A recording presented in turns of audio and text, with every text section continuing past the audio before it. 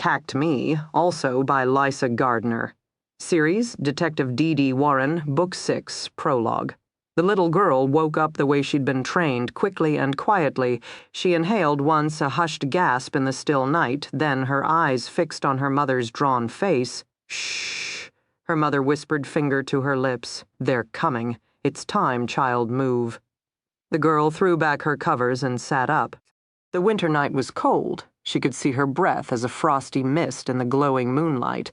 The little girl was prepared, however. She and her older sister always slept fully dressed, layering t-shirts, sweatshirts, and coats, regardless of season.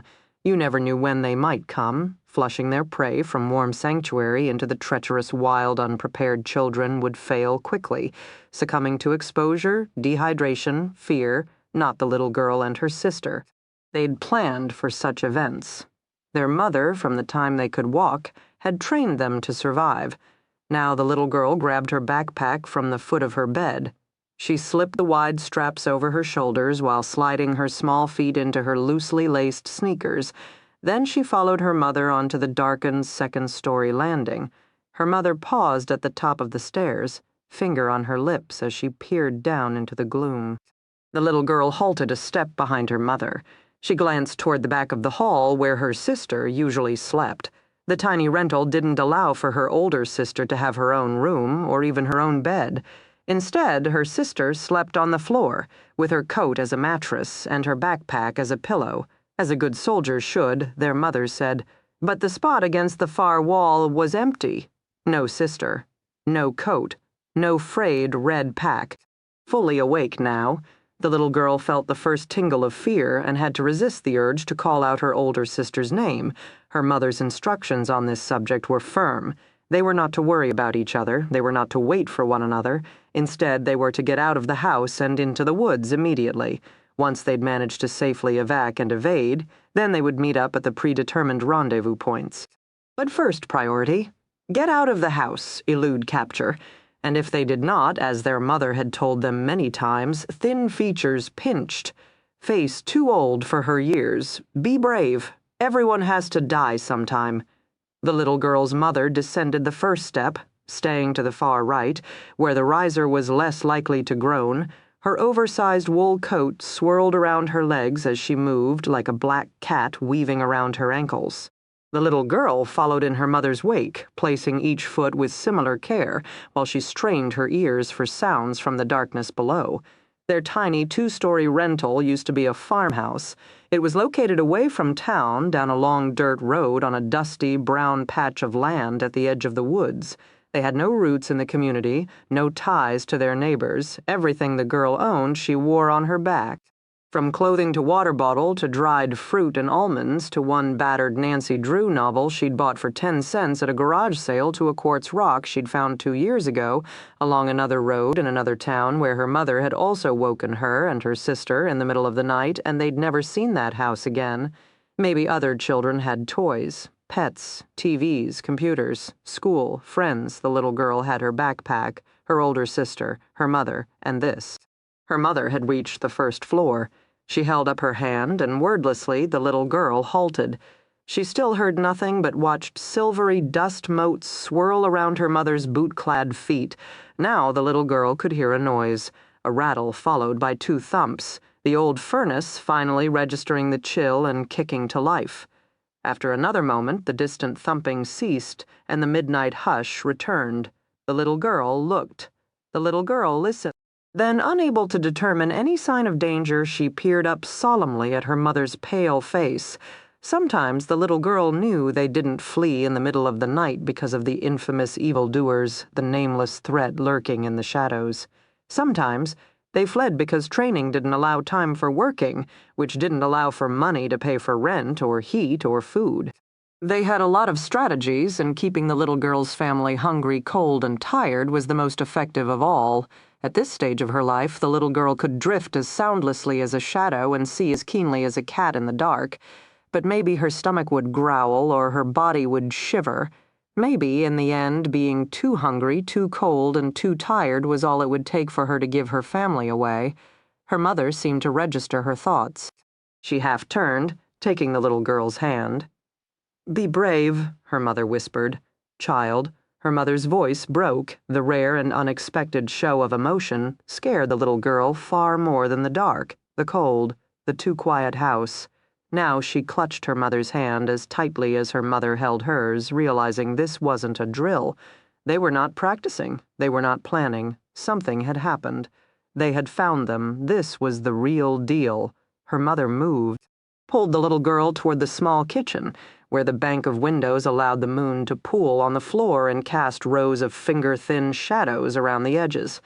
The girl didn't want to go anymore. She wanted to dig in her heels, stop the madness, rush upstairs and bury herself beneath the blankets on her bed, or bolt out the door, flee from her home, the tension, her mother's harshly lined face. She could race to the old White House on the other side of the woods. A young boy lived there. She watched him, sometimes spied on him from the sprawling oak tree twice. She caught him watching her back, expression thoughtful. She never said a word, though. Good girls didn't speak to boys. Soldiers did not consort with the enemy. Sissis. She needed her older sister. Where was Sissis? Everyone must die sometime. Her mother was muttering. She'd reached the middle of the kitchen, stopping abruptly. She seemed to be studying the moonlight, maybe listening for sounds of further danger. The little girl spoke for the first time. Mommy? Hush, child. They could be right outside the kitchen. Did you think of that? Right there. Outside that window, backs resting against that wall, listening to our every footstep, already getting hard and hungry with the thought of what they'll do to us. Mommy, we should light it on fire, torch the wall. Listen to them yowl in fury. Watch them dance in pain. The girl's mother turned abruptly toward the windows. The moonlight caught her fully in the face, revealing eyes that were huge, dark pools. Then her mother smiled. The girl shrank back, letting go of her mother's hand, but it was too late. Her mother still clutched the little girl's wrist. She wasn't letting go.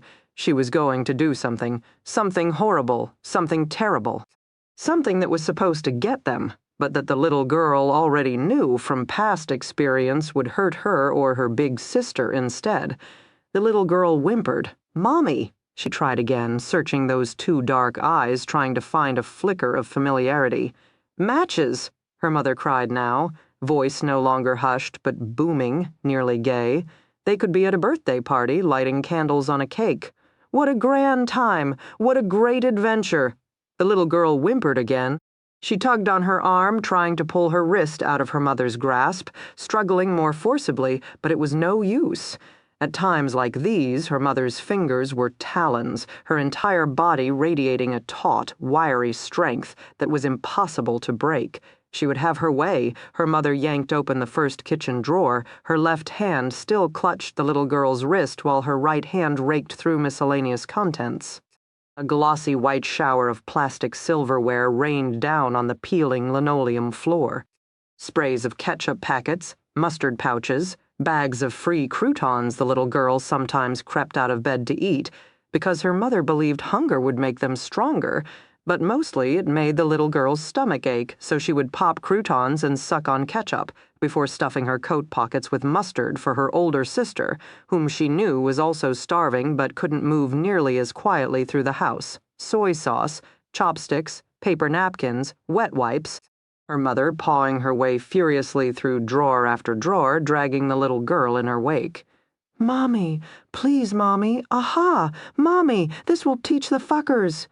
Her mother held up a matchbook, shiny silver cover, fresh black stripe. Mommy? The girl tried again, desperate. The front door, we can go through the front door into the woods. We're fast, we can make it. No, her mother declared, voice righteous. They'll be expecting that. No doubt have 3, 6, a dozen men already waiting. This is it. We'll torch the curtains. Minute the wall's fully engulfed, they'll flee the property. Fucking cowards. Christine. The little girl cracked her voice, changing tactics. She planted her feet, drew herself up as tall as her 6-year-old frame would allow. Christine, stop it! This is no time to play with matches! For a moment, the little girl thought it might work. Her mother blinked, her face losing some of its overbright luster. She stared at her daughter, right arm falling lax to her side. The furnace shut off, the little girl declared boldly, but I fixed it. Now, go to bed. Everything's all right. Go to bed." Her mother stared at her, seemed confused, which was better than crazy. The little girl held her breath, chin up, shoulders back. She did not know about them. But she and her older sister had been preparing, planning, and strategizing to survive their mother for their entire young lives. Sometimes you had to play along, but other times you had to seize control before their mother went too far, before they really were running for their lives, their mother having done the unspeakable in order to combat the unseeable in her mind. Years ago, the little girl had suffered from bad dreams. She would hear a baby crying, and the sound haunted her. Her mother, calmer then, softer, rounder, would come into her room to comfort her. She would brush back the little girl's hair and sing in a sad, pretty voice of green grass and sunny skies and faraway places where little girls slept through the night in big, soft beds with warm, full tummies. The little girl had loved her mother during those moments. Sometimes she wished she would have bad dreams just to hear her mother sing, feel the gentleness of her mother's fingertips tracing across her cheek. But the little girl and her older sister didn't have nightmares anymore. They lived them instead. The boy, in the woods, maybe, if she jerked from her mother's grasp hard enough, ran fast enough. The little girl drew herself up. She didn't really believe a boy could save her. Never had. Never would. "Christine, go to bed," the little girl ordered. Her mother didn't move. She let go of the little girl's wrist, but her right hand still clutched the matches. "I'm sorry, Abby," she said. The little girl's voice softened. "Go to bed. It's okay. I'll help you. Too late." Her mother didn't move. Her voice was quiet, sad. "You don't know what I did." "Mommy, I had to. You'll understand someday, child. I had to." "Mommy." The little girl reached out a hand. But it was too late. Her mother was already moving, dashing to the yellowed lace curtains, match cover popping open, flipping back. First match ripped from the cardboard prison. No, no, no. The little girl gave chase, clutching at her mother's oversized coat, trying to grab the thick wool fabric and yank her mother back. They were dancing, whirling around in beams of moonlight, twirling around long, quivering shadows, except her mother was bigger, faster, stronger. Her mother was powered by madness, and the little girl had only desperation on her side. The first match flared to life, a beautiful lick of orange in the dark. Her mother paused as if to admire her accomplishment. "Isn't it gorgeous?" she whispered. Then she tossed the match at the dangling curtain. Just as the little girl's older sister stepped out of the shadows of the family room and swung a brass candlestick lamp into the back of their mother's head, their mother stumbled, looked up. Sissis struck her again, this time across the left temple. Their mother dropped like a rock. The ancient candlestick lamp fell to the floor beside her while, with a faint whoosh, the hem of the lace curtain burst into flame. The little girl got to the curtain first. She beat it out with her bare hands, flattening the flames against the dirty wall, smacking it until, with a charred sputter, the fire was extinguished and only the palms of her hands burned. Breathing hard, the little girl turned at last to her sister, the two of them on either side of their mother's fallen form. The little girl looked up at her older sister. Her older sister looked down at the little girl. "Where were you?" The little girl spoke first. Her sister didn't answer, and for the first time the little girl noticed something else. The way her sister studied her left side, the way the gray nylon of her winter coat bloomed with a dark flowering stain. "Sissis!" The little girl's sister clutched her side. She splayed the fingers of her hand, and the dark rushed out, racing across the gray of the jacket, stealing the moonlight from the room.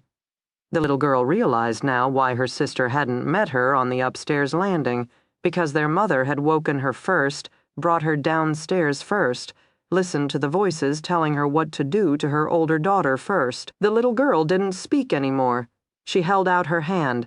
Her older sister took it, swaying, falling to her knees. The little girl went with her, down onto the grimy kitchen floor. They held hands, across their mother's still form. How many times they had crept into this kitchen together, scrounging for food, hiding from their mother, just meeting, just being together, because everyone needed an ally in war. The little girl was not dumb. She knew their mother hurt Sissis worse and more often. She knew that Sissis accepted the punishment because when her mother was in one of her moods, someone had to pay. So Sissis was the good soldier who kept her little sister safe. Sorry, Sissis whispered now. A single word of apology, a single sigh of regret.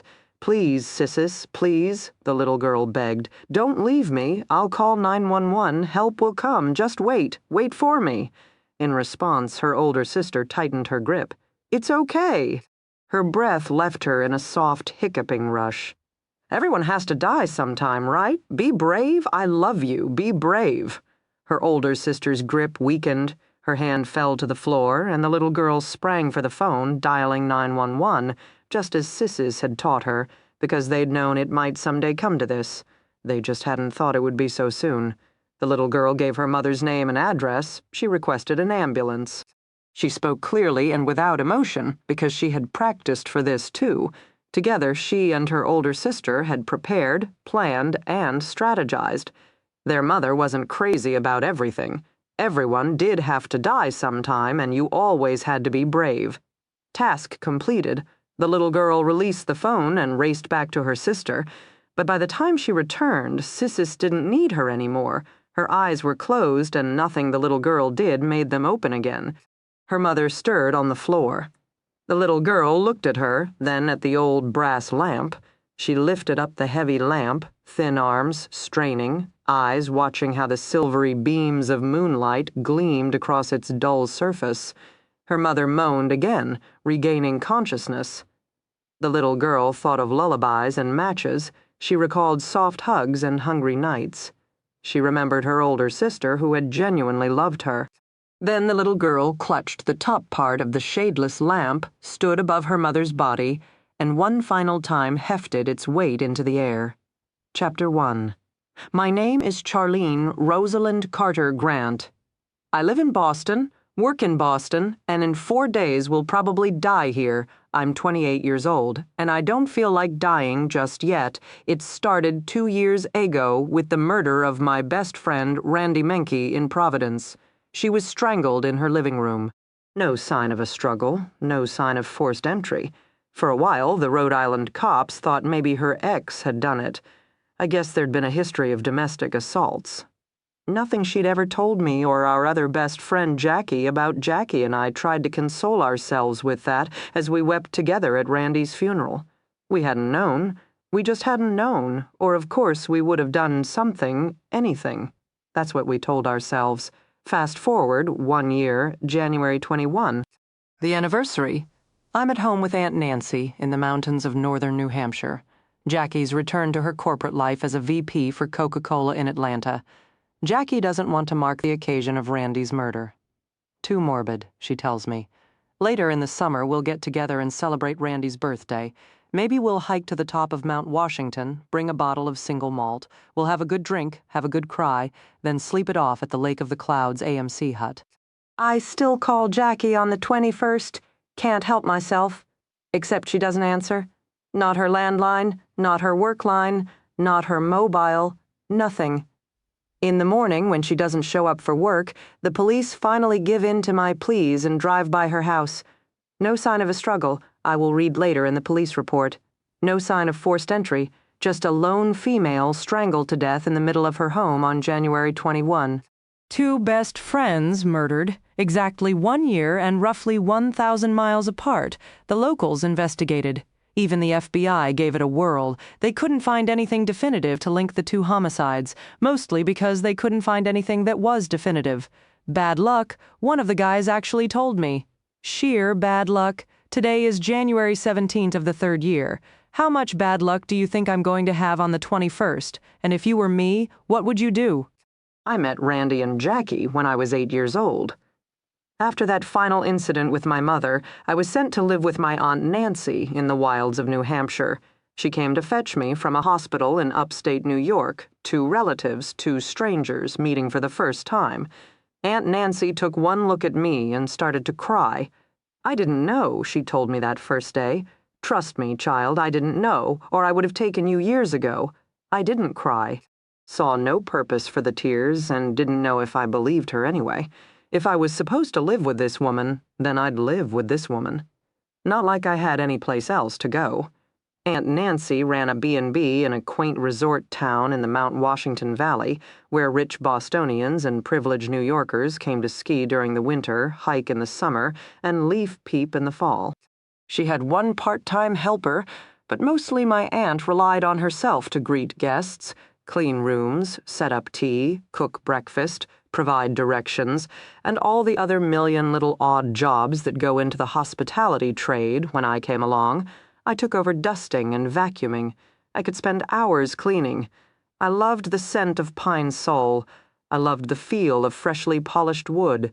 I loved the way I scrubbed the floor again and again, and each time it looked pretty and fresh and new. Cleaning meant controlling. Cleaning kept the shadows at bay. First day of school, Aunt Nancy personally walked me down the street. I wore stiff new clothes, including black patent Mary Janes I polished obsessively for the next 6 months. I felt conspicuous, too new, too fresh out of the box. I still wasn't used to all the noise and clamor that came with village life, neighbors everywhere I looked, people who made eye contact and smiled. "Your tea set is tarnished," I informed my aunt, 1 block from my first ever school. "I'll go home and polish it for you." "You're a funny child, Charlene." I stopped walking, my hand rubbing my side and the scar that still itched sometimes. I had more scars, spiderweb fine on the back of my left hand, let alone the ugly surgical mark on my right elbow, burn marks on my right thigh. I was pretty sure other kids didn't have such blemishes on their bodies. I was pretty sure other children's mothers didn't love them as much as mine had sworn she loved me. "I don't want to go." My aunt stopped walking. "Charlie, it is time to go to school now. I want you to march through those front doors. I want you to hold your head high. And I want you to know you are the bravest, toughest little girl I know, and none of those kids have anything on you. Do you hear me?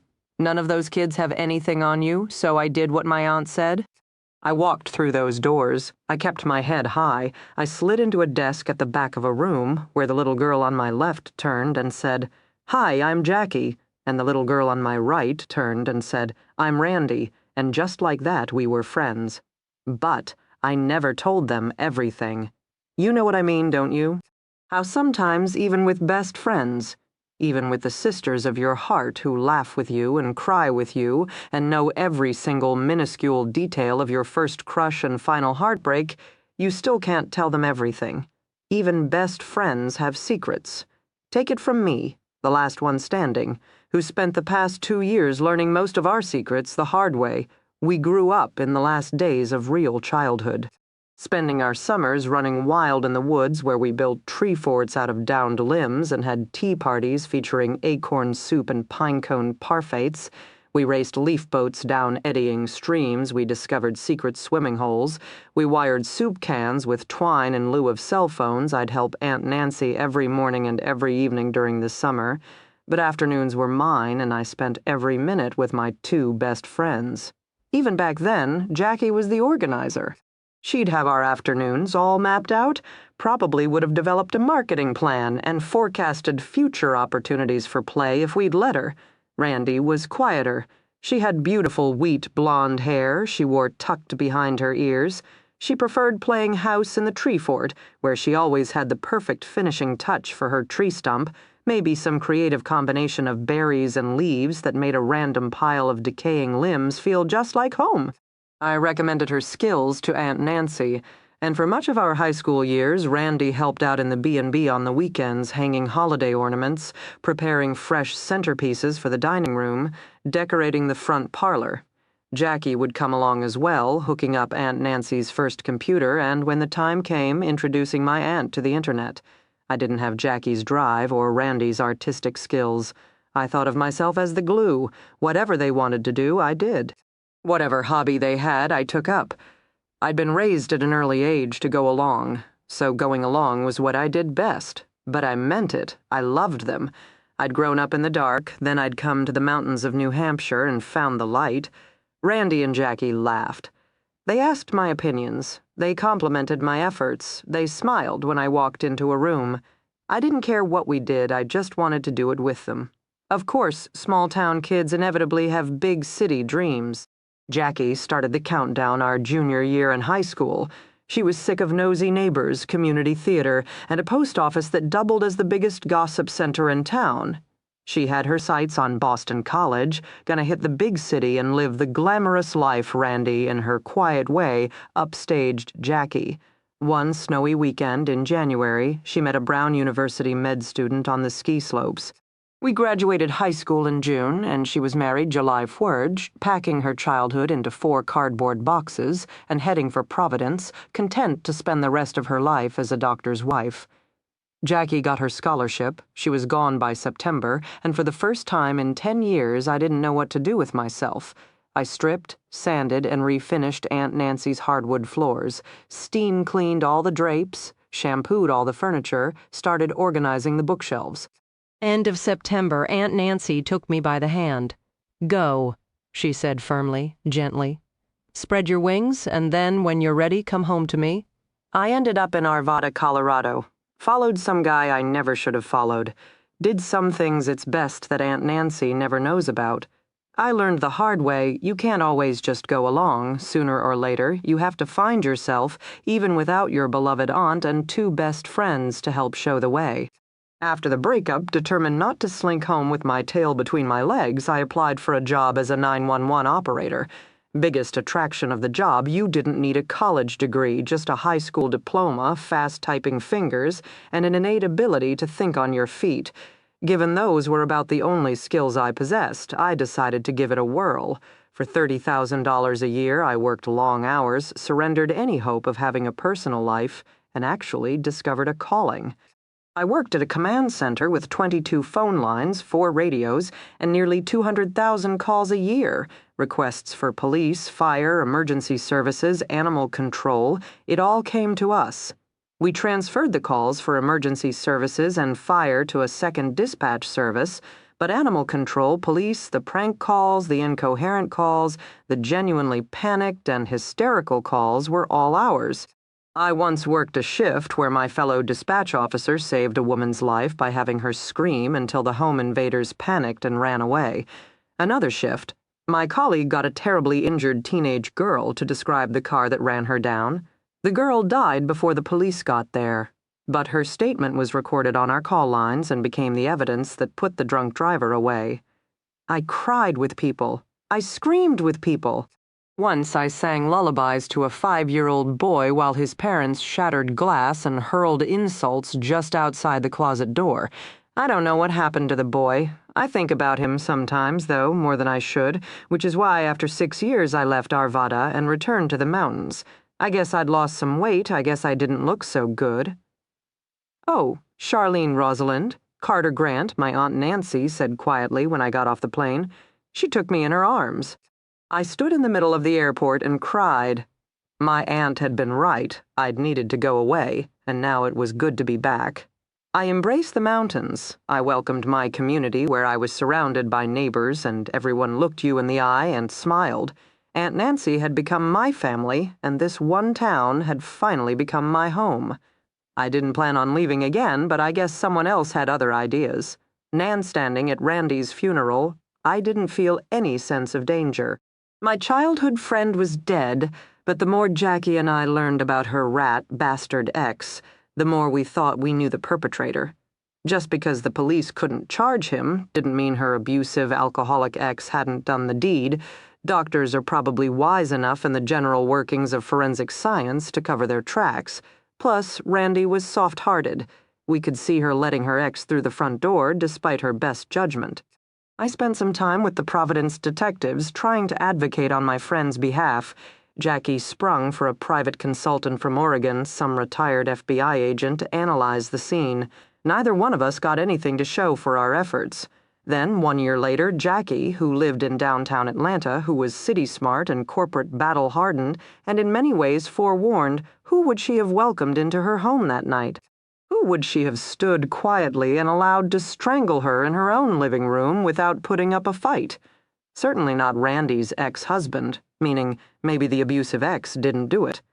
Meaning maybe it was someone else. Someone who knew Randy and knew Jackie. Someone they knew and trusted. Someone who, by definition, would have to know me, too. because there were no such things as Randy and Jackie. For 10 years in our town, it had always been Randy, Jackie, Charlie, just like that. One name for one entity.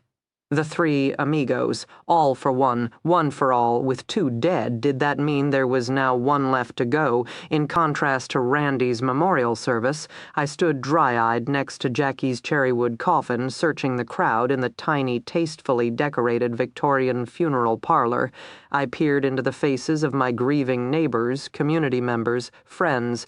I wondered if someone standing beside me right now was already counting down until the next January 21. Except why and how and who? So many questions. I figured I had 362 days left to find answers. We concluded Jackie's service at 9 p.m. I was in my car by 9:15, luggage in the trunk, the feel of Aunt Nancy's dry kiss fresh on my cheek. I drove to Boston. Ditched the car, tossed my cell phone, and turned my back on Aunt Nancy, my community, the mountains, and the only shot I'd had at a real life. As the saying goes, hope for the best, but plan for the worst. So that's what I'm doing, hoping for the police to do their thing and catch the bastard who murdered my best friends, but planning on January 21st, rolling around when sometime around 8 p.m., according to the police reports, someone may come looking for me. Because once there'd been Randy, Jackie, Charlie, then just Charlie, and soon maybe none of us at all. I don't have friends anymore. I don't encourage acquaintances. I live in Cambridge, where I rent a single room from a retired widow who needs the income. I work a solo graveyard shift as a dispatch officer for a 30-man PD outside of Boston. I work all night, sleep all morning. I run 10 miles 4 times a week. I attend firearms training courses. I box. I lift weights. I prepare. I plan. I strategize. In 4 days, I believe someone's going to try to kill me. But the son of a bitch has got to catch me first. Chapter 2. Boston. Sergeant. Detective. D. Warren was on the case, and she was not happy about it. This was unusual. A born workaholic, Dee lived and breathed her job. Nothing made her happier than a high-profile homicide case that demanded endless nights of cold pizza as she and her squad racked up round-the-clock hours, targeting their prey. Granted, she was a mother now, and baby Jack was proving as big an insomniac as his mom. Teething? Probably not at 10 weeks. Colic? Maybe. It's not like babies came with an instruction manual. Dee had tried singing to him last night. He'd cried harder. Finally, she'd rocked and cried with him. They'd both fallen asleep around 4. Her alarm had woken her at 6, but 2 hours of sleep wasn't the reason Dee was cranky. True, her life had undergone another major sea change. Given the unexpected news that she was 40 and pregnant, she'd decided to roll the dice toward domestic bliss and actually move in with the baby's father. She'd sold her North End condo, said sayonara to the 4 pieces of furniture she'd managed to acquire over the years, and moved into Alex's tiny suburban ranch. He'd graciously given her the entire closet. She was trying to stop hogging the covers. They both loved the nursery. Alex was supportive, caring, and, most importantly, as a crime scene expert who taught courses at the police academy, wise enough to allow her plenty of space to do her job. He'd spent the previous night taking his turn, being up all hours with the baby, so Alex definitely wasn't the reason she was cranky. Granted, this was also her first major case after her 8-week maternity leave, but given the past 2 weeks of office paperwork, fieldwork seemed a great idea and definitely was not the reason she was cranky. Frankly, she didn't want to talk about it. She just wanted others to feel her pain. Dee pushed her way through the growing crowd of gawkers piling up on the sidewalk, then flashed her shield at the uniformed officer standing outside the crime scene tape. He dutifully entered her name and badge number in the murder book. Then she was ducking under the yellow tape and slipping on shoe booties and a hairnet before finally mounting the peeling wooden steps of the faded gray tenement building. Scene was on the 2nd floor, 1-bedroom unit of the low-income housing project. Victim was a 40-something Caucasian male, which, from what Dee could tell, made him the only white guy in an 8-block radius. Apparently, he lived alone, and they'd only gotten the call when neighbors had complained of the smell. Dee hated tenement houses.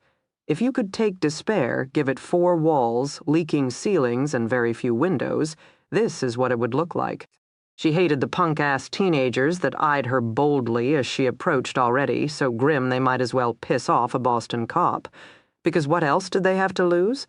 She fretted over the shrunken, 80-year-old grandmothers forced to carry heavy bags of groceries up 3 flights of stairs to a bone-cold efficiency unit in the winter or a 120-degree boiling kettle in the summer.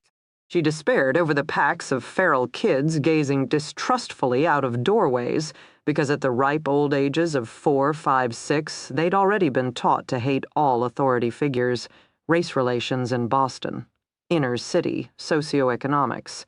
Label it whatever you wanted. Tenement buildings stood as a constant reminder to Dee Dee of all the ways her job was still failing a significant portion of Boston's population. Guy here had been murdered. Dee Dee and her squad would investigate. Dee Dee and her squad would arrest the killer. And life for everyone in this building would suck just as much tomorrow as it did today. Sergeant Detective Dee Dee Warren was cranky, but she did not want to talk about it. Dee Dee's squadmate, Neil, met her on the second-floor landing. The 32-year-old lanky redhead used to work as an EMT before joining the BPD and was their go-to man for all things gory. Currently, he was holding a handkerchief over his mouth and nose, which Dee Dee took as a bad sign. He took one look at the expression on her face and recoiled slightly. "The baby?" he asked, tentatively. "Not why I'm cranky," she snapped. He had to think about it. "Alex left you?" "Oh, for heaven's sake." She loved her squad, and her squad loved her. But just working with her was enough for them to believe that Alex, who lived with her, must be a saint. "Not why I'm cranky. You don't have to go inside," Neil ventured. "I mean, if you're worried about the smell, or... His voice trailed off. The warning look in her eyes was enough. He stopped talking. "My parents are coming," Dee Dee blurted out. "You have parents." She rolled her eyes at him. "Florida," she muttered. "They live in Florida, where they play golf and bridge and do all the things old people do. They like being in Florida. I like them being in Florida. Just because I have a baby is no reason to mess with a good thing." Neil nodded, then waited. When it became clear she was done speaking, he leaned forward slightly. "Do they have names? Patsy and Roy? Oh, well, that explains it. Can we talk about the murder Vic now, please? Thought you'd never ask. What do we got? 2 GSWs to the head, probably 3 to 4 days dead." Dee Dee raised a brow. "Bloated, gassy?" she asked, meaning the corpse. "Well, been brutally cold, which helped," Neil offered. "True. A 4-day-old corpse in the heat and humidity of August DD would have smelled a block away. As it was, standing 3 yards from the door of the apartment, she caught only the dull undertones of something rancid. Thank heavens for the mid-January deep freeze in Boston. Then she thought of something. "What about the apartment's heating unit?" she asked with a frown. "Turned off." She arched a brow. "By the victim or the killer?" Neil shrugged because of course he couldn't know that yet, which didn't mean he hadn't wondered himself. Dee Dee often thought out loud, which, out of sheer self-preservation, her squad had learned not to take personally. "Who's here?" Dee Dee asked, now meaning the other investigators. Neil rattled off several names. Their other squadmate, Phil, the family man, a couple of crime scene techs, latent prints, photographer, the ME's office, not too big a party, which Dee Dee preferred. Space was small, and extra officers, even so-called experts, had a tendency to mess things up. Dee Dee liked her crime scenes tight and controlled. Later, if things went wrong, that meant it would be on her head. But Dee Dee would rather shoulder the blame than ride herd on a bunch of uniforms. "What else do I need to know?" she asked Neil.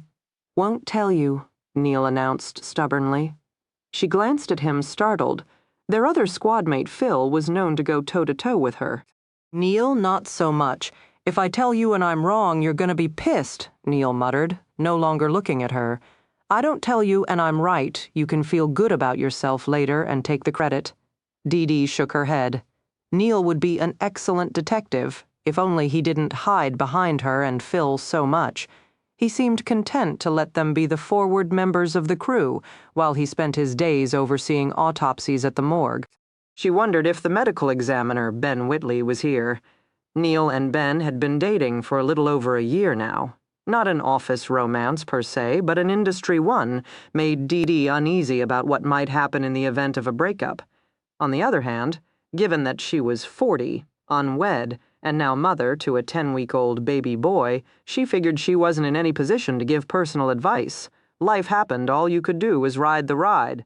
She sighed, pinched the bridge of her nose, and felt the full weight of her ride's current sleeplessness. Jack had been snuggled into his carrier when she'd left him this morning, all wide blue eyes and fat red cheeks. When she'd kissed the top of his head, he'd waved his pudgy little fists at her. Did a 10-week-old baby know enough to miss his mommy? Because a 10-week mommy sure knew enough to miss her baby. Dee Dee sighed one last time, squared her shoulders, and got on with it. First scent that hit Dee's nostrils was the overwhelmingly astringent odor of ammonia. She recoiled as if she'd hit a wall, her eyes already tearing up as she frantically waved at the air in front of her, an instinctive motion that made no difference. She glanced down and noticed the rest of the story, piles and piles of animal feces which accompanied at least a dozen pools of urine. "What the hell?" she demanded. "Puppy," Neil supplied. Cute, floppy-eared yellow lab. Was shut up from multiple days with the body. Obviously, not good for housebreaking. Puppy survived on toilet water, and a box of crackers it chewed its way into animal control already took her away. If you want a puppy for Jack, Jack sleeps, eats, and poops, what's he gonna do with a puppy? Neil said, nodding sagely. It's probably just a phase. Dee Dee stepped carefully over the puppy piles and followed Neil through the tiny living area into the even tinier kitchen. She waved to a couple of crime scene techs as she went, easing around them in the tight space. Each nodded in greeting, but kept working. Given the smell, she couldn't blame their desire to get in, out, and done. Off the kitchen was an open doorway that appeared to lead to the single bedroom. Inside, Dee Dee spotted her other squadmate, Phil, sitting at a tiny desk with his back to the kitchen. He was wearing gloves, his fingers flying over the keyboard of the Vic's laptop. As their technical expert, he was the most qualified for preliminary data mining. Later, of course, he'd deliver the laptop to the techies for a full-scale forensic eval. But in any investigation, time was of the essence. So Phil liked to see what he could learn sooner, rather than waiting for the full forensic analysis, which would follow weeks later. "Hey, Phil," she called out to her older squadmate. He glanced over his shoulder at her, raising one arm absently in greeting, then, spotting her face, performed a double take. "Is it Jack?" he asked. Phil had 4 kids. "Not why I'm cranky," she gritted out. "Alex, not why I'm cranky. Her parents are coming," Neil supplied from behind her. "You have parents?" Dee Dee glared at Phil. He quickly returned his attention to the victim's computer, which allowed her to return her attention to the kitchenette, where a small wooden table had been shoved against the far wall. It featured 2 rickety wooden chairs, one of which was currently occupied by a corpse. The M.E., Ben Whitley, was leaning over the body. He looked up at Dee Dee as she approached, but she noticed he was careful to keep his gaze away from Neil. She felt like saying, "It's probably just a phase." She switched her attention to the Vic, an either really fat or really bloated white guy with greasy brown hair and twin bullet holes through the left side of his forehead. "No one heard the shots?" she asked, her eyes still stung from the stench of urine. She understood Neil's handkerchief now and resiliently forced herself not to gag. "In this neighborhood?" Neil replied wryly. Dee Dee pursed her lips, acknowledging his point. Dead guy's considerable mass was just beginning to contort inside the sausage-like casings of his jeans and button-down red flannel shirt. The force of the shots had sent his head back, where his features had probably locked in the first 2 to 6 hours due to rigor mortis. Within 2 to 3 days, however, rigor had passed, the muscles slackening, the flesh of his jowls seeming to slide down his face like wax melting from a candle. Next step in the decomp process, putrefaction. Within 24 hours, bacterial action inside the body produced gases, leading to swelling and a very distinct odor known to homicide detectives and M.E.s, the world over skin around the lower abdomen and groin turned blue-green. while stomach contents started to leak out through the mouth, nose, and anus.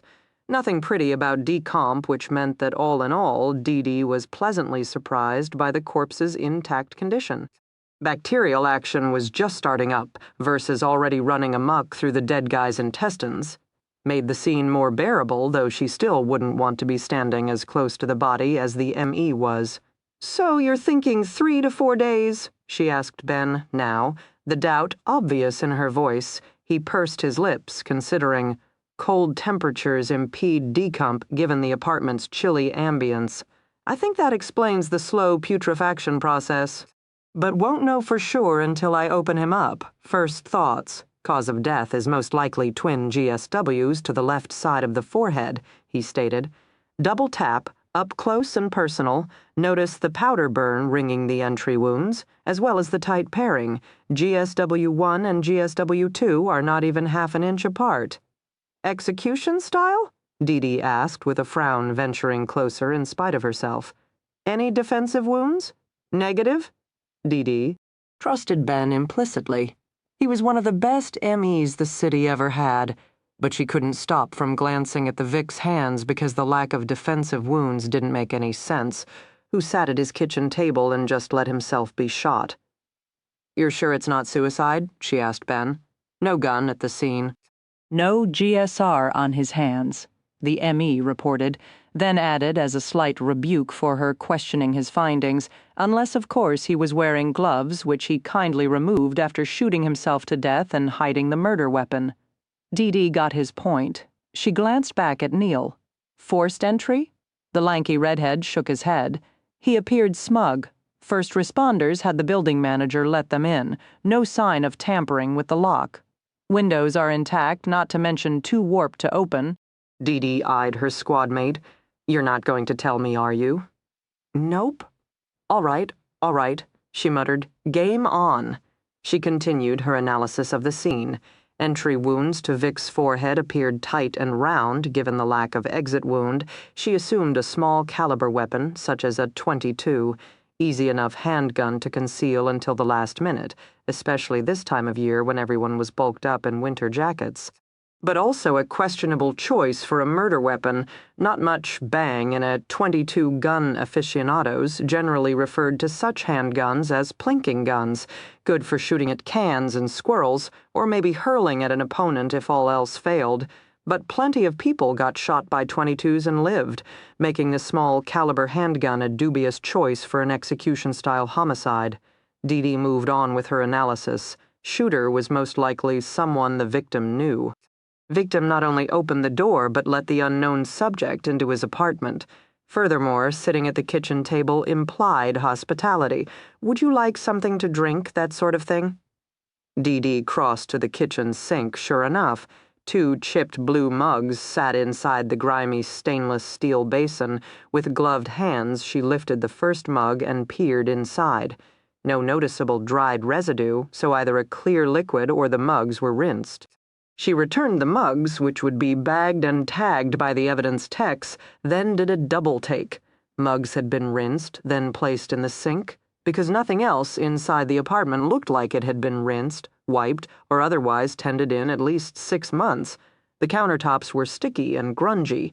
Ditto with the urine-splattered floor, grime-covered floorboards, and stained walls. She glanced back at the wooden table, which also appeared suspiciously pristine. She ran a gloved finger along the battered surface. Old, yes, battle-scarred, definitely, but clean.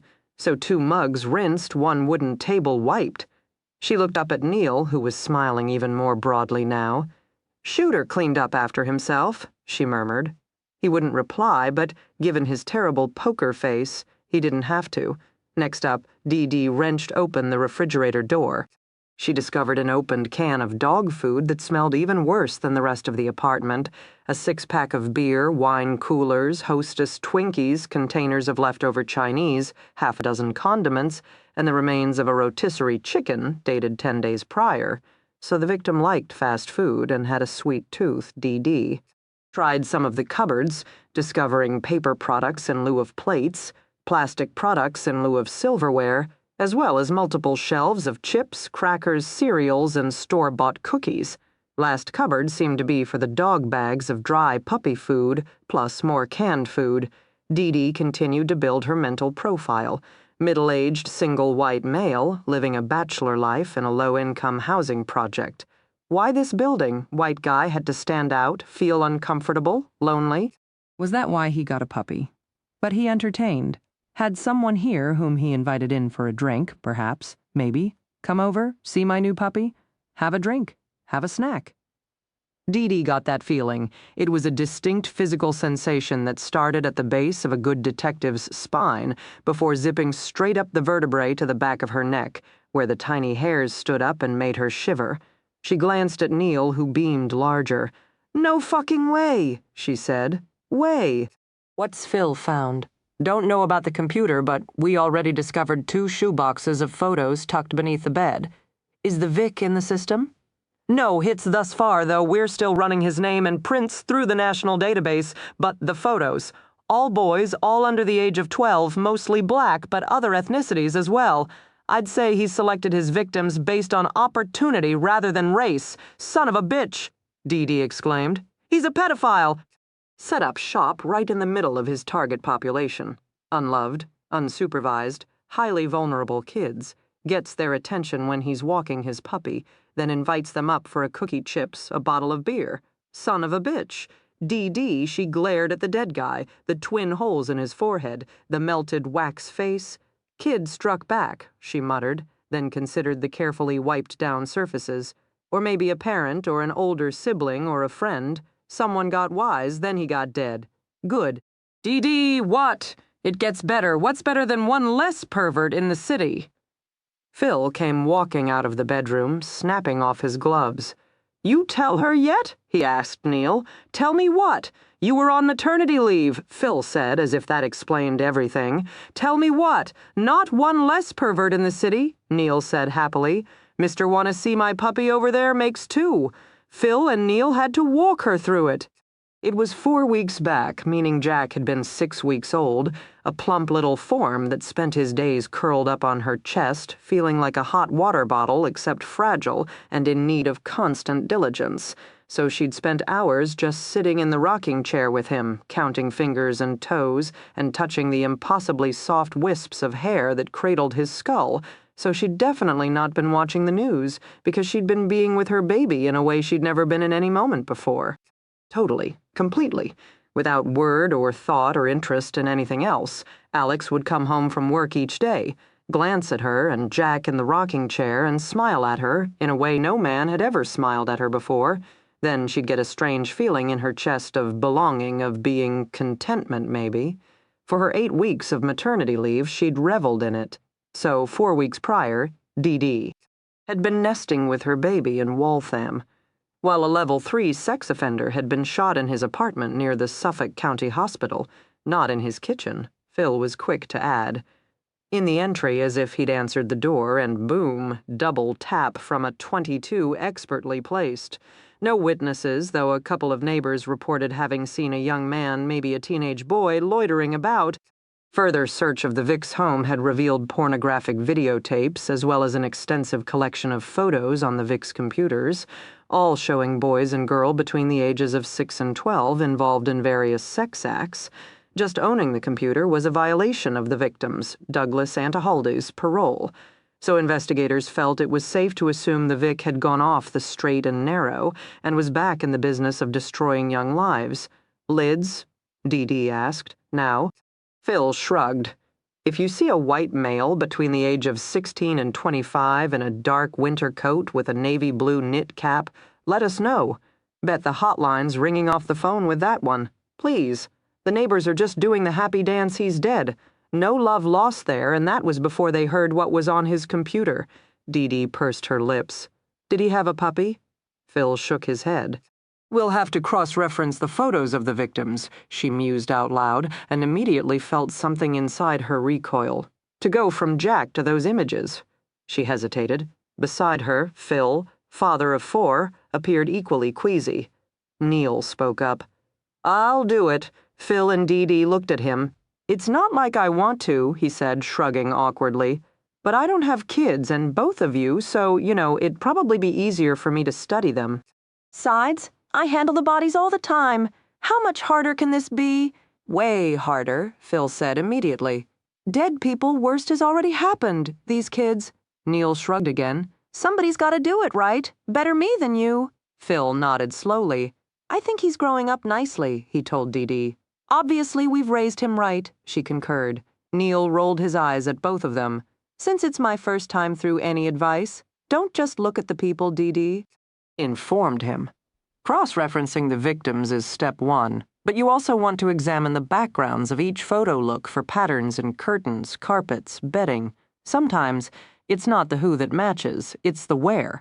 Either one gives us a link between our dead pervs. When you're done, we'll send the photos to the National Center for Missing and Exploited Children, where they have trained experts who will do the same thing all over again, except comparing them against a national database. They also have some facial recognition software which helps them get the job done. Neil looked at her. We gotta get you to the National Academy, she informed her younger partner, as she did at least once every 6 months. The National Academy was a 10-week course in advanced police training offered at Quantico, considered de rigueur for any up-and-coming cop when Dee Dee had attended. She'd spent an entire day with the folks at the National Center for Missing and Exploited Children, which not only helped her understand the resources they had to offer for local law enforcement agencies such as the BPD, but also made her grateful she was a city detective and not a criminologist swimming against the tide to rescue sexually abused children. She stared at Neil. Now he looked away, as he did every time the subject of the National Academy came up. Perpetrator's right-handed, he mumbled, changing the subject, given the angle of the gunshot. Doesn't limit our suspect pool that much, Dee Dee retorted with a shrug. Daytime shootings, Neil offered next.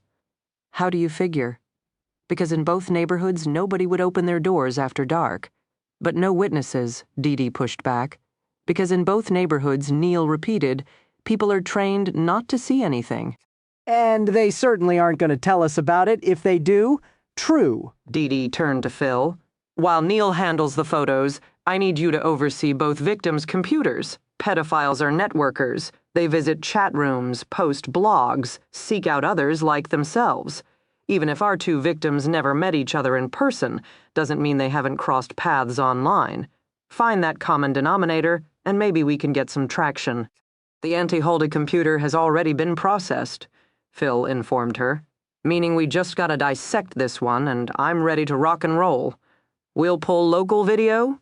Dee Dee mused out loud, referring to the various video cameras that dotted any Boston city block, whether owned by the city or an area business, or even in some cases by a concerned citizen trying to protect him or herself against crime. You never know, maybe we can find footage of a 16 to 25-year-old white male in a black winter coat with a navy blue knit hat. Phil and Neil smiled at that, but Dee Dee wagged her finger at them. Seriously. Forget the wardrobe and age range. Think white kid. How many of them do you see outside in this neighborhood? Caucasians stand out. Let's use that to our advantage. Gonna get the media involved, Phil wanted to know. She had to think about it.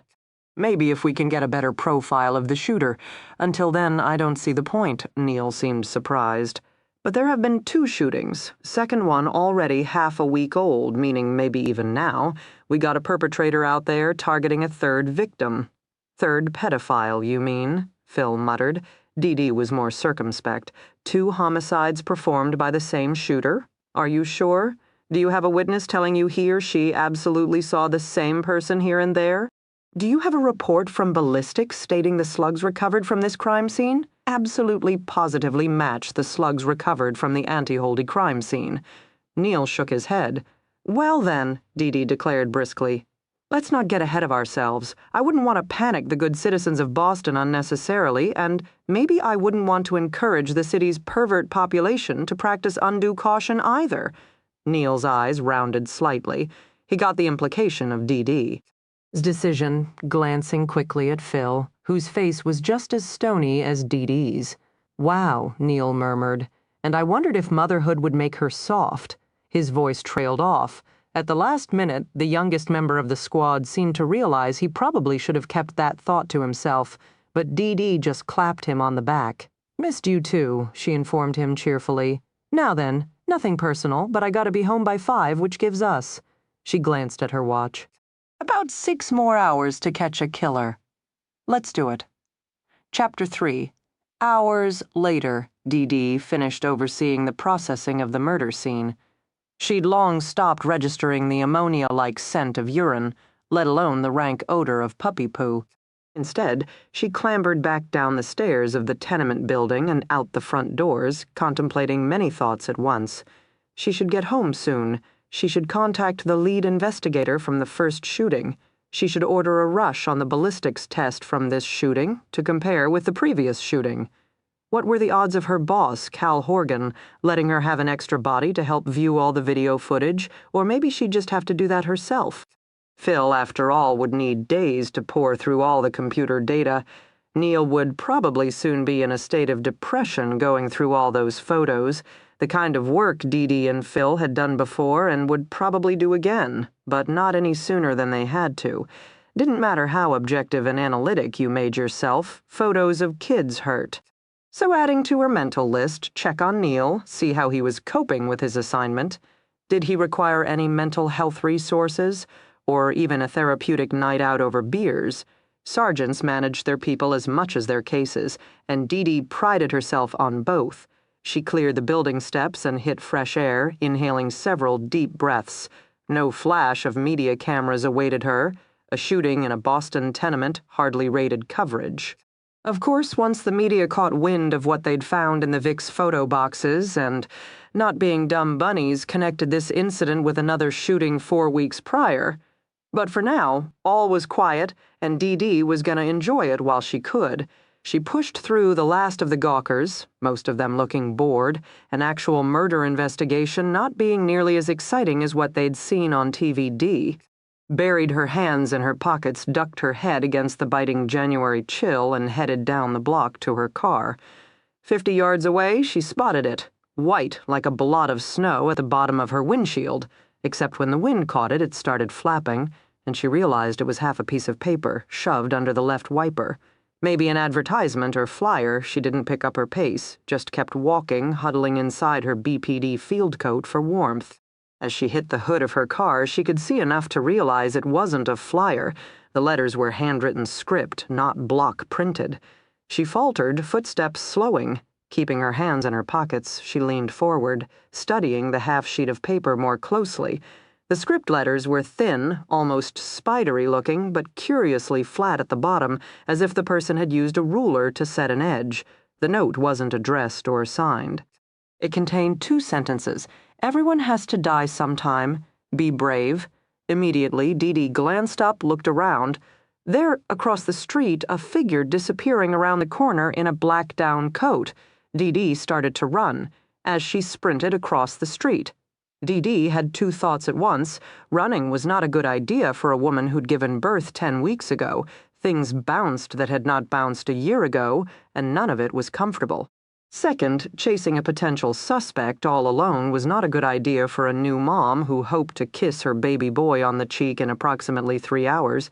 Bad news, uniformed officers might carry radios, but detectives did not, meaning she should have stopped at her car for the radio, yelled over her shoulder at another officer something, fuck it, Dee Dee. Rounded the corner, saw the fast-moving figure in black preparing to cross the next street, and yelled out her Hail Mary pass. Boston police? Stop, or I'll shoot. Not even remotely close to appropriate use of force, but given that most of the public grew up on Dirty Harry, who were they to question such a threat? The figure in black obediently halted and turned around. Keep your hands where I can see them, Dee Dee. Boomed, slowing to a jog, right hand inside her coat on the butt of her handgun, still nestled in her shoulder holster. The person of interest stuck his arms out, splaying black-gloved fingers in a comic parody of, I didn't do it. Dee Dee settled into a walk, approaching more carefully. She homed in on the pale oval face she could just make out between the high collar of the black down coat and the low brim of the black wool hat. This close, she could see that the features were too small, too delicate, to be male. In fact, once she adjusted for the bulky winter coat, she realized that the person in front of her was probably only 5, 1, maybe 100. 110 pounds, female, young, early to mid-20s would be her guess, Caucasian, with dark hair and hollowed-out blue eyes that currently looked simultaneously wary, fearful, and defiant. Basic response of most of the general population when being confronted by a cop. The initial "I didn't do it" warring with the deeper knowledge of, but I have done something. Dee Dee came to a halt 3 paces back from the lone female. She kept her gaze hard, right hand still resting on the butt of her gun. "Name?" she asked crisply. "Why?" Dee Dee narrowed her eyes. "You always talk back to cops. I'd like to see your badge," the woman said firmly, but her voice wavered at the end. Tough, but not that tough. Dee Dee said nothing, did nothing, always the best defense. In response, the girl sighed and seemed to settle in herself. A woman of experience, Dee Dee let an entire minute drag out. Then, slowly, deliberately, she unclipped her badge from the waistband of her jeans with her left hand and held it out. "Sergeant Detective Dee Dee Warren, Boston PD. I've told you mine. Now you tell me yours, Charlene Rosalind Carter Grant. Say what?" Dee Dee blinked a few times at the long string. "Rosalind Carter! You're a former First Lady!" "Rosalind Carter, Charlene Rosalind Carter, Grant, but you can call me Charlie." Dee Dee stared at her harder. "You're not from around here, are you, Charlie?"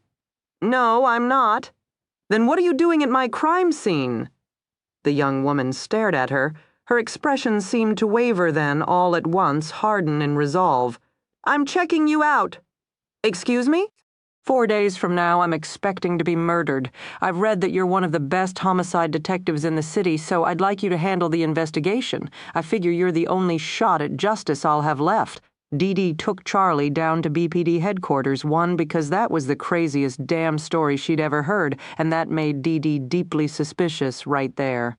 2, Charlie happened to match the very general description of the shooter from the first dead pervert scene. Not to mention she'd been walking away from Dee Dee's car at about the same time Dee Dee had spotted the windshield note. Finally, it's not like Dee Dee had any better leads to pursue, so one lone female in a bulky black winter coat it was. Dee Dee patted down her suspect, then made her remove her hat before dumping her in the back seat of Dee Dee's Crown Vic, Policing 101. Eye contact and facial expressions were everything, meaning Dee Dee never let suspects, interview subjects, or witnesses hide beneath hats and scarves. Dee Dee bagged and tagged the note on her front windshield. She placed that on the seat beside her. Then, with Charlie in the back, Dee Dee headed to HQ while working her phone in the front. In a matter of minutes, she was able to establish that Charlene Rosalind Carter Grant worked the comm center for the Grosvenor PD and was not listed on any outstanding warrants. 2 points in the girl's favor, she supposed. Next up, she checked her messages. 1 from Alex, just seeing about her day. 2nd was her mother, and Dee Dee instinctively cringed. Her parents would be arriving in just 2 days Thursday night. Her mother wanted to know if Dee Dee planned on meeting their plane or was going to force them to find their way to Alex's house on their own. Her voice made her opinion on the subject clear. Also, the way she said Alex's house. Dee Dee cleared the message, didn't immediately call back. Not too late to panic, she thought idly. Maybe Alex and baby Jack could all run away and join the circus. Personally, she thought Alex would look handsome in clown stripes, and Jack would be adorable in polka dots. And given the choice between confronting her clearly disapproving, "You had a baby out of wedlock, Mother, and wearing a red clown nose for the rest of her life." Well, Dee Dee thought that choice was clear. Dee Dee sighed. Her parents hated coming north. No doubt they'd been waiting for her to be a dutiful only child and bring their first grandchild to Florida. But Jack had been born almost 4 weeks premature, in mid-November versus mid-December. He'd had to spend his first week of life in neonatal intensive care, finishing baking as her obstetrician had said. Dee Dee hadn't been capable of dealing with her parents at that time.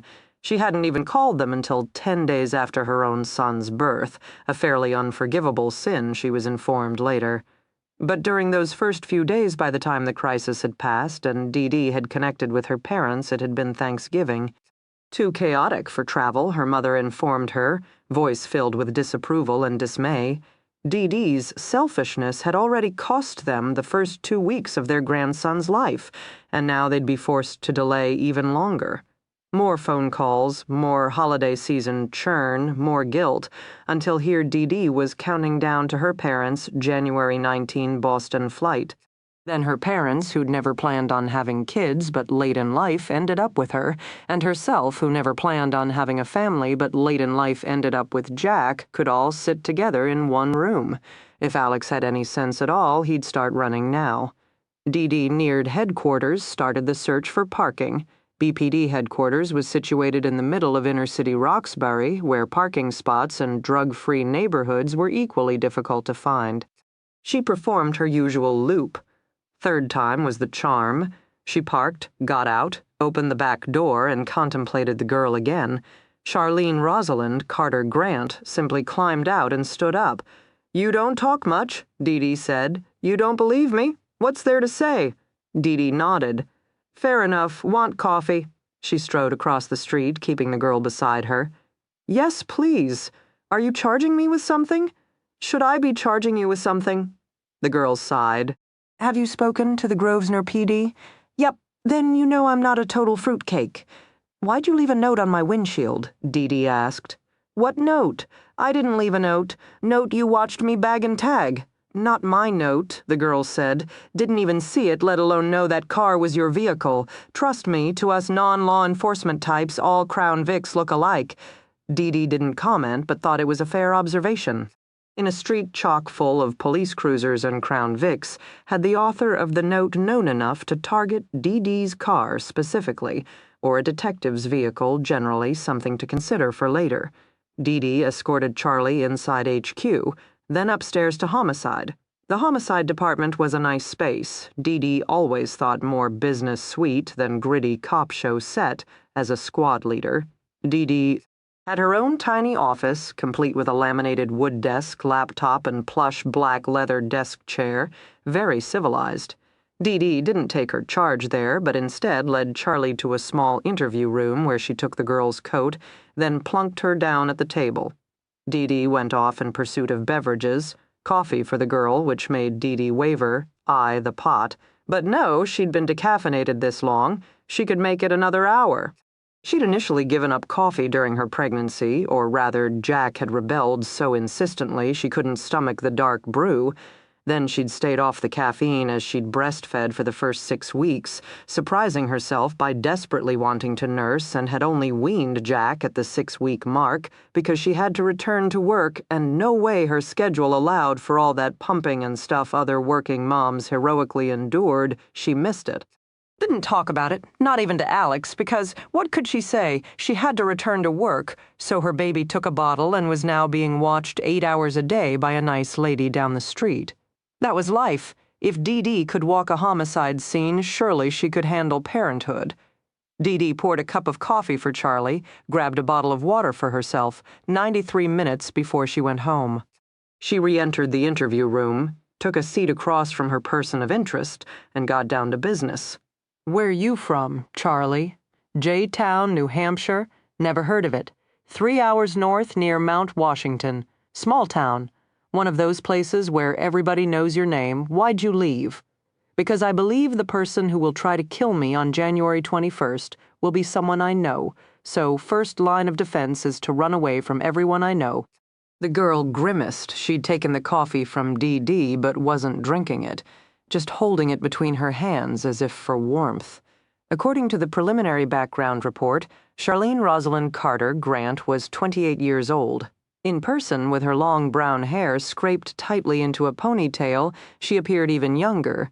She had a slight frame, Dee Dee decided further hollowed out by nerves or stress or something. The girl's pale cheeks were gaunt, her blue eyes bruised from sleepless nights. She wore an oversized, shapeless black sweatshirt, the kind favored by street thugs and vandals, paired with broken-down jeans and cheap snow boots, an outfit guaranteed to blend into almost any urban landscape. A good ensemble, Dee Dee figured to be either predator or prey. "Why, January 21? And why do you think you'll know your killer?" The girl started talking then. It was impressive, really. About her first childhood friend murdered 2 years ago on the 21st, then her second friend murdered 1 year later on the exact same date, leaving Charlie as the last man standing. Charlie had names of lead detectives, even volunteered a report written up by a retired FBI profiler, Pierce Quincy, analyzing the crime scenes. Findings, Dee Dee had to ask. Not that she trusted some Phoebe's report, but then again she took some notes. One of the investigators, Rhode Island State Detective Roan Griffin, she knew from training exercises. Maybe she'd give him a call. Given the lack of physical evidence, the girl said no forced entry, no sign of struggle. Quincy theorizes the killer is of above-average intelligence, methodical in thought and appearance, perhaps someone known to the victims, but at least someone who would initially appear non-threatening. Probably above-average verbal skills. Hence the killer's ability to talk his way into the home and control his victims' responses until the last possible moment. The girl recited the sentences flatly. Someone who'd read the crime scene analysis so many times, the words had ceased to refer to people she once knew and loved and instead had become stock phrases repeated to trained professionals over and over again. Dee Dee had worked with family members from other cold cases. She knew how this drill went. The slow migration from wounded loved one to staunch advocate. How some family members ended up knowing more about forensics than the experts involved. Sexual assault? Dee Dee asked. Negative. Dee Dee frowned. That surprised her. Most murderers were sexual predators at heart, particularly given these dynamics, a crime that involved intimate stalking, then occurred up close and personal. Now, in cases of murder for hire or a homicide for personal gain, lack of sexual assault was more typical. Motivation, then, was materialistic in nature, not sexually driven. Signs of robbery, she asked. Now, negative. Anything missing at all, even a special artifact, something meaningful to each victim? Charlie shook her head. But hard to be definitive, she supplied. My friends lived alone, meaning it's hard to confirm every item in each household. If something small were taken, it could be easily overlooked. What about inheritance? Dee Dee asked. Anyone obviously better off from your friends' deaths? I'm not sure. I don't think Randy had much being recently divorced. I guess it went to her parents, maybe. Probably the same for Jackie. She was doing very well for Coca-Cola. But even then, I wouldn't call her rich. She probably had some equity in her house, her car, a retirement account. But tens of thousands, I'd guess, not hundreds of thousands. You get anything? Dee Dee asked her bluntly. The girl shook her head. Life insurance. I never heard of anything, though. Charlie caught herself. It wouldn't surprise me if Jackie had a policy. She liked to plan ahead. I would guess, however, that her parents or her brother were the beneficiaries. No husband? No partner, Charlie corrected. Lesbian. Yes. Dee Dee stared at her. You ever get involved with her? We were best friends, Charlie said evenly. Lesbians can have female friends, you know, just like guys can have female friends. Gotta ask the question, Dee Dee said mildly. It's what I do. Dee Dee pursed her lips, continuing to mull the matter. 2 homicides 1,000 miles apart. Link between the victims, the methodology, and the date, but not enough evidence to provide traction. Hell of a story, she had to admit. Interesting, intriguing. The kind of thing to tickle a workaholic detective's crime bone. So what do you want? Dee Dee asked, finally. Charlie blinked, stared at Dee Dee, held her coffee cup again. What do you mean? You came to me, remember? Lurked outside an active crime scene. Why? The girl hesitated, her gaze flickered away. Dee Dee took a swig of water. She enjoyed obvious liars. Made her job easier. I wanted to see you, Charlie said at last. How'd you know where I'd be? Police scanner? I'm a dispatch officer, right? I hear all the calls come in, heard about the shooting, gambled you'd be there. Why? Because I Googled you. Excuse me. I Googled you. I searched for homicide detectives in Boston, and your name was the one that kept coming up. You helped rescue the state trooper's little girl, solve the string of family annihilations, find the missing wife in South Boston. I did some research, and...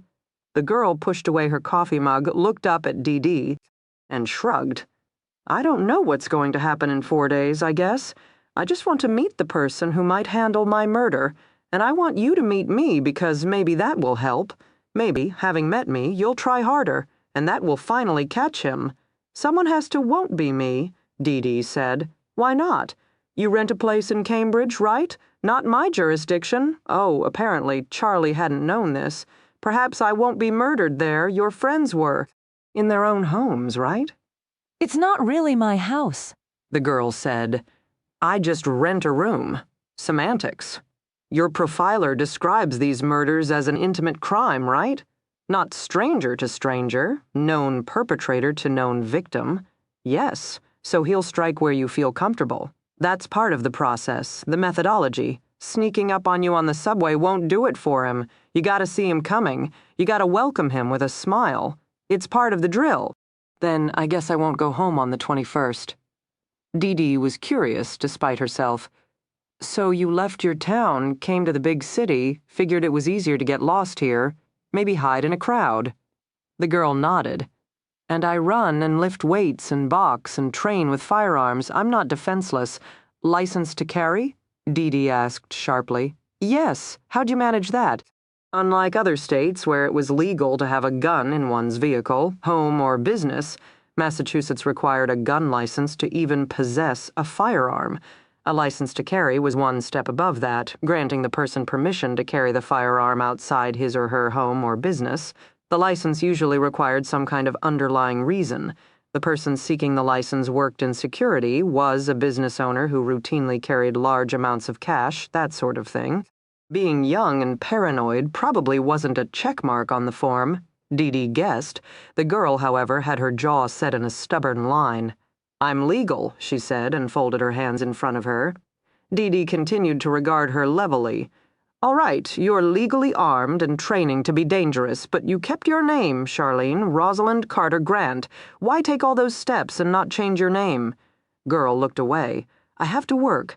And the only experience I have is in dispatch, which means I have to pass a background check even if I invented a new identity. I don't know how to create one that would stand up to that level of scrutiny, no. The girl startled. Look up at her sharply. Come on, don't waste my time. You lie about one thing, and then I gotta worry about you lying about other things, and for the record, Dee Dee glanced at her watch. You have only 3 minutes left, so let's not waste it on games. I have only 3 minutes left. Yep, it's called lifestyle, Dee Dee informed her gravely. 40 years later, I've decided to give it a chance, so don't fuck with me. Look me in the eye and tell me why you kept your name. I want to go home. And the way the girl said it, Dee Dee understood she didn't mean to a rented room in Cambridge. She meant her town, her people. She meant the place she had belonged in the days before her childhood friends had started dying.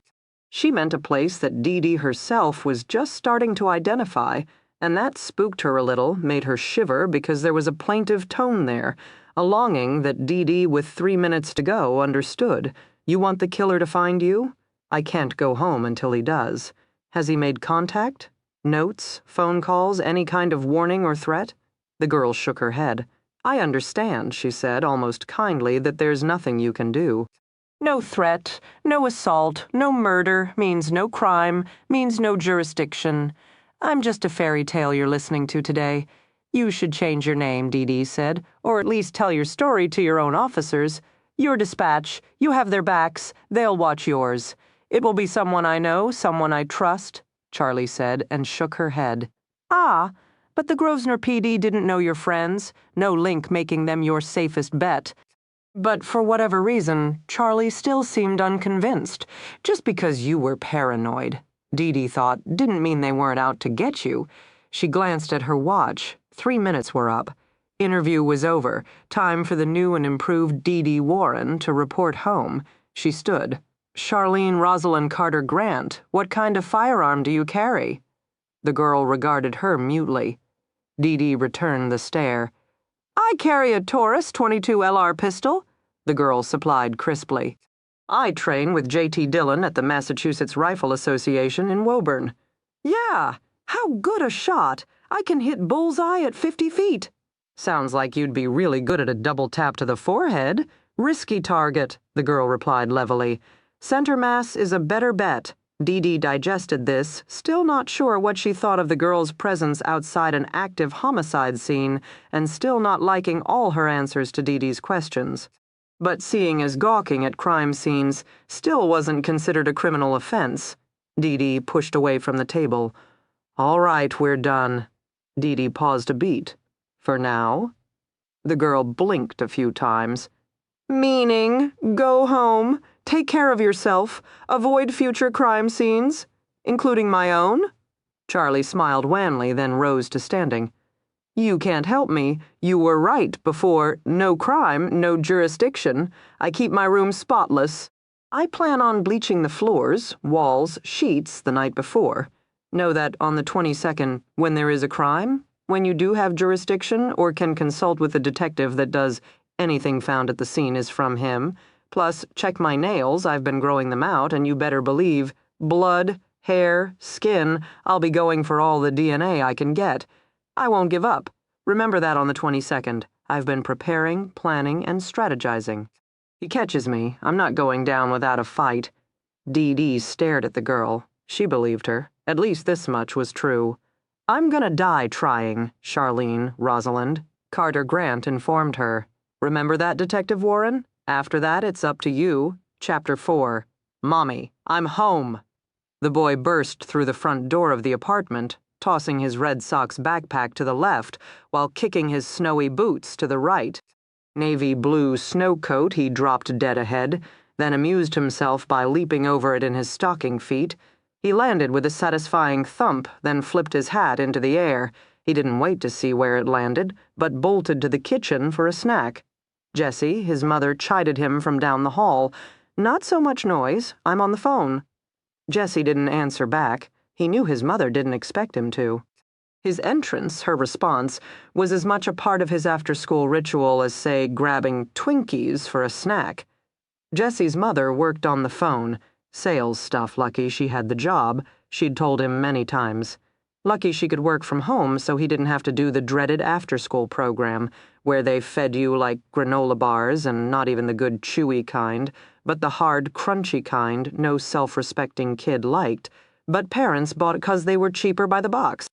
In the kitchen, Jessie climbed onto the countertop, opened the top cabinet, and grabbed a blue plastic cup down.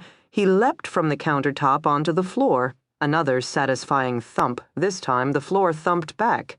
Mrs. Flowers, the gazillion-year-old lady who lived beneath them, she didn't like it when Jessie bounced around.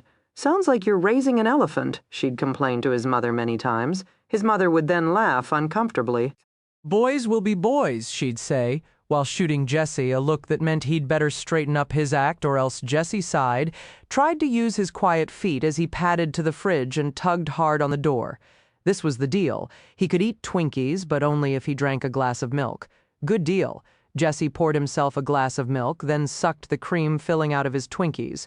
First after-school ritual completed, he went into the family room. He wasn't allowed TV or video games after school. TV rots the brain, his mother always said, and Jessie would need his one day if he wanted to have a better life.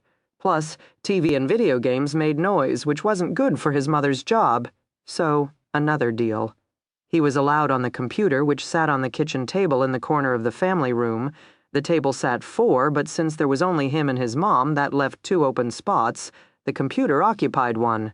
He was supposed to put his homework and school papers in the second spot. After dinner, his mother would review his school papers. Then it was homework time. He'd do his. His mother would do hers. She was in school, too. Nursing 1 more year to go. Then she could have a better job, she told him. One with more money and benefits, and maybe they could move to a better apartment in a building with a playground where boys could run around and be boys without ancient Mrs. Flowers pounding her ceiling with a broom handle. Jessie took a seat, booted up the laptop.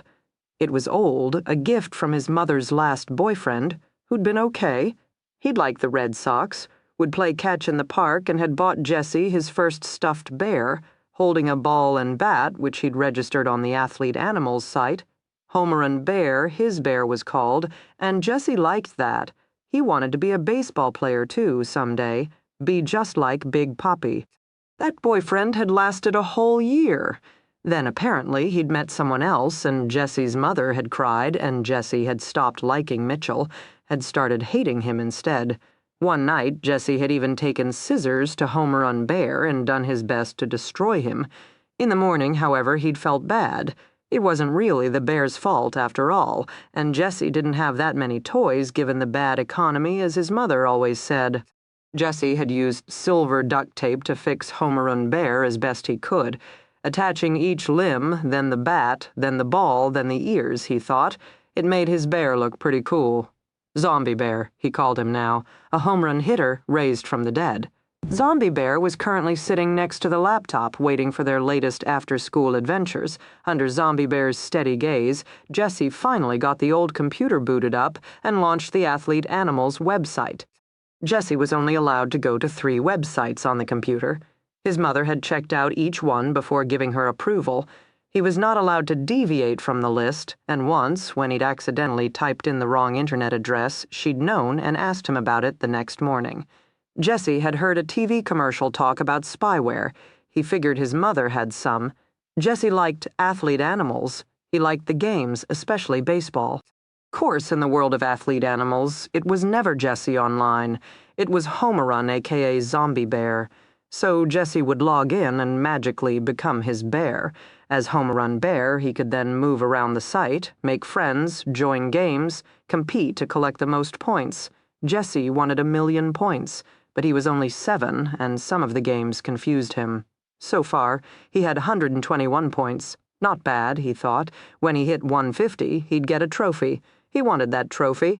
So lately, every day after school, he logged on to athleteanimals.com and played baseball. He got to join a team with other athlete animals, including some pink poodle with a soccer ball that was the best home run hitter Jesse had ever seen. He wasn't sure a pink poodle should be the best one at baseball, but there you had it.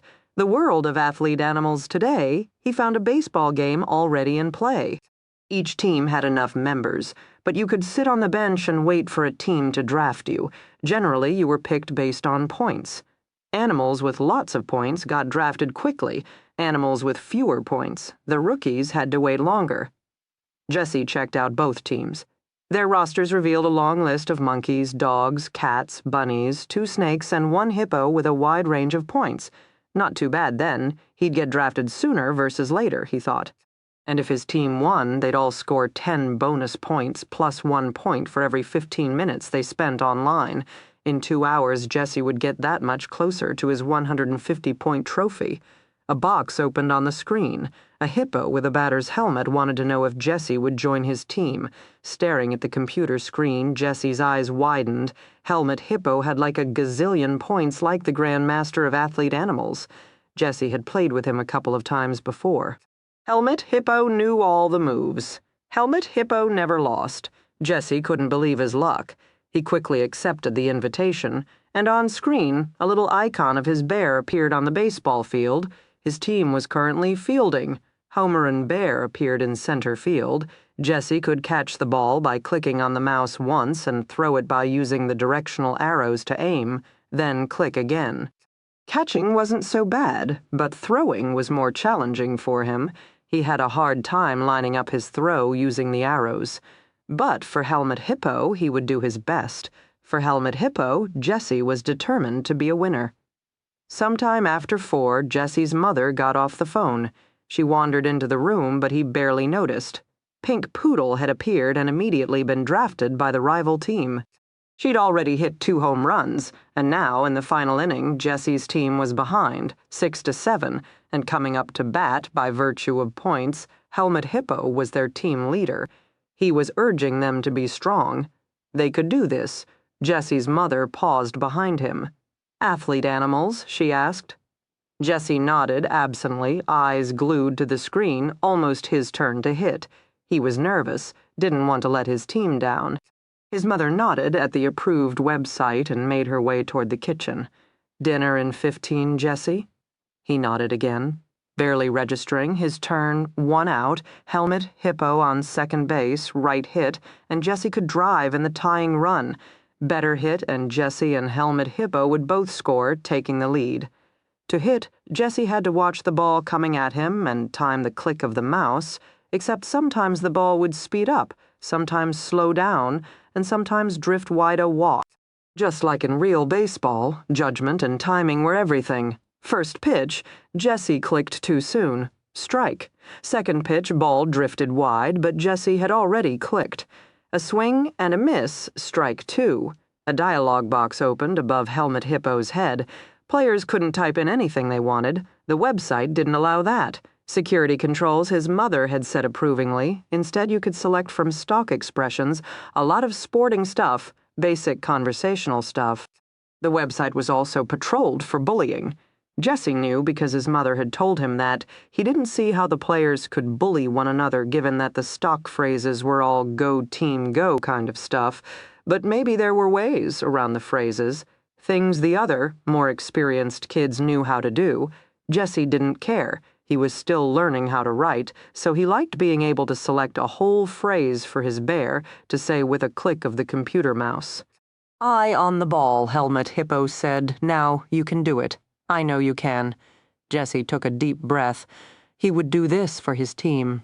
For Helmet Hippo, ball came, a tiny black dot traveling down the computer screen, first slow, then fast, fast, fast. Jesse clicked his mouse. On the screen, his bear swung a bat.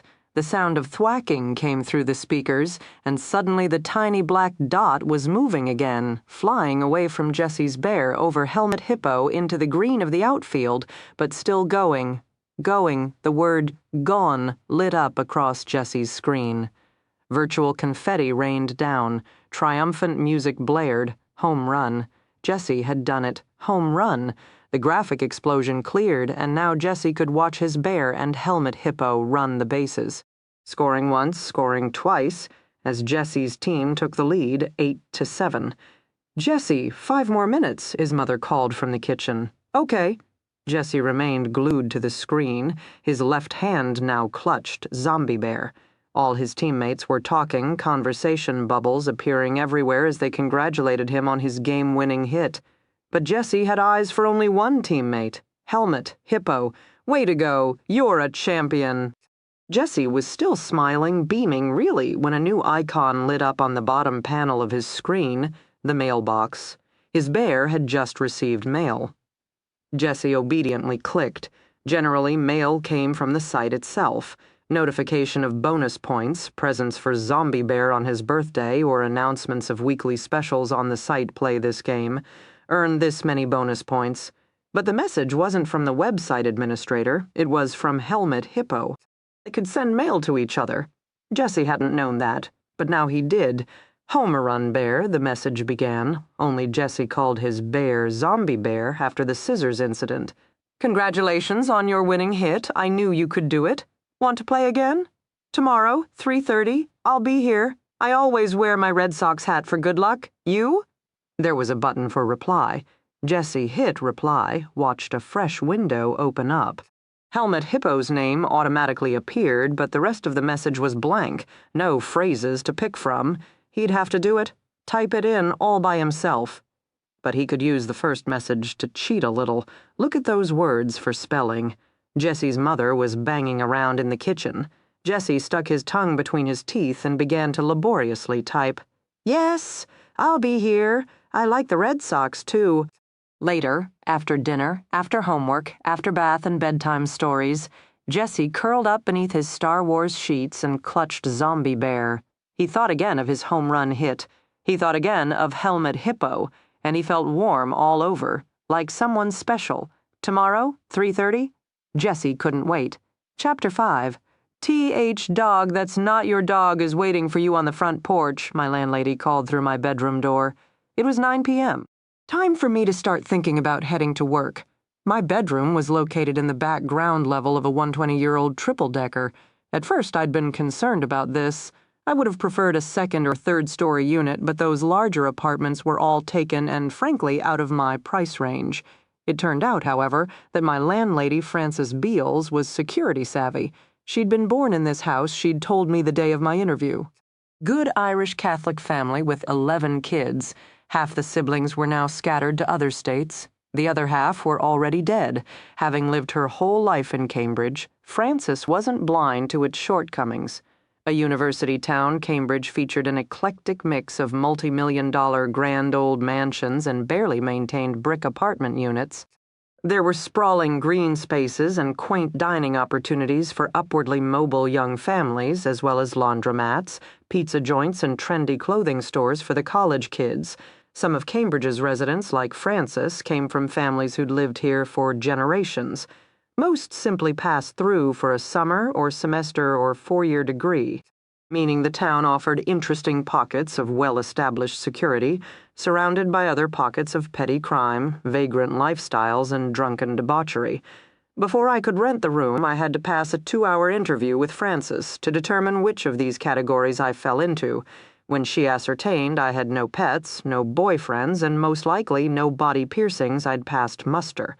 My only requirement for her was a double-bolt lock on my door, and I asked permission to inspect all door and window locks on the lower level. She seemed surprised by this request, then pleased. Like, maybe that proved I had some common sense, after all. The most Frances and I had ever spoken was during the interview. I figured she was married once, because there was a wedding portrait on the mantel. Next to it was a picture of a baby.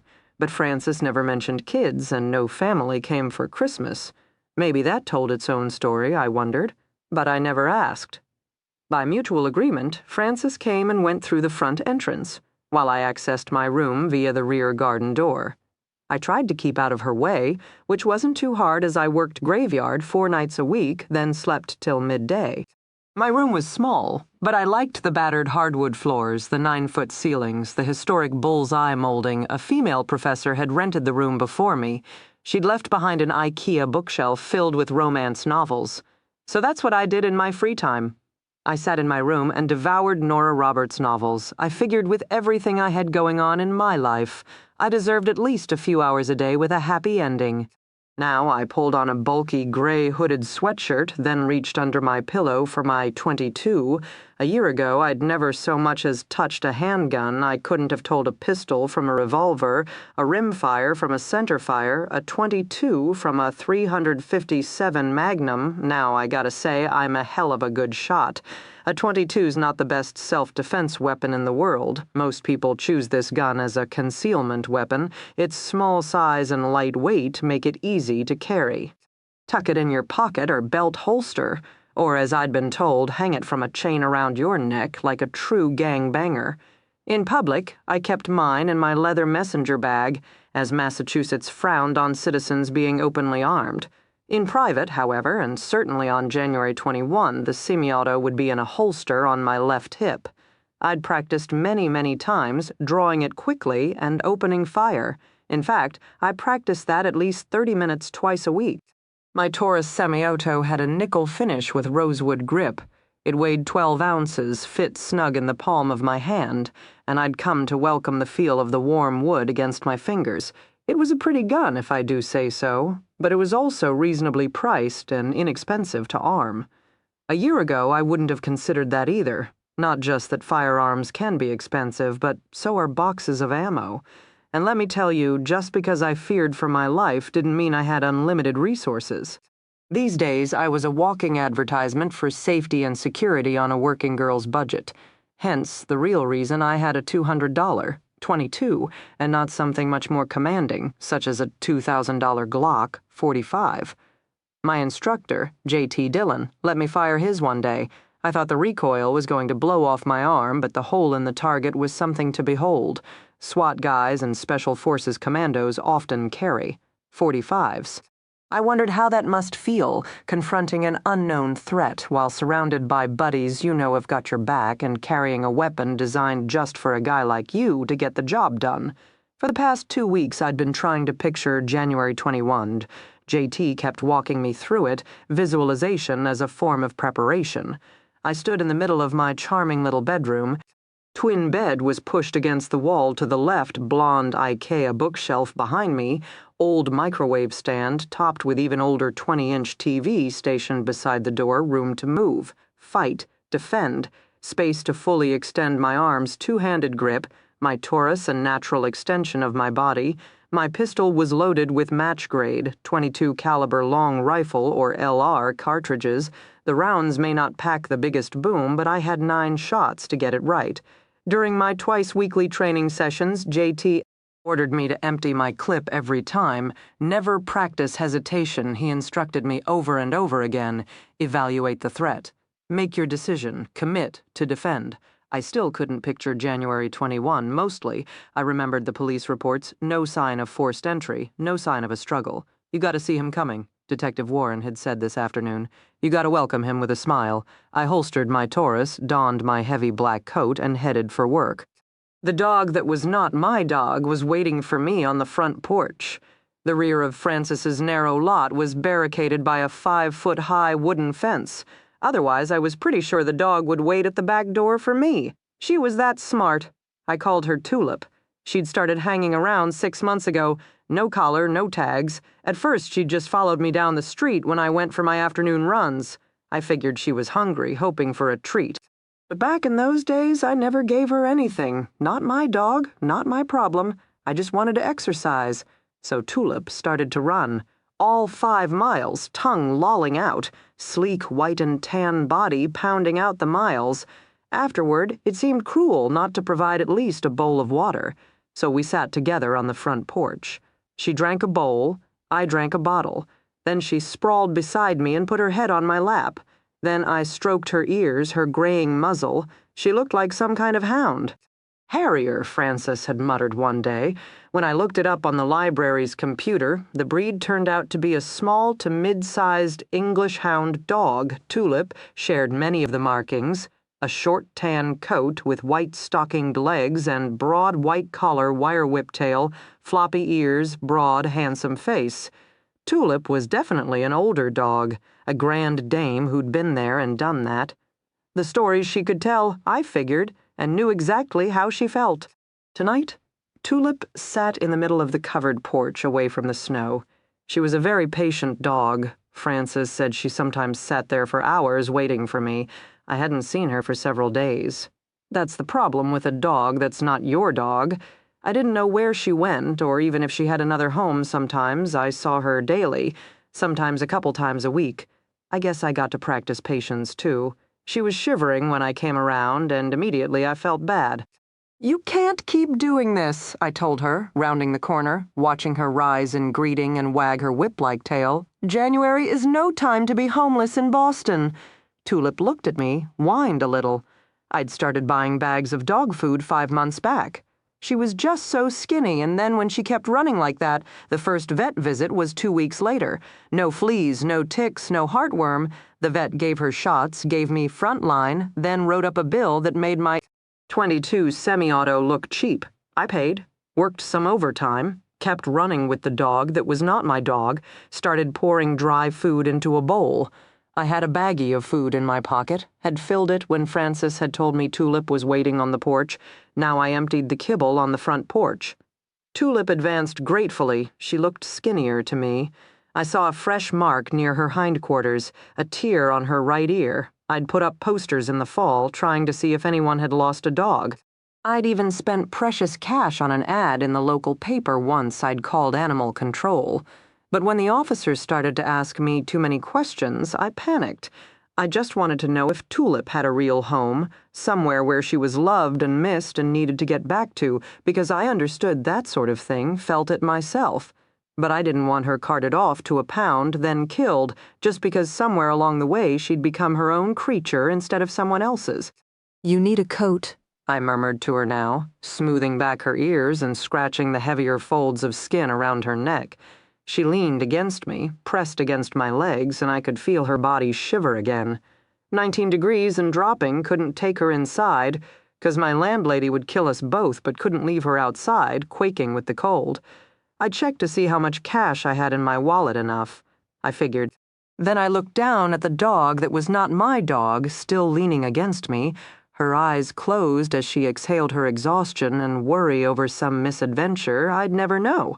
"This has to be our secret," I told her seriously. I hailed a cab, and both of us went to work.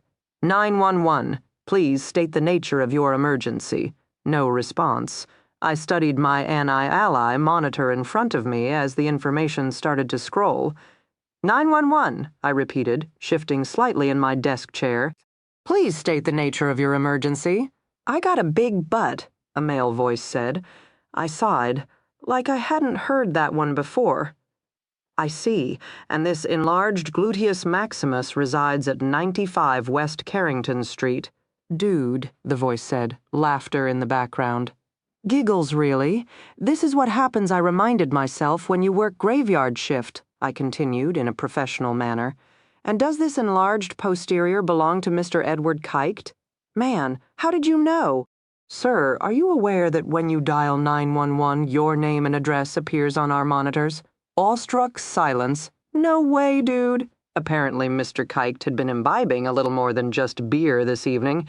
And are you aware that a prank call to 911 is a felony offense that could land you in jail?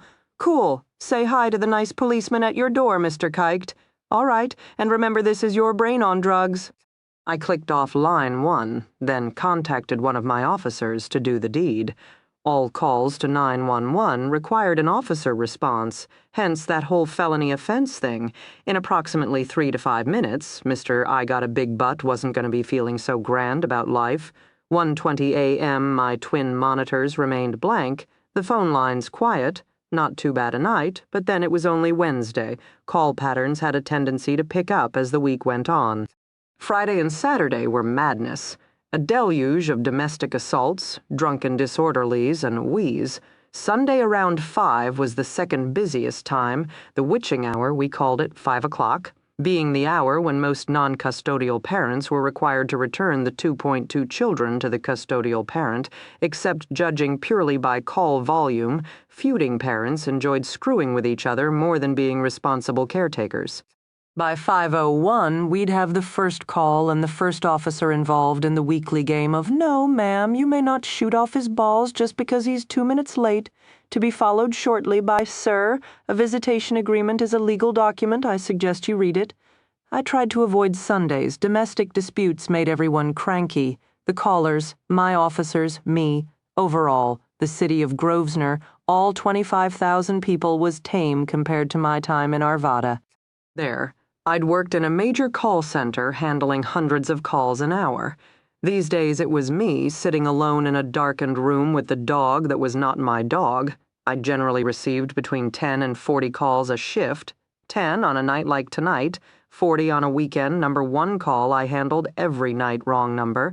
Number 2 call Mr. Big Butt or Mr. Pepperoni Pizza to go or whatever latest thing a bunch of bored kids thought was funny. And yeah, I dispatched a uniformed officer to each and every address.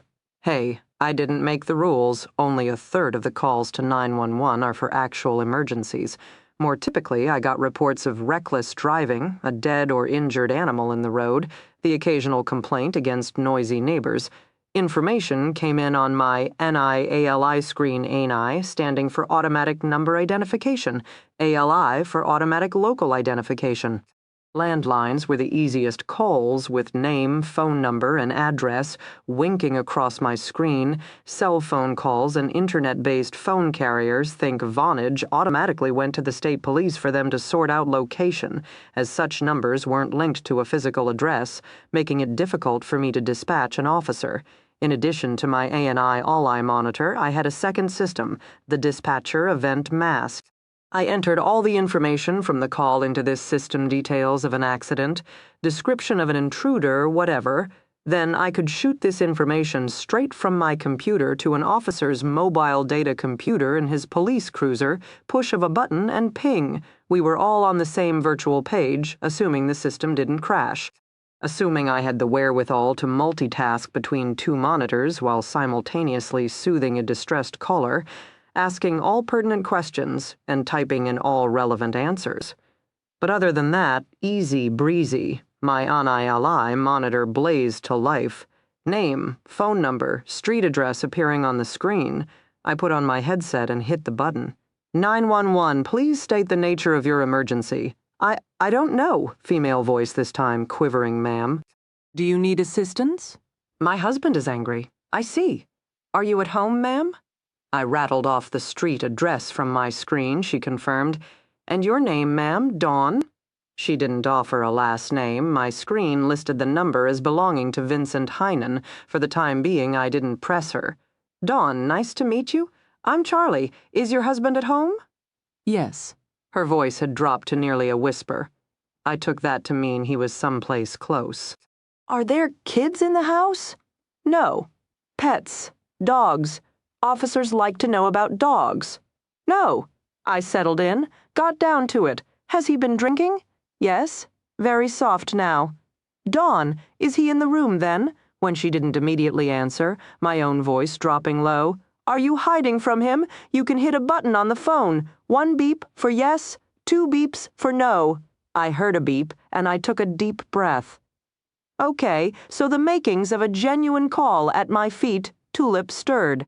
She seemed to sense my tension, sitting up. Dawn, are you afraid of him? Beep. Still monitoring the call, I got on the radio. 461 to 926, I said into the radio. 926, a.k.a. Officer Tom Macareth, tagged back. 926 to 461.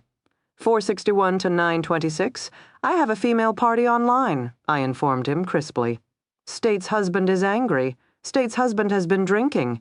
States she's afraid of him. 926 to 461, location of caller. 461 to 926, sending through. I updated my dispatcher event mask with the extremely limited data I'd collected thus far and shot it through to Officer Macareth's mobile computer. 461 to 926, caller states they are at home, no kids or animals present. 926 to 461, can you get more details? Description of both parties. Is the male party armed? Are we talking alcohol or also drugs? No shit, Sherlock, I felt like saying. But our radio dialogue plus the 911 call was being recorded for posterity, so I kept to the script. 461 to 926 will do. Back to my caller, who'd remained disturbingly silent. Dawn, it's Charlie. You there? Beep. All right, contact reestablished. I leaned closer to my event monitor, adjusting my headset. I could hear the woman better now, the rapid sounds of her distressed breathing as she tried desperately not to make a sound. Dawn, are you in the bedroom? I asked quietly, wanting to keep her communicating. Another beep. Are you locked in the bathroom? 2 beeps. 2 beeps meant no. I pictured a bedroom, tried again. The closet. Another beep. I played the odds in New England colonial architecture. Dawn, is your bedroom upstairs? Beep. I added the details to the call profile, moving along.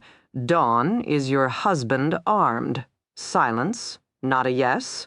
Not a no. Did that mean maybe? I worked to clarify. Dawn, Mrs. Heinen, is it you don't know if your husband is carrying a weapon? Beep.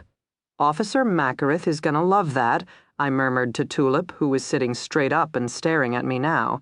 Situation unknown, an officer's most typical and most dangerous kind of call. I got back on the radio, summoned 926, and provided the short update. Caller was in the upstairs bedroom. Husband was within listening distance and may or may not be armed. Drugs, Officer Macareth wanted to know because a drunk husband was bad enough, but a cokehead or meth addict was even worse, beyond the reach of logic and pain. Officers got tense about that. I returned to Dawn Heinen. Dawn, does your husband do drugs? Beep. I wasn't surprised, I added to the profile. Dawn, has he done drugs tonight? Silence. You don't know if your husband has done drugs tonight? Beep. My fingers stilled on the keyboard and I closed my eyes, starting to feel the pressure. My job was to get information. I was Officer Macareth's eyes and ears if I did my job right. He walked into a situation forewarned and forearmed. If I failed at my job, a lone officer got to approach a darkened house at 1:30 in the morning with nothing but his quick wits to save him. I got back on the radio, 461 to 926. Caller states she doesn't know if husband is armed. Caller states she doesn't know if husband has done drugs tonight, but states he has done drugs in the past. 926 to 461. Roger that, Officer Macareth replied. I felt the weight of his disappointment in those words. He was counting on me, and I was letting him down. He notified me that his position was 1 block from the address. He was cutting his sirens and going dark, meaning I hadn't given him enough information, meaning he was approaching quietly in order to assess the situation for himself. Come on, Dawn, I murmured under my breath.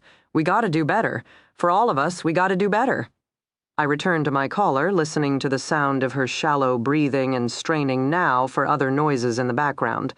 A husband calling a wife's name? Shattering glass from a man in the throes of a violent rage? Or maybe even a knock on the downstairs front door marking Officer Makareth's arrival. I heard nothing. "Dawn, is your husband still in the room?" I asked. Now, beep. An officer is approaching. "He's almost there, Dawn. Help is on its way." I hesitated, struggling. My next order of business should be to establish a description of the offending party. That way, if he tried to flee the scene, Officer Makareth could identify him and give pursuit. I didn't know, however, how to engage in such a conversation with phone beeps. The tension again, my shoulders creeping up, a low ache developing in the back of my neck. Officer Makareth should be at the address by now, opening his door, looking up at the residents, trying to get a beat on the situation. "Dawn, is your husband still angry?" Beep. Then what's he doing? I wanted to shout. What kind of enraged man didn't make a sound? Then, just like that, I knew. I could picture in my head exactly what kind of angry man could stand so quiet, so still, right outside a closet door. I grabbed the radio, 461 to 926, I nearly shouted. "Don't ring the doorbell, do not approach, stop immediately." A pause. I didn't hear Dawn anymore, just my own ragged breathing. 926 to 461, Officer Makareth came over the radio, his voice as dry as mine had been heated. 982? 982 was our own code? The numbers corresponded to the phone digits for WTF. What the fuck? Hey, in this job you had to have a sense of humor? I took a deep breath. 461 to 926, I said. Please hold. Dawn, I whispered into my headset. Does your husband like pizza? Silence, then beep. Then the first noise I'd heard in a while, Dawn weeping. "One more minute, Dawn," I promised her. "Hang in there for me. Just one more minute." Quickly, I ran Vincent's name through my system and came up with a second number, a cell phone registered to his name. Keeping my fingers crossed, I picked up my prepaid cell and dialed those numbers. Not a move from the training handbook. One of those things that in this job you just knew when to do. For a surreal moment, I got to hear ringing in stereo, my mobile ringing in my ear, Vincent's cell phone ringing in the bedroom. 1, 2, 3 times I was clutching my cell too tight. Then my radio crackling to life. 926 to 461, shut up, I hissed, just as Dawn's husband connected with my mobile. "What?" he said, one word loaded with menace and threat and the icy cold kind of rage that kept his wife sobbing silently in their bedroom closet. "Dude," I shot back, "want your fucking pizza? 'Cause I'm not standing out here any longer. Been ringing your fucking doorbell for 5 minutes now. We're charging your credit card whether you take it or not, so get your fucking pie or I'm eating it myself." I jabbed off my phone, then switched to my headset. "Ass, wipe!" I heard Dawn's husband mutter outside the closet door, then finally sounds of movement, a distant door being yanked open, pounding footsteps. Belatedly, I grabbed the radio, 461 to 926. "You are pizza delivery, I repeat, you are pizza delivery. Male subject is most likely armed and coming to you in 5432. Fuck. A male voice exploded through the radio. "Police!" Officer Makareth shouted. "Hands where I can see them! Hands where I can see them!" Sounds of a scuffle, more banging, another shout. I stood up, couldn't help myself, grabbed my headset, squeezed my eyes shut in the middle of my darkened call center as if that would help my officer. Somehow give him the advantage. Tulip started to whine. I bit down on my lower lip. Then, 926 to 461. Officer Makareth, sounding out of breath. Male subject subdued, male subject disarmed. Then, in a break from script, he was carrying a Glock 9. "How the hell did you know that? Holy shit, Charlie, holy shit!" I closed my eyes. That's what I'd been picturing, what I'd just known, that Dawn's husband was standing there on the other side of the closet door waiting for his wife with a loaded gun. And the moment a third party arrived, sirens at the scene, a uniformed officer ringing the doorbell. That's what he'd been waiting for, good old Vincent, the final provocation to justify pulling the trigger. Officer Makareth came in over the radio. He'd pulled it together now, returning to script. I did my best to follow suit. 926 to 461, is it safe to enter the home? I got back on my headphones, Dawn. It's Charlie. A uniformed officer is at your front door. He has your husband detained and disarmed. You can come out now, Dawn." Then, for the first time since the call began, the sound of her voice. Is he okay? The police officer or your husband?" Though sadly, I already knew the answer to that. "My husband," she said shakily. "You know, Dawn, why don't you go downstairs and see for yourself?" Okay, I think I can do that, Charlie." I waited, but she didn't say thank you. Few of them ever did. Dawn hung up the phone. She went to check on her drunken husband, who 5 minutes earlier had been prepared to kill her, and I resumed my seat, my hand now on Tulip's head, stroking her silky ears. "Glad to have you here, girl," I whispered. "Glad to have you here." She placed her graying muzzle on my lap, and I kept petting her head until eventually my hands stopped shaking and both of us sat silently in the dark. You'd think that would be enough for one night, but it wasn't. 2:33 a.m. The other relevant call came in. I saw the info on the ALI screen and was immediately agitated. Then I squared my shoulders, took a deep breath, and answered.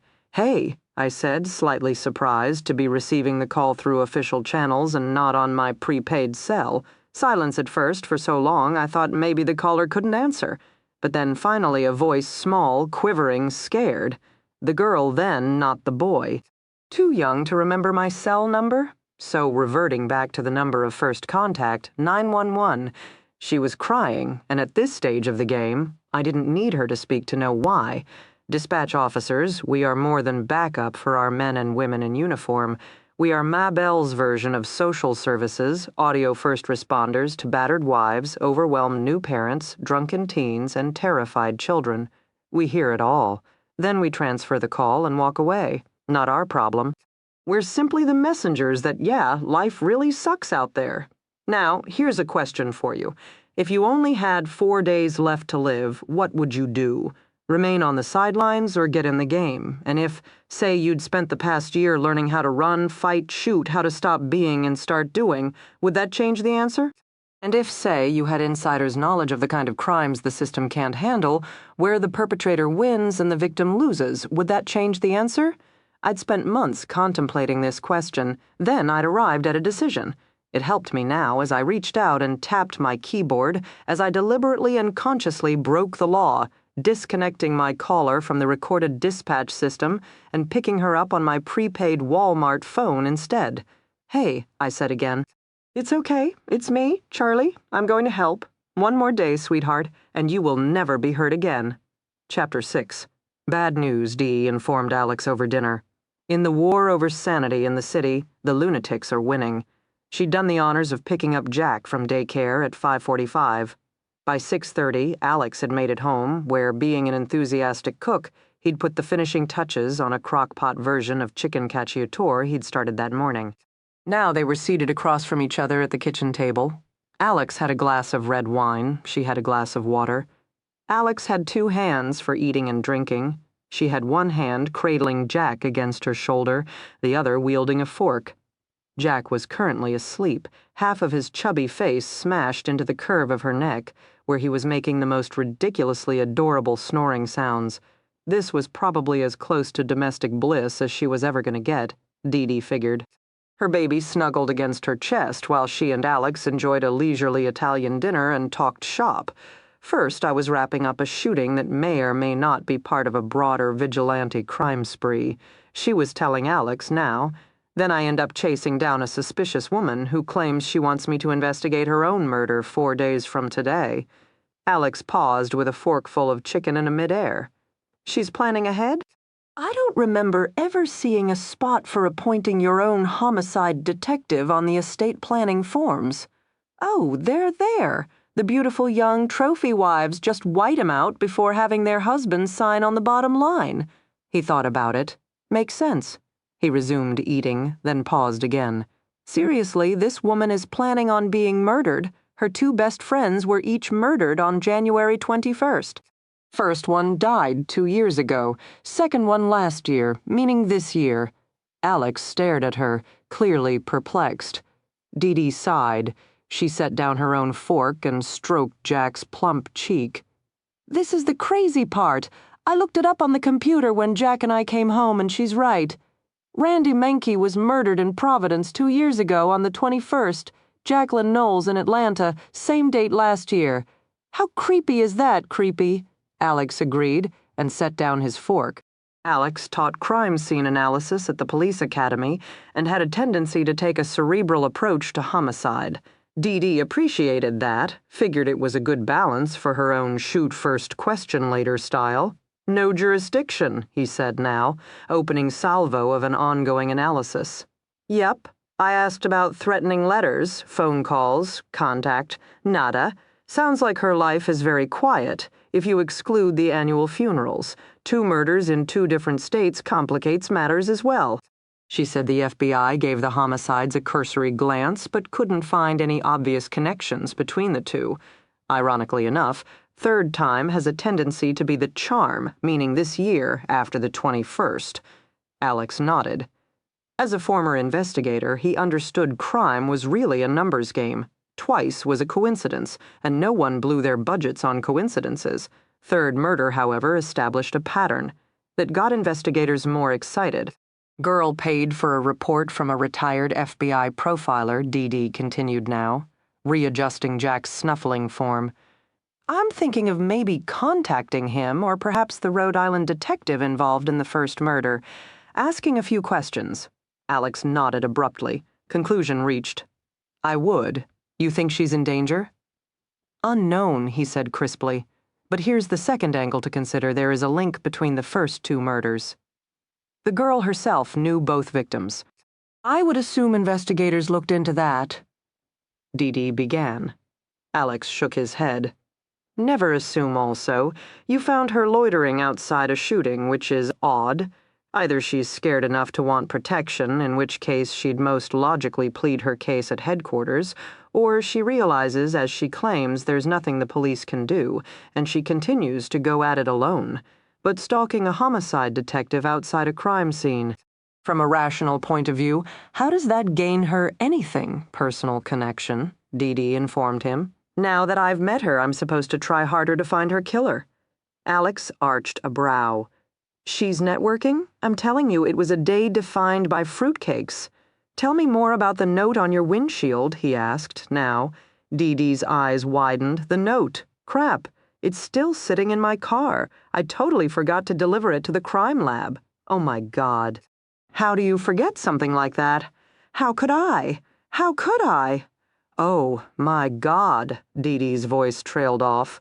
The enormity of her mistake was too large, nearly incomprehensible. She stared at Alex wildly. That's Homicide 101, first year out of the academy. Don't get yourself fired basics. I'm an idiot. I went on maternity leave and I came back stupid. You're not stupid, Alex stated calmly. You're sleep deprived. I failed to deliver evidence. How could I have done such a thing? Her voice broke.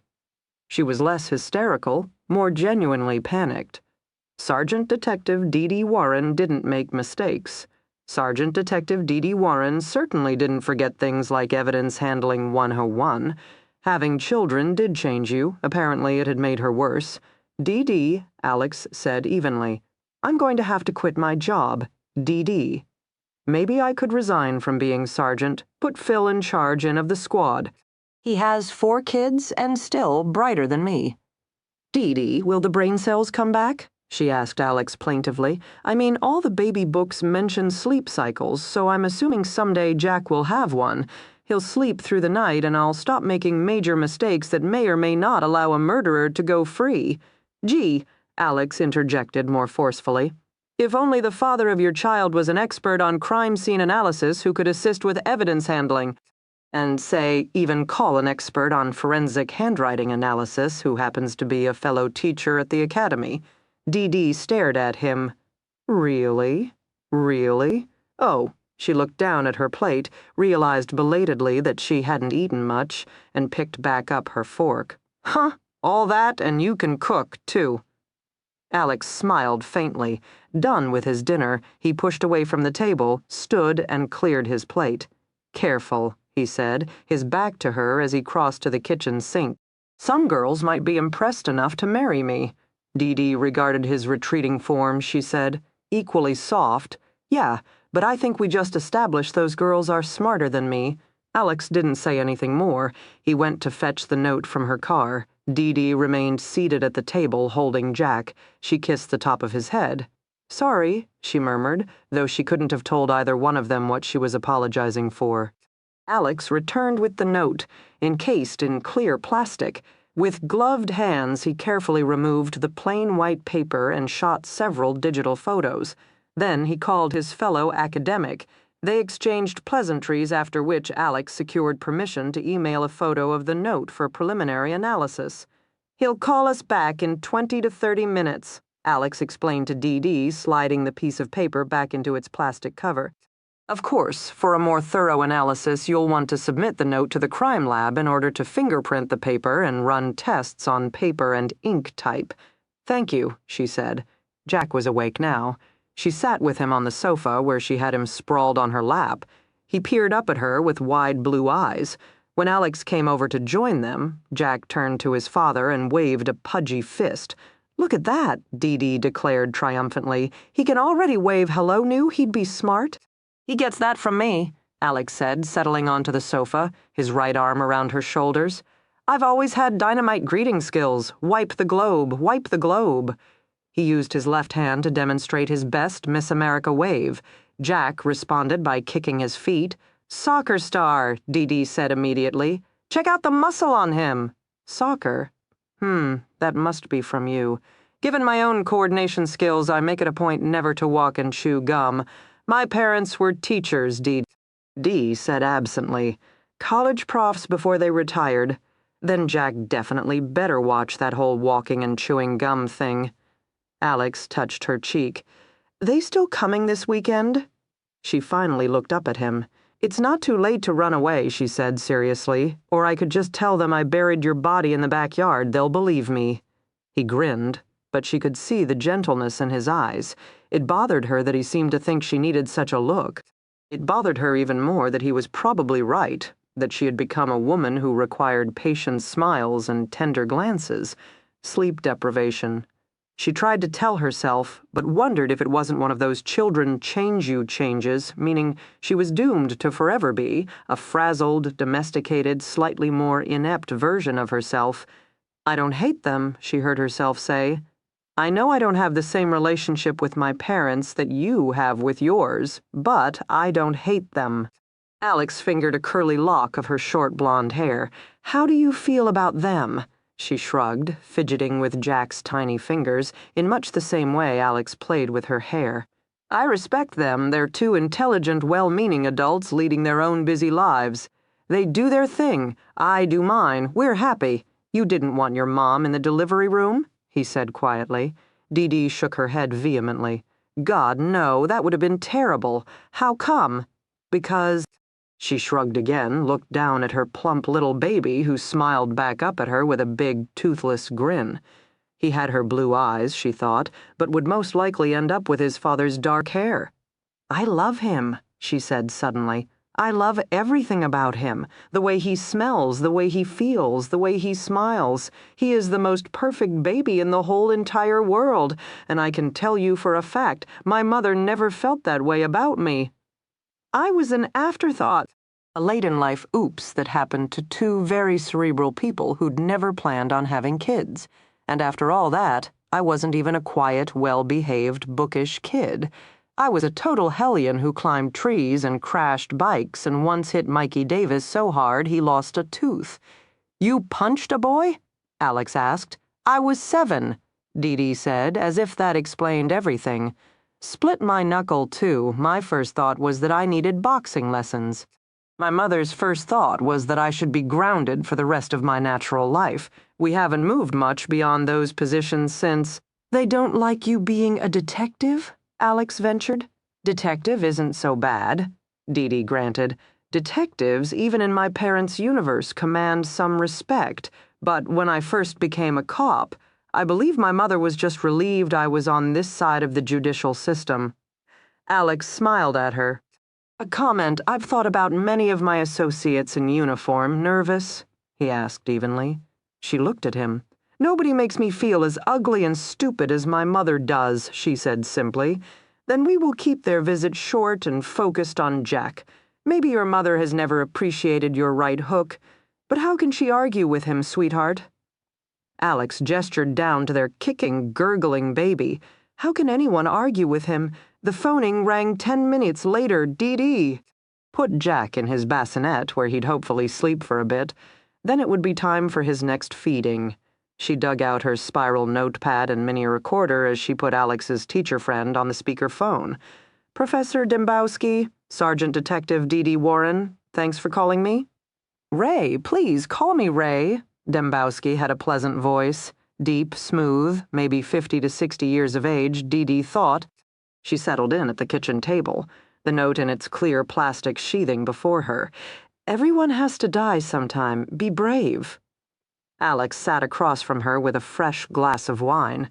So my first question, the forensic expert spoke up, is do you have more samples? In my line of work, I'm generally comparing an exhibit against several exemplars. This note would be the exhibit. But where are the exemplars? Dee's eyes widened. She glanced over to Alex, who shrugged, equally perplexed. Exemplars, she ventured. Other handwriting samples to be used for comparison? For example, if you suspect this note was written by Subject A, you would submit 3 other handwriting exhibits from Suspect A to serve as exemplars for my analysis. I don't have Subject ADD volunteered. In fact, I was hoping to work the other way. You could analyze the handwriting on this note to help me find Subject A. You mean judging purely by the script, I would provide age, gender, and probable occupation of subject? A. That would be perfect, Dee assured him. In the silence that ensued, it occurred to her she might have taken a misstep. Assuming such an analysis is possible, she asked belatedly. No, Dembowski said. No. That's called graphology, a pseudoscience, if you will, where experts claim to read subconscious clues buried in a person's handwriting. I'm not a graphologist. I am a forensic handwriting expert, meaning I scientifically compare documents to determine if the same person authored all the exhibits or not. Dee didn't know what to say. She glanced across the table at Alex, who shrugged as if to say, "Who knew?" "I'm sorry, Ray," Dee attempted at last. "I only wish I was far enough along in the investigation to bring you multiple samples. Where things stand right now, however, I have 1 dead body and this note left on the windshield of my car outside the shooting. Now, we have reason to believe the shooter is not yet done, so any insights would be greatly appreciated." On the other end of the phone line, Dembowski sighed heavily. "You understand, we're moving beyond the field of science into the realm of conjecture. You prefer to speak off the record? Have to. I'm a forensic handwriting expert, not a graphologist, meaning even if a court of law were willing to entertain the notion of graphology, my analysis still wouldn't meet standards." "Okay." Dee nodded, starting to understand how her expert wanted to play it. "Let's call this a chat between colleagues. I got this fascinating note, say. What do you make of it?" Another pause, a deep breath, then Dembowski got down to basics. "As someone who studies handwriting, there are several aspects of this note that strike me. First off, the note is written in cursive versus the more commonly used print. Furthermore, the letters are fairly large in scale and looping, with the exception of the bottom of each letter, which has been flattened as if the writer used a straight edge for guidance." "I noticed that myself," Dee said across from her. Alex craned his neck, re-examining the plastic-covered note. Everyone has to die sometime. Be brave. Few other anomalies. The average person creates letters of uneven size. For example, common letters, particularly vowels, have a tendency to be smaller in scale, more rushed in execution. In your exhibit, however, each letter is nearly identical in size and scale. Notice the crossbars on the 2 T's. They are exactly the same width, down to the millimeter. This indicates someone with a high degree of attention to detail. The use of a straight edge to set the bottom line further supports a writer with a high need for precision. From a graphology point of view, the author of this note is most likely someone with a significant need for control in every aspect of life. A type A personality, a tightly wound anal retentive, my first ex-wife, Dembowski laughed hollowly, etc., etc. Dee Dee pursed her lips, made a note given the scene that made sense to her. The wipe-down kitchen, the 2 mugs carefully placed in the sink, even the shooting was direct and clean, double shot to the forehead, precisely placed to ensure instant fatality, so a murderer who possessed above-average attention to detail and was a neat freak. Interesting. When analyzing handwriting, one of the things I always look for is letter slant. A left-handed person almost always has a backward slant to the letters, a right-handed person a forward slant. These letters are nearly perfectly perpendicular. To play the odds, I'd theorize your letter writer is right-handed, but again, exercising rigid precision in the formation of each letter. D.D. made another note. Next up, let's examine the open parts of letters, such as M, N, Y, H. Some people scrawl with a tight, cramped script that closes up these spaces, but your letter writer has produced full, open shapes, very elegant. Also, looking at the M's and N's, each hump is fully formed and rounded on top, while in contrast, the V in the word everyone is sharply angled. This level of precision, each letter being fully and accurately formed, doesn't just imply control, but also a great deal of practice, someone well-schooled in penmanship. You mean someone of higher education above average intelligence? Dee asked. I mean Catholic school, Dembowski said bluntly. I mean no one learns to write this beautifully without wearing a plaid uniform and being beaten by a nun. Makes sense to me, said Dee, who was the product of public education and wrote with a tight, cramped scrawl only a doctor could love across from her. Alex, who had attended a private Catholic school and regularly teased her about her illegible handwriting, grinned. Of course, Dembowski continued. The accurate spelling and correct use of punctuation, grammar, and capitalization all indicate a well-educated, intelligent person. Then again, the note consists of only 2 lines, meaning we have limited material for analysis. Understood. Dee was starting to enjoy this. For better or for worse, Dembowski's pseudoscience was starting to create an image of a killer in her head, and she liked it. The note agreed with her crime scene. Her crime scene agreed with the note. That worked for Dee. Finally, Dembowski said, it's important to look at the tail of the we and the ending hook of the last letter of each word. These flourishing touches can tell us a bit more about psyche, for example, while the consistent size and accurate form of each letter tells me your letter writer is practiced and precise. The tail of the Y gives us the first insight into style. In this case, the we has a distinct loop, above and beyond what is strictly necessary for form. Likewise, each word ends with an upward flourish, a sort of graceful finishing touch. You mean refined? Dee said sharply, as in, I'm not only looking for someone well-educated, but also upper class, higher socioeconomics. Possibly attending a private school, however, would seem to indicate that. Overall, my highly unscientific opinion is that the person who wrote this note is right-handed, very neat in appearance, detail-oriented, well-educated, possibly Catholic, and of course, he paused a beat as if the last piece of the puzzle should be obvious to Dee. Rounded letters, Dembowski prodded, finishing flourishes. Dee finally got it. Her eyes widened. No way. Oh, I'm nearly positive. And when it comes to gender, studies have shown even a layperson can accurately predict the sex of a letter writer nearly 70% of the time. Men and women are different, even when it comes to penmanship. So, assuming the person who did the shooting is the same person who wrote this note, then your murderer is a woman, Dee filled in. Yep, and most likely a tightly wound one at that. Chapter 7. They allow dogs in the comm center.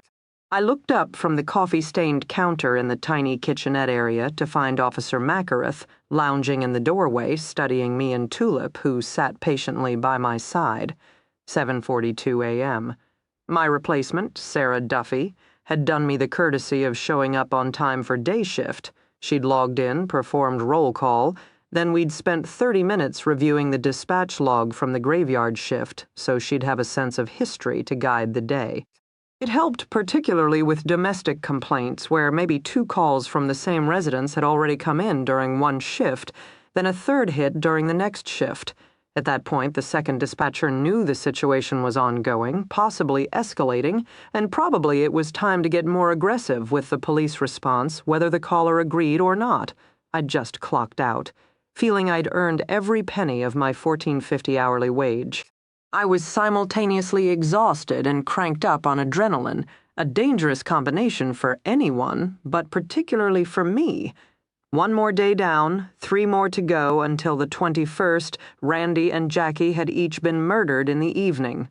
For the sake of argument, I'd set my mental deadline at 8 p.m., January 21, meaning 84 hours and counting, or assuming I slept 6 hours each morning, only 60 waking hours left. Tom pushed away from the door jamb and walked into the small space. He approached Tulip, held out his hand. He got a name? Her name is Tulip. Bring her often? Too cold to leave her outside, I said, as if that explained everything. He nodded, so maybe it did. I finished wiping down the counter with a Clorox wipe, then went to work on the battered stainless steel sink with a scrubber sponge. 9 months ago, I'd started buying all new cleaning supplies for the break room. Trust me, someone had to do it. Officer Makareth was scratching Tulip's ears but eyeing me.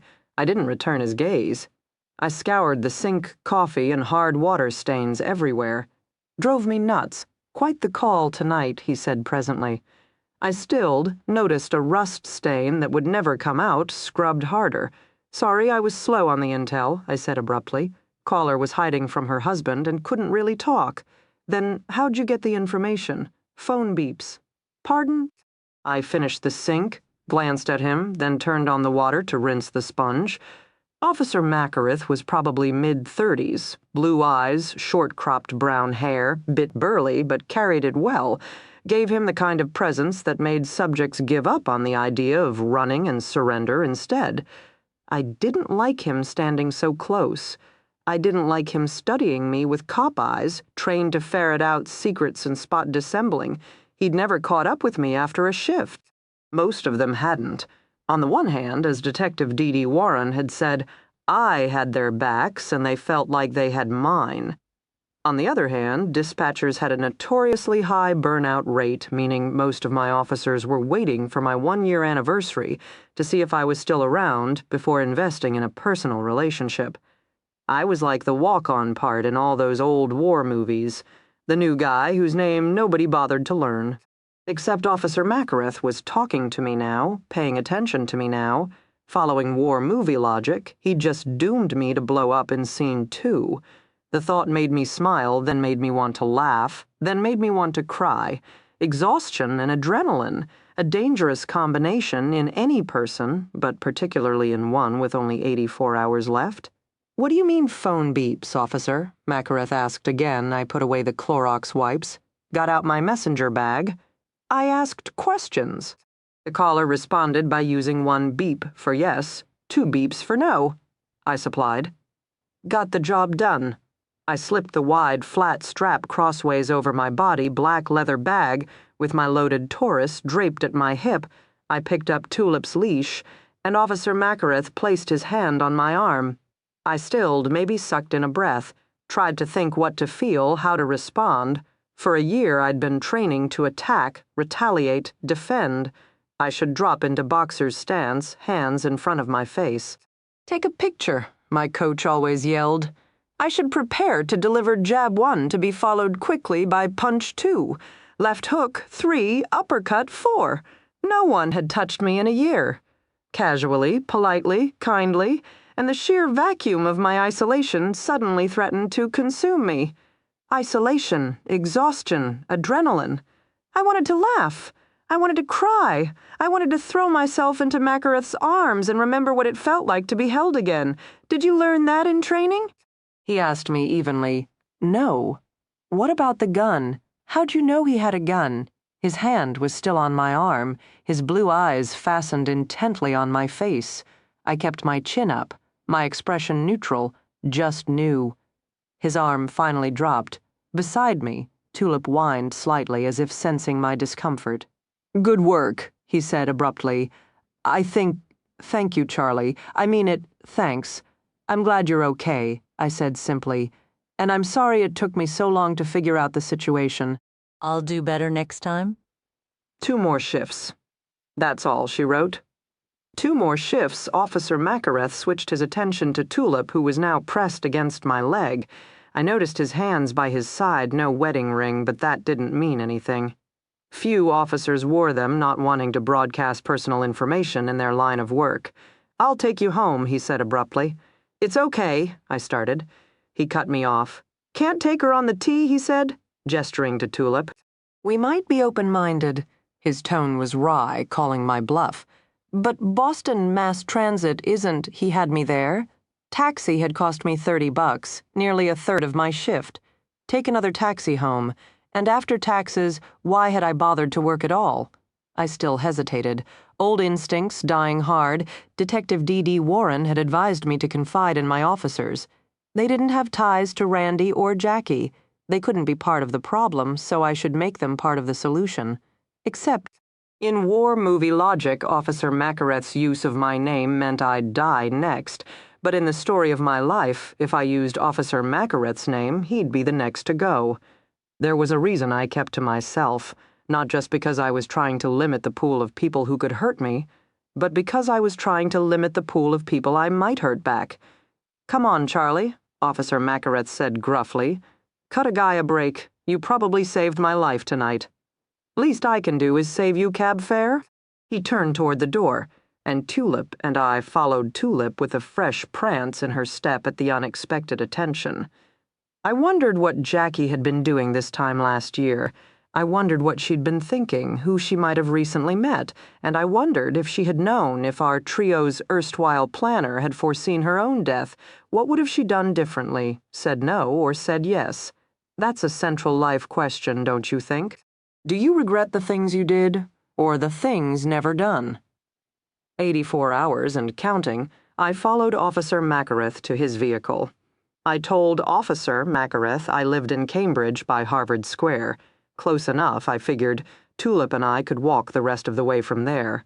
Officer Makareth, I learned, lived in Grosvenor, meaning, given morning rush hour traffic northbound on I-93, he was now driving at least an hour out of his way. I protested again. He led me to his patrol car, which all officers drove home. I climbed in the front, taking up position in a genuine black leather passenger seat that was quite comfortable. Tulip got the hard vinyl-covered bench in the back, perfect for hosing down, not so good for smooth-haired dogs. Tulip slid off twice, then gave up and lay on the floor. "Where you from?" Officer Makareth asked me as we hit the on-ramp for 93, New Hampshire. "Concord, North, the mountains, you ski?" "A little cross-county. Used to downhill in college," he offered. "Tore my ACL. Cross-country might be better for me. Family?" I squirmed in my seat, looked out the window. "Not married, you. Never tried it, seeing anyone. Tulip's pretty special," I offered. He chuckled. "You two been together long?" "About to celebrate our 6-month anniversary. I'm hoping she'll bring me flowers. You have any pets?" "No girlfriend, no kids, no pets." 2 parents. 1 pain-in-the-ass older sister and 3 adorable nieces and nephews. That's enough for me. His turn again. "Hobbies and interests? I like to clean?" He paused, glanced at me with his left hand on the wheel. "Seriously?" I shrugged. "I work all night, then sleep all day. Cuts into a girl's social life, you know. Fair enough." He glanced down at my hands, fisted on my lap, stating shrewdly, "Bet you didn't get those knuckles cleaning." I stared down self-consciously, wishing I'd put on my mittens or at least tucked my hands beneath my legs. My knuckles were a mess. The valley between the joints of my pinky and ring finger swollen and purple on both hands, the remaining knuckles were abraded in several places, a collection of old and new injuries. Prize-fighter hands, not pretty, not feminine, and yet I valued this new and improved look very much. "Boxing," I admitted at last. Officer Makareth arched a brow. "Then you do have a hobby. Must be a serious one if you can do that kind of damage wearing gloves." I didn't correct his assumption. Of course I fought bare-knuckled. What good were gloves gonna do me on the 21st? "You seem to work mostly graveyard," I stated, switching the focus back to him. He nodded. "Mostly? Why? You must have enough seniority to request a better rotation by now? Officer Makarith shrugged. I started out with graveyard because that's what rookies get. And I don't know. Guess I've always been a night person. I don't mind the hours, while there are plenty of officers with families and kids and dogs and God knows what, where graveyard would be a real pain in the ass. Seems to make more sense for me to keep the shift. Team player, I said. Most cops are, he observed. What about dispatch officers? Loners, I assured him, which wasn't exactly true, but I was feeling impulsive. Being shut up in a darkened room with multiple monitors and a dozen cups of Java is our idea of a good time. You know what you get when you cross an air traffic controller with a tightrope walker? A 911 operator? He laughed, a rich, easy sound that thrilled me more than it should have. What got you into dispatch anyway, he asked. Tried it out in Colorado. Needed a job. Didn't have a college degree. Call centers will take just about anyone which fit my qualifications. As a student, I'd suffered from chronic memory issues, not to mention a limited ability to focus. It had made for a rough academic ride. Oh, the times Jackie had shaken her head at me as I'd failed yet another test. Turned out, however, that crises brought out the best in me.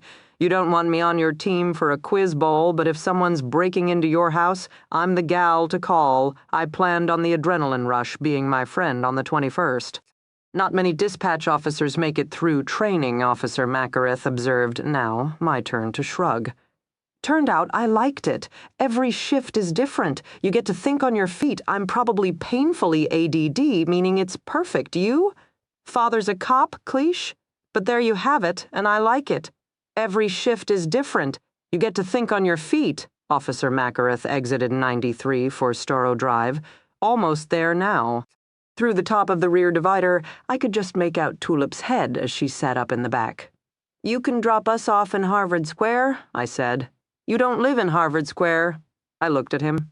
How do you know where I live? I'm a cop, he answered levelly. I looked it up, my hands stilled on my lap. I thought of my loaded Taurus snug in my bag because they'd never let me wear it holstered at work. Officer Makarith, I began. Tom? Officer Makarith. Tom, he repeated stubbornly. You can drop us off at Harvard Square, I informed him crisply.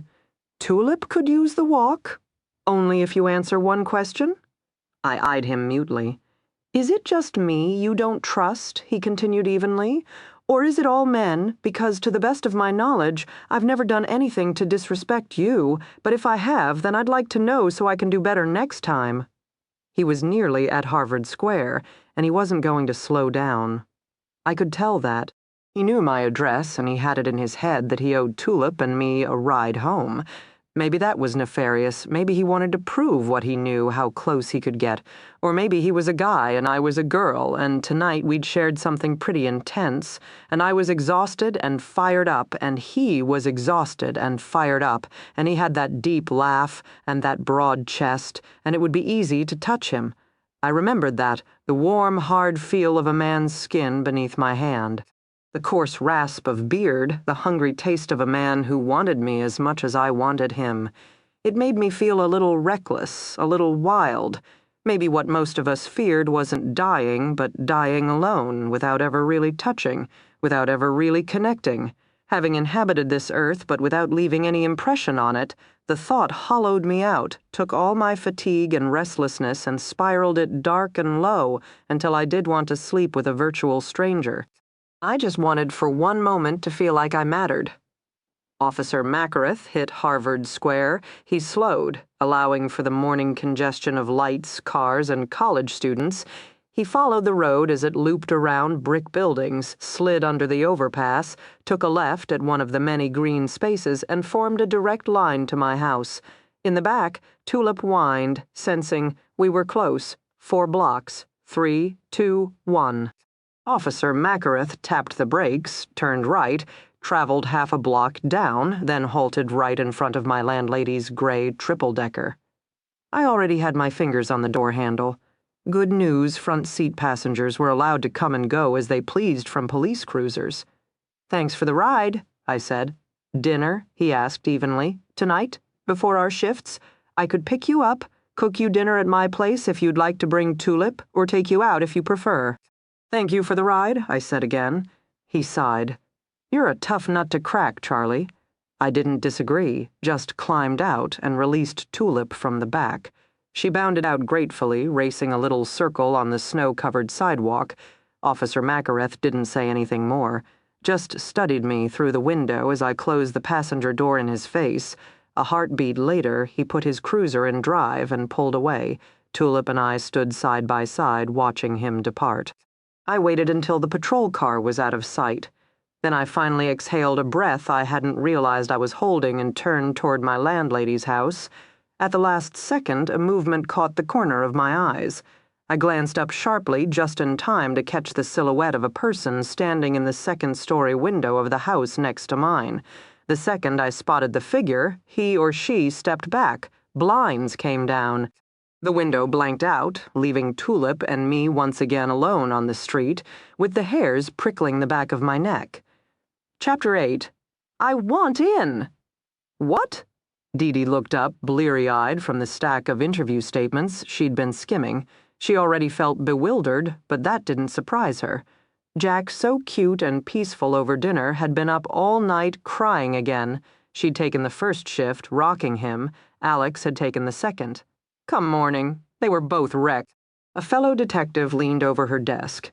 Ellen O. She had a real last name, but it was too long and involved too many consonants. When the newly minted detective had first joined the force 2 years ago, someone had shortened her name to O, and half the time, no one bothered with even the Ellen part, but simply referred to her as Detective O, was 15 years younger than Dee Dee and 15 pounds heavier, but in all the right places. She had dark, exotic eyes and glossy brown hair, nearly the same shade as cinnamon. In the beginning, male detectives had been very interested in mentoring the young sex crimes detective. When she was less than receptive to their attentions, rumors had started that she was a lesbian. Dee Dee doubted that from what she could tell. Detective O lived and breathed her job. She was actually more intense than even Dee Dee, which was not, in anyone's mind, a good thing.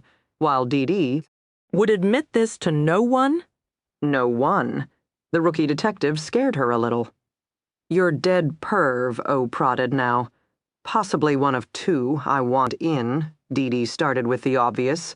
"You're a sex crimes detective. This is a homicide investigation, where the victims are suspected pedophiles, which just so happens to be my area of expertise. Trust me. You need me." Dee Dee gave O a look. They'd both been around long enough to know that as arguments went, trust me was never the right approach. O slapped a sheath of papers on Dee Dee's desk. "Forensic analysis of the first perv's computer. I'll give you 3 minutes to review it. Then you tell me the relevant findings, because I already know." 3 minutes, Dee Dee scowled. She hadn't gotten to reviewing details of the first shooting yet. She was still working on the homicide that had happened on her watch, not the one that hadn't. 3 minutes was all it took me, O declared boldly. She crossed her arms over her chest. The sex crimes detective was wearing a white button-down shirt over a blue tank. Nothing wrong with the ensemble, perfectly professional. It was all Dee Dee could do not to reach over and fasten the top button. Apparently sleep deprivation made her petty and bitchy and way too tired for this. Dee Dee sighed and gave up. She pushed the report back to O. "Fine, you're the expert, and yeah, especially if these 2 shootings are related, we could use some help. What do you got for me?" O appeared genuinely startled.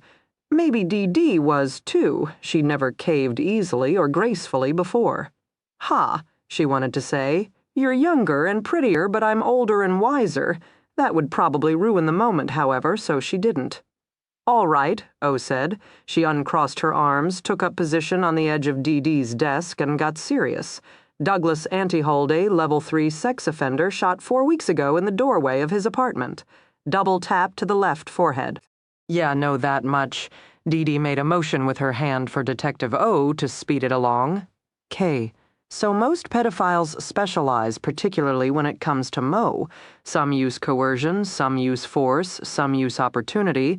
Either way, all of them start by grooming their targets, and they have preferred methodology for that as well, the latest and greatest being the Internet." Douglas Antihold was an Internet predator, Dee Dee filled in dryly, another hand gesture to move it along. "Not her first rodeo?" You know the target age group for online predators? O asked. 14-year-old girls, Dee Dee guessed. Nope. 5 to 9-year-old boys. Really? Dee Dee sat up a little straighter. Okay, she had not known that. Auntie Holda's internet log is textbook, O was saying. He was a registered user of every major kiddie website out there, plus Facebook, plus Spokeo, plus chat roulette. You gotta understand, these guys are like day traders. This is what they do, 24/7. They surf the internet, identifying targets, initiating relationships, and then grooming. Grooming. Just like stockbrokers, they understand that not every target is going to pay off, so they build a portfolio of 10, 15, 20 victims they're actively following and researching. They don't expect all to bear fruit, they just need one to work out, and it's worth it to them, Dee Dee. Had a feeling her mouth was hanging open. She'd never pictured sex predators as working professionals before. That level of discipline, that level of focus. Aren't there safety protocols or security software that help block sex predators' access to kids? Yes and no. See, most 5-year-olds join websites that feature their favorite toys where they can become a member. Now, these sites certainly advertise to parents their security protocols. Stuff like they have trained professionals hanging out on the websites patrolling for bullying, that sort of thing. And they impose limits on communication, mostly on instant messaging where it appears Virtual Animal A is talking to Virtual Animal B using dialogue bubbles. Virtual Animal A can chat with Virtual Animal B, but only by selecting from stock phrases. This gives parents a sense of security. Cute fuzzy Animal A can't type in a dialogue box, "Hey, want to meet after school?" because that's not a stock phrase. Unfortunately, parents are missing the obvious. Just joining these sites, becoming a part of a virtual community where you're encouraged to make virtual friends and rewarded for hanging out, is starting the grooming process. A 5-year-old now thinks it's good to be online. A 5-year-old now thinks it's something special to be a member of an internet community. And a 5-year-old now thinks it's fun and desirable to invite perfect strangers to be friends. From an online predator's point of view, a kiddie website does all the upfront work for him, then he just has to show up and close the deal. But how? Dee Dee asked. According to you, they can only communicate using pre-scripted phrases. Sure, on those sites, which is why they serve as the first step in the grooming process. Look, a guy like Auntie Holdy picks a popular kids site, say athleteanimals.com. He logs on to the site, enters his animal's code, becomes a member. Then for the first few weeks, he does what any user does. He plays like mad. He masters games. He builds up points. He wins whatever there is to win. Boys in particular are acutely status conscious. From an early age, they want to win and they want to be friends with winners. So Auntie Holdy becomes that winner. He builds a virtual image as the most popular, most successful member of the site, the high school quarterback everyone wants to high-five in the school halls. Then he goes to work. He starts monitoring other users. He's looking for the members that play regularly. Remember, he's a day trader. He's got a lot of stocks to watch, so he doesn't want the random visitor to the site. He wants someone with fairly predictable hours, the kid that goes on after school or after dinner most days of the week. The kid that day in, day out, he's gonna find there. Now he starts friending, invites other users to be his buddies, asks them to play games with him, and again, the website is going to do his work for him by providing the perfect team-building exercises. Think of any of the virtual combat games, Auntie Holda's character will be the one that magically has your back. He'll save your character again and again, which will make you feel good about him again and again. In a matter of weeks, you're happy to see him logged on to the site, excited to be on his team, and even more thrilled when he invites you to log on and play with him at certain times during the day. You're not just friends now, you're friends. Yeah, Dee Dee interjected, but it's all still online, a virtual relationship, creepy, but make-believe. Plus, what are the odds the kid is from the predator's same town?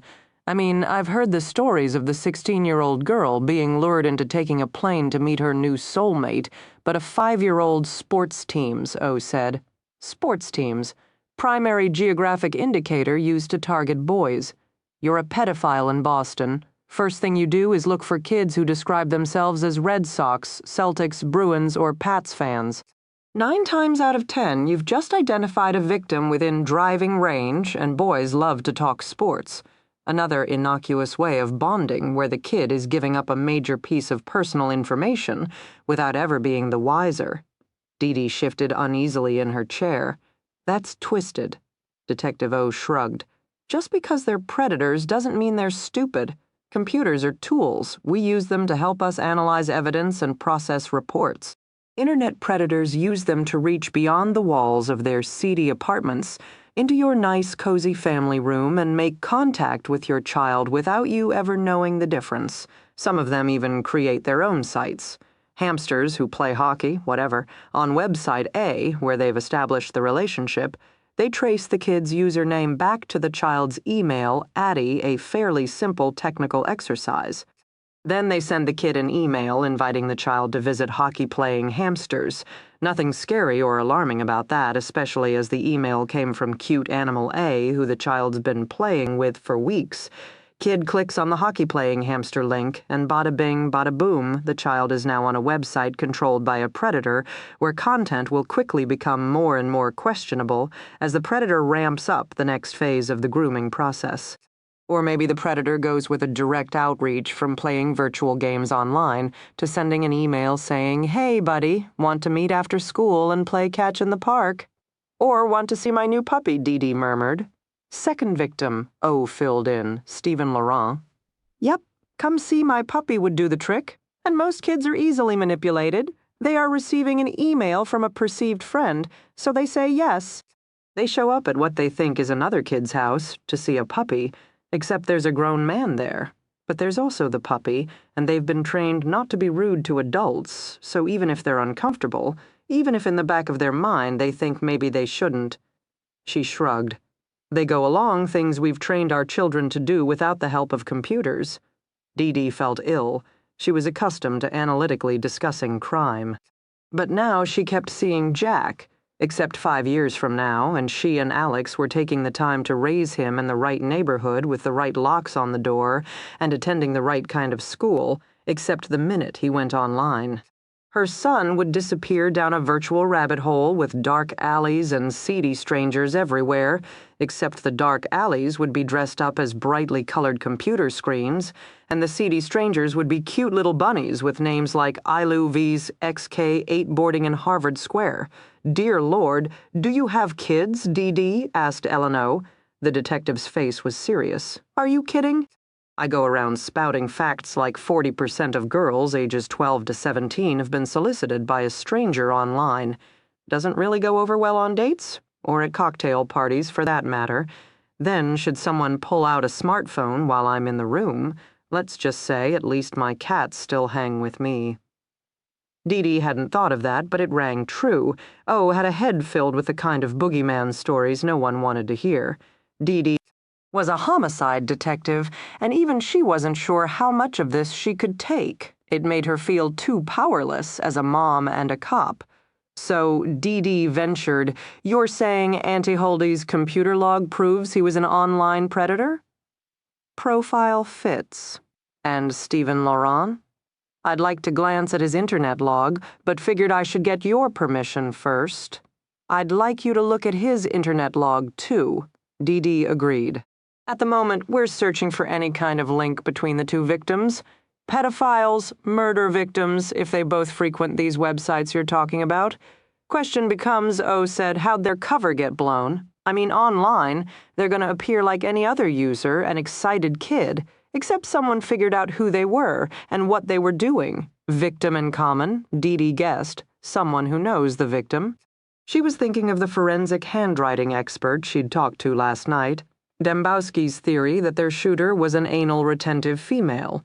Dee Dee didn't say anything, however. She didn't want to contaminate the investigation with an assumption, and apparently graphology itself was riddled with assumptions, not to mention the assumption that the person who left the note was the same person who shot Stephen Laurent, which brought her to another question. She regarded Detective O. You read the crime scene report of the first shooting, Auntie Huldy? Yep, late last night. Ah, the good old days when work didn't shut off at 5? Any documentation of a note from the shooter? Dee Dee asked. What do you mean? When I left the Stephen Laurent scene, I found a note on my car. I'm wondering if it was from the shooter. Eleanor frowned. What the note say? Everyone has to die sometime. Be brave. Oh, hang on. Wait here. O dashed off, Dee. Sat there, wondering what was up. 60 seconds later, O was back with some crime scene photos. One showed the victim, Douglas Antahalde.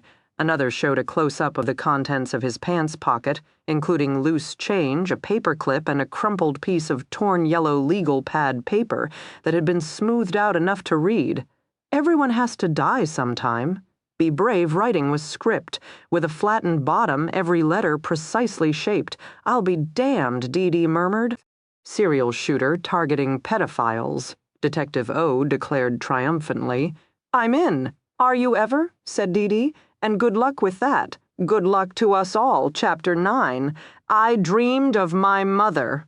She stood at the counter in a tiny brown and gold kitchen, curtain of dark hair obscuring her pinched face as she crooned to herself, sugar and spice and everything nice. That's what little girls are made of.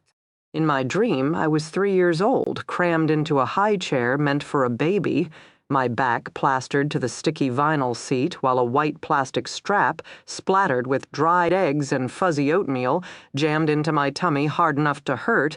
I wanted out, I whimpered, whined, fussed, and fidgeted. If I could just get my quick little hands on the buckles, I could escape. But I'd done that before. I had a memory of getting out, so she'd changed the straps, and now the buckles were in the back of the sticky seat, and I was trapped and uncomfortable. And even though I was hungry, I didn't want to be there anymore. My mother had a light bulb in her hand. She'd taken it from the chipped white lamp in the family room, unscrewed it while singing softly to herself, sugar and spice and everything nice. That's what little girls are made of. My mother placed the light bulb in a blue plastic bowl, picked up a large metal spoon, and slammed down hard. A faint tinkling sound. The older me, the real me, and not the trapped 3-year-old version of me understood. The sound was the light bulb shattering. The 3-year-old trapped me simply watched with big blue eyes as my mother ground the light bulb, all the while singing, singing, singing. Then she looked up at me and smiled. Next to the bowl was a jar of peanut butter. Now my mother unscrewed the lid. Now she scooped out a big spoonful. Now she placed the peanut butter in the blue plastic bowl with the shattered light bulb and stirred. Sugar and spice and everything nice, my mother declared. That's what little girls are made of. She crossed to the high chair. She placed the bowl on the too tight white tray, plopped it down on a piece of congealed egg. I could hear the squishy popping sound of yolk smooshing against the bowl. My mother was dressed up. She had gloss on her lips, color on her cheeks. Her brown hair was freshly washed. She'd taken the time to brush it until it fell long and shiny halfway down her back, a waterfall of shimmering brown-red silk. I wanted to touch that hair, hold it in my fist, feel this softer, shinier version of my mother. My mother looked pretty. It both fascinated and terrified me. Sugar and spice and everything nice. My mother sing-songed. Oh, but Charlie, honey, nice girls finish last. You don't want to be last. The world wants brave little girls, tough little girls, sugar and spice and broken glass. That's what little girls should be made of. She scooped up the first spoonful of peanut butter. Here comes the airplane. Come on, Charlie. Be a good girl for your mommy. Open up. Here comes the airplane into the hangar. Vroom, vroom, vroom. Later, I vomited blood. We went to the emergency room. The nurses rushed me in, fussed all over me. I was poked, prodded. The doctor flashed a light in my eyes. I held my stomach and whimpered. But I didn't cry. Good girls were brave. Good girls were tough. Pain, racking cramps, eye-rolling diarrhea, my face bursting with sweat. But I promise, no tears rolling down my cheeks. I just don't know what to do, my pretty shiny mommy was telling the doctor. I turned my back for only a moment, and next thing I knew she was eating a light bulb. I mean, really, doctor, what kind of child eats a light bulb? Good girls are brave, good girls are tough. It's just so hard sometimes being a single mom. I mean, I'd just popped into the kitchen to make her favorite peanut butter sandwich, and well, I was doing laundry and trying to pick up all the toys in the family room and clean the bathroom. And yes, a light bulb had burned out, so I'd gotten one down to replace it, but I never thought for a second, never imagined. I'm sorry. I'm sorry. I don't mean to cry. I just haven't slept in so long. You have no idea how active she is and impulsive, and now this, and we don't have insurance, and I'm sorry, can I just sit down for a minute? Good girls are brave. Good girls are tough. The doctor patted my mother's shoulder. The doctor told my mother everything would be all right. The doctor told my mother she was doing the best she could, and he understood completely. I rolled over, held my stomach, and vomited more blood. Wanted to talk, wanted to find my voice, but my tongue was swollen, and my cheeks hurt, and my throat burned. Another nurse standing beside me, wiping my mouth with a cool cloth, touching my forehead with gentle fingers. I stared at her. Dark eyes, dark hair. Kind face, speak, I wanted to. I tried to open my mouth. Could feel the urgency of it, the desperate need to, had to speak, not about the light bulb, not about the peanut butter, something else I had to say. If I could just say, good girls are brave, good girls are tough, I opened my mouth. The nurse turned away across the room as if sensing my intent. My mother glanced over the doctor's shoulder, met my gaze, and triumphantly smiled. I woke up in the blind, darkened room of my Cambridge rental. Pulse pounding. Damp, gray tank top glued to my sweat-plastered skin. Words were still on the tip of my tongue. The words I never got to say back then. The words it took me years to slowly but surely remember. Babies crying. That's what I'd wanted to say, what I'd felt a desperate urge to tell the doctor, the nurse, someone, except in theory I didn't remember a baby. In theory, my mother only had me babies crying down the hall, I thought now. And for a second I could almost taste a name, feel it like a scent in the air, a ghost of a memory. A baby girl down the hall, crying. I squeezed my eyes shut, pressed the heels of my hands into my eye sockets as if that might help. To remember? To forget? I never knew all these years later, I never knew. My mother hurt me, I knew that she was not well. So sick, in fact, that after that last incident, she was sent away permanently. A mental institute, I guess, because that's where sick people generally went, and jail would have involved a trial, and that I would have remembered. My mother went away. That's what Aunt Nancy told me the first day in the hospital, and I never brought it up again. Mentioning my mother's name risked summoning the demon, so I never asked, and Aunt Nancy never told. Something bad had happened worse than usual, and I knew what it was. Deep down inside, I understood that I knew everything. That, in fact, I remembered everything. But I didn't want to remember what I remembered, so I didn't, by a conscious or subconscious act of will, I took the past, boxed it up, and put it away, never to be seen again. Maybe not the best coping strategy, and not without consequences. Turns out when you wall off pieces of your mind, you can't control everything that disappears. To this day, I have haphazard recall at best. Time escapes me, days, weeks, entire conversations with best friends, the vital last lecture that happened right before the final exam. Jackie and Randy used to tease me I'd forget my own head if it wasn't attached to my shoulders. I'd laugh with them, but often self-consciously. Jackie had really called me on the phone last night. We'd talked for 2 hours, and I'd forgotten all of it. Randy had told me all about her first date with local heartthrob Tom Eastman, and I couldn't recall a single detail. Small glitches in the operating system, I'd tell myself. I mean, given the amount of resources I'd dedicated to wiping 8 entire years from my general consciousness, some errors were bound to occur. Besides, no matter how much I screwed up, forgot, genuinely overlooked, those occasions were still better than the few times I started to remember. Recall was most likely to happen when my anxiety spiked. Then the past would leak out in my dreams, snippets from an old movie reel where once upon a time a thin, crazy mother lived in a tiny, dirty house with her thin, lonely daughter, and the mother fed her daughter shattered glass and slammed her fingers in kitchen drawers and pushed her down steep flights of stairs because little girls needed to be brave and tough. Until one day the little girl grew to be so brave, so tough, that she won the war that I felt in my bones. My mother did something, but I won the war, and I didn't ask about my mother anymore, Because in my heart of all hearts, I understood that answer might tell me everything I still wasn't prepared to know. Babies crying, girls stuffed, bare, white ruffles, pink polka dots, sugar and spice and everything nice, don't remember, block it out, shove it away. Nothing good can come from the past, especially a past like mine.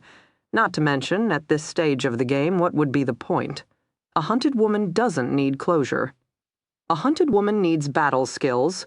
I stood abruptly, glanced at the clock in my shadowed room, and calculated the time remaining until 8 p.m., January 21, 0 hour, when my own killer would finally come calling, 78 hours to go. I put on my workout clothes, grabbed Tulip's leash, and prepared to run. My father lives in Boston. Only argument Aunt Nancy and I ever had was about him, so again, another topic rarely broached and even less frequently considered. But yes, I have a father, rich guy, on his fifth, sixth wife, last I heard. I have siblings, too, half-siblings, I guess. I've never met any of them, and I have no illusions my father is any more of a parent to them than he is to me. My dad has a sperm donor approach to fatherhood. Meet a young, pretty girl, knock her up. If she's young enough, pretty enough, surgically enhanced enough, maybe marry her, too. Until, of course, the next young, pretty thing comes along, in which case, hey, he's a guy, he can't help himself. I guess he met my mother while on vacation at the grand old Mount Washington Hotel in Bretton Woods. She was 17 and working as a housekeeper. He was 30 and looking for entertainment, according to Aunt Nancy. My mother told him she was pregnant. He didn't marry her but sent money. Sperm donor, check writer, a hell of a guy.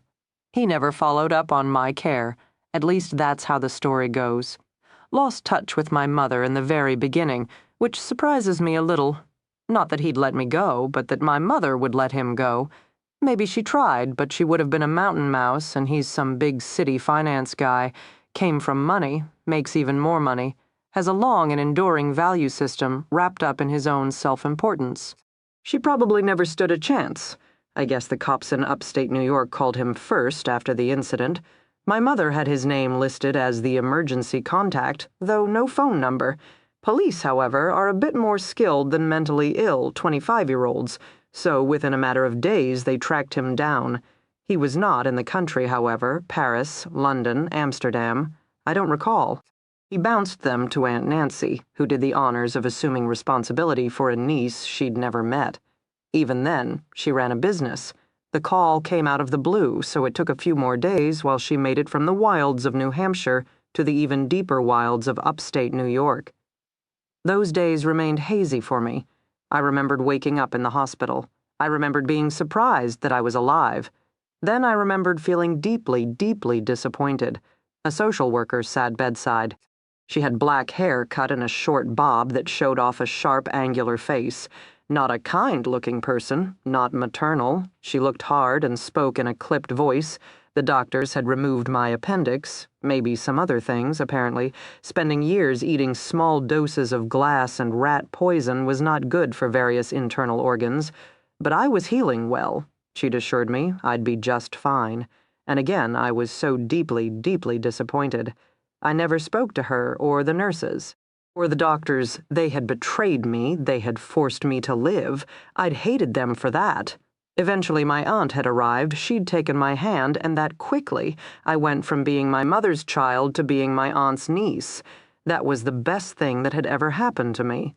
Aunt Nancy was my mother's older sister by 6 years. She had silver gray hair cut Brillo short. Premature gray hair ran in the family, I was told, like blue eyes and strong jawlines. But the gray color suited my aunt, brought out her steel blue eyes, her high cheekbones. My aunt could care less. If my mother was obsessed with male attention, then my aunt was equally obsessed with keeping men at arm's length. When their parents died in an auto accident in New Hampshire, you'll notice lots of signs advising you to break from moose. You really should. My aunt took over the parenting role. My mom was a wild one even back then. And my aunt was the responsible one, even back then. Needless to say, their relationship was strained even before my mom got knocked up by a wealthy Boston financier. They went their separate ways until one day the phone rang and my aunt learned about an incident, a niece, and yet one more unexpected life change. Like any kid, I never appreciated my aunt until one night my own phone rang with news of an incident, a tragedy, an unexpected loss. And I turned to my aunt for guidance because, given a choice between being my mother's daughter and being my aunt's niece, I'd take niecedom any day of the week. My aunt is brave. My aunt is tough. Fuck chewing shattered glass. Run a bed and breakfast with little help and no health insurance in the mountains of New Hampshire, where in January the daily temperature will start at -20 and most of your Boston guests will have forgotten to pack hats, scarves, and gloves and will consider it all your fault. I thought of my aunt now as Tulip and I slowed at an intersection, waited for the light to change, then sprinted through the crosswalk. I thought she deserved better than yet another life-changing phone call on January 21st. I thought, heart pounding from the exertion of my 6-mile run, sweat pouring down my face, dog trotting beside me, gun quickly accessible in my fanny pack, that I was glad my aunt couldn't see me now. Because she'd have taken one look at me and understood that even if I was winning the battle, I'd lost the war.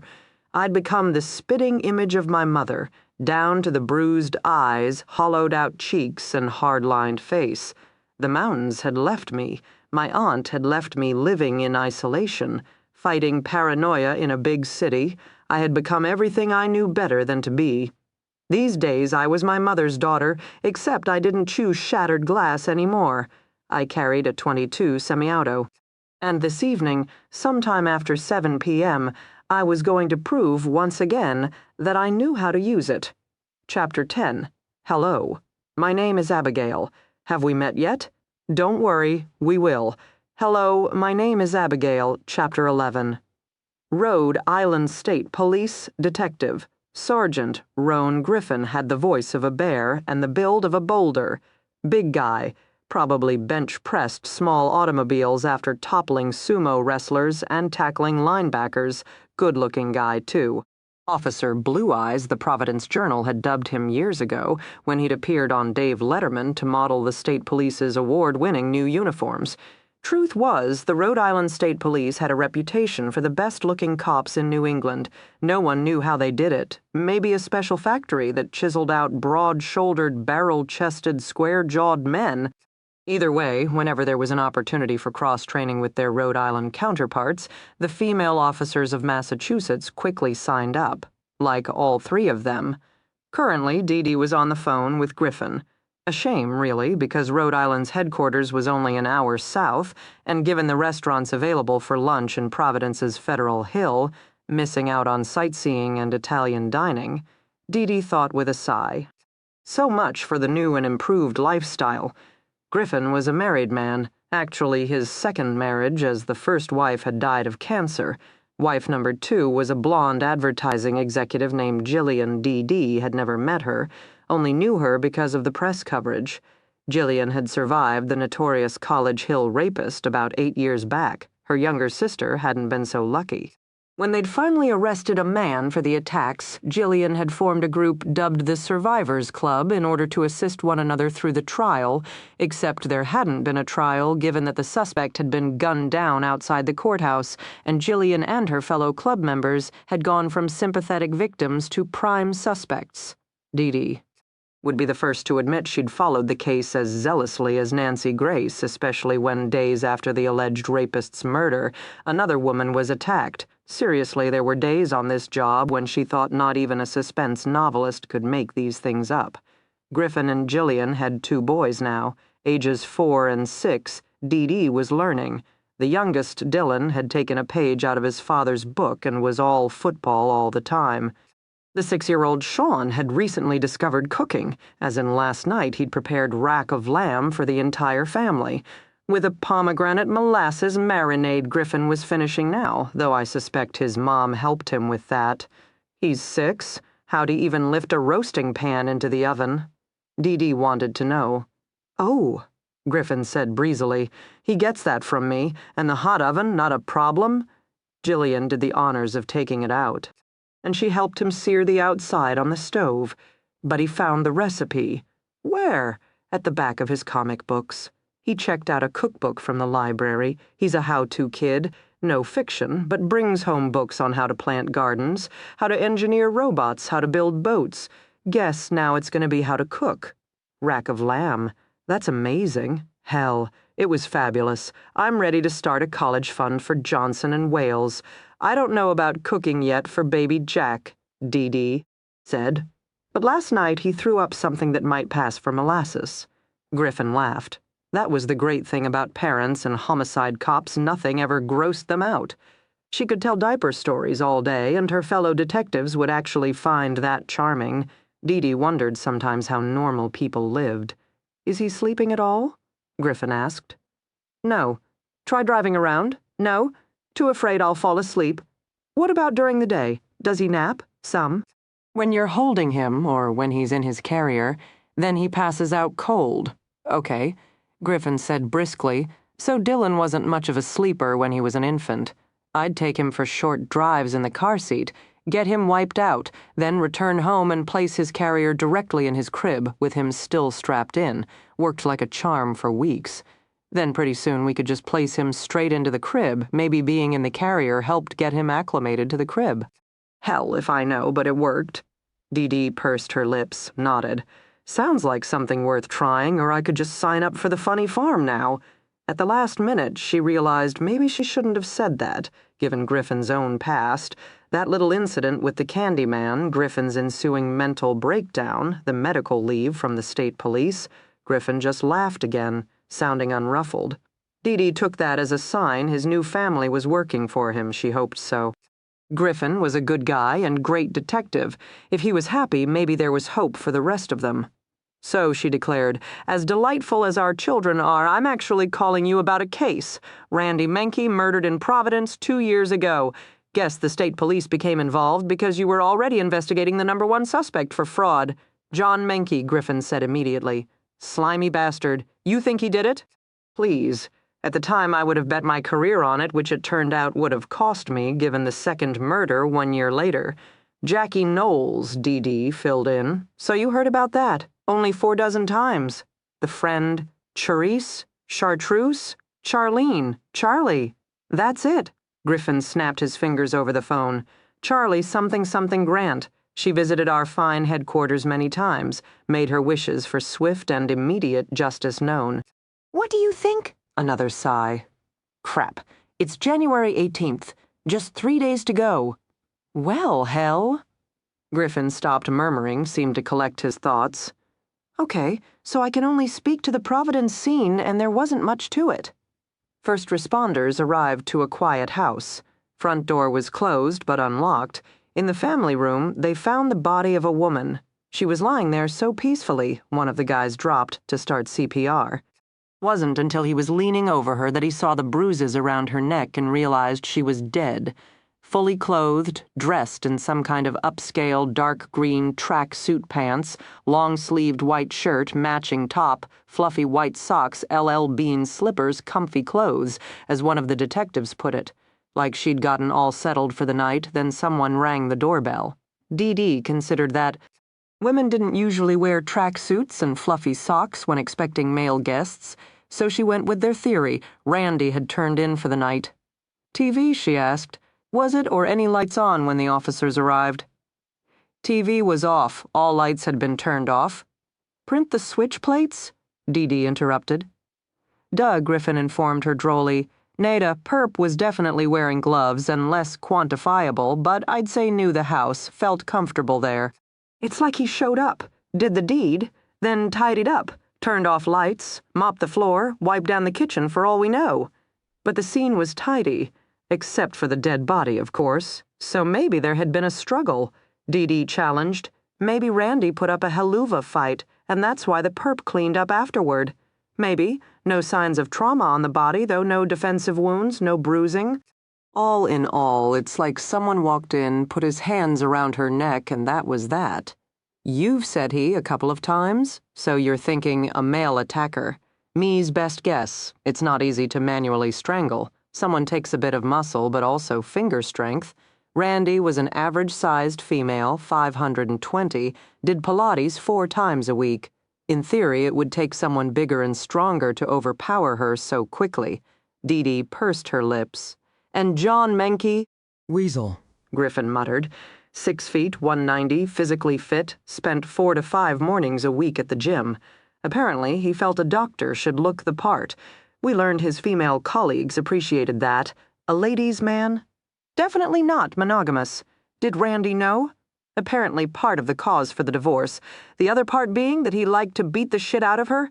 Document it? Dee Dee asked sharply. Oh, yeah. To give Randy some credit, she did her homework before leaving the bastard.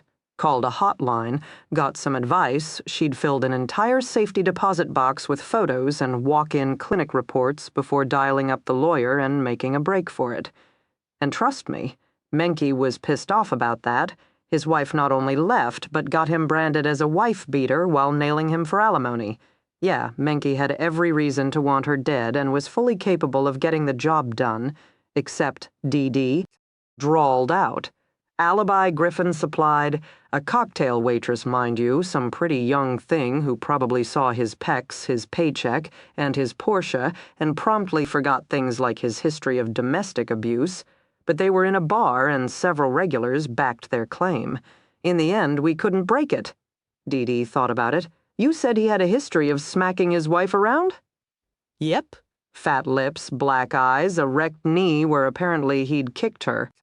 Sounds like a guy who had trouble managing his temper. Yep. But the homicide scene.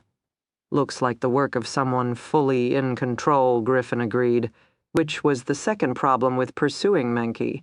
On the one hand, it just felt right to nail him for something. On the other hand, this something didn't feel like his kind of something. He would have trashed the place. Not to mention, according to our criminologist, wife-beaters who become wife-killers almost always disfigure their spouses, shoot them in the face, stab them 6 times. It's a personal, frenzied, dehumanizing attack. This was cold-blooded, more akin to murder for hire, which became our next theory. Ooh, Dee Dee's eyes widened. Menke paid someone to take down his too-good-for-her own good ex-wife. Yeah, my theory. Real winner at the time, and maybe still the best theory. But we could never find a money trail now.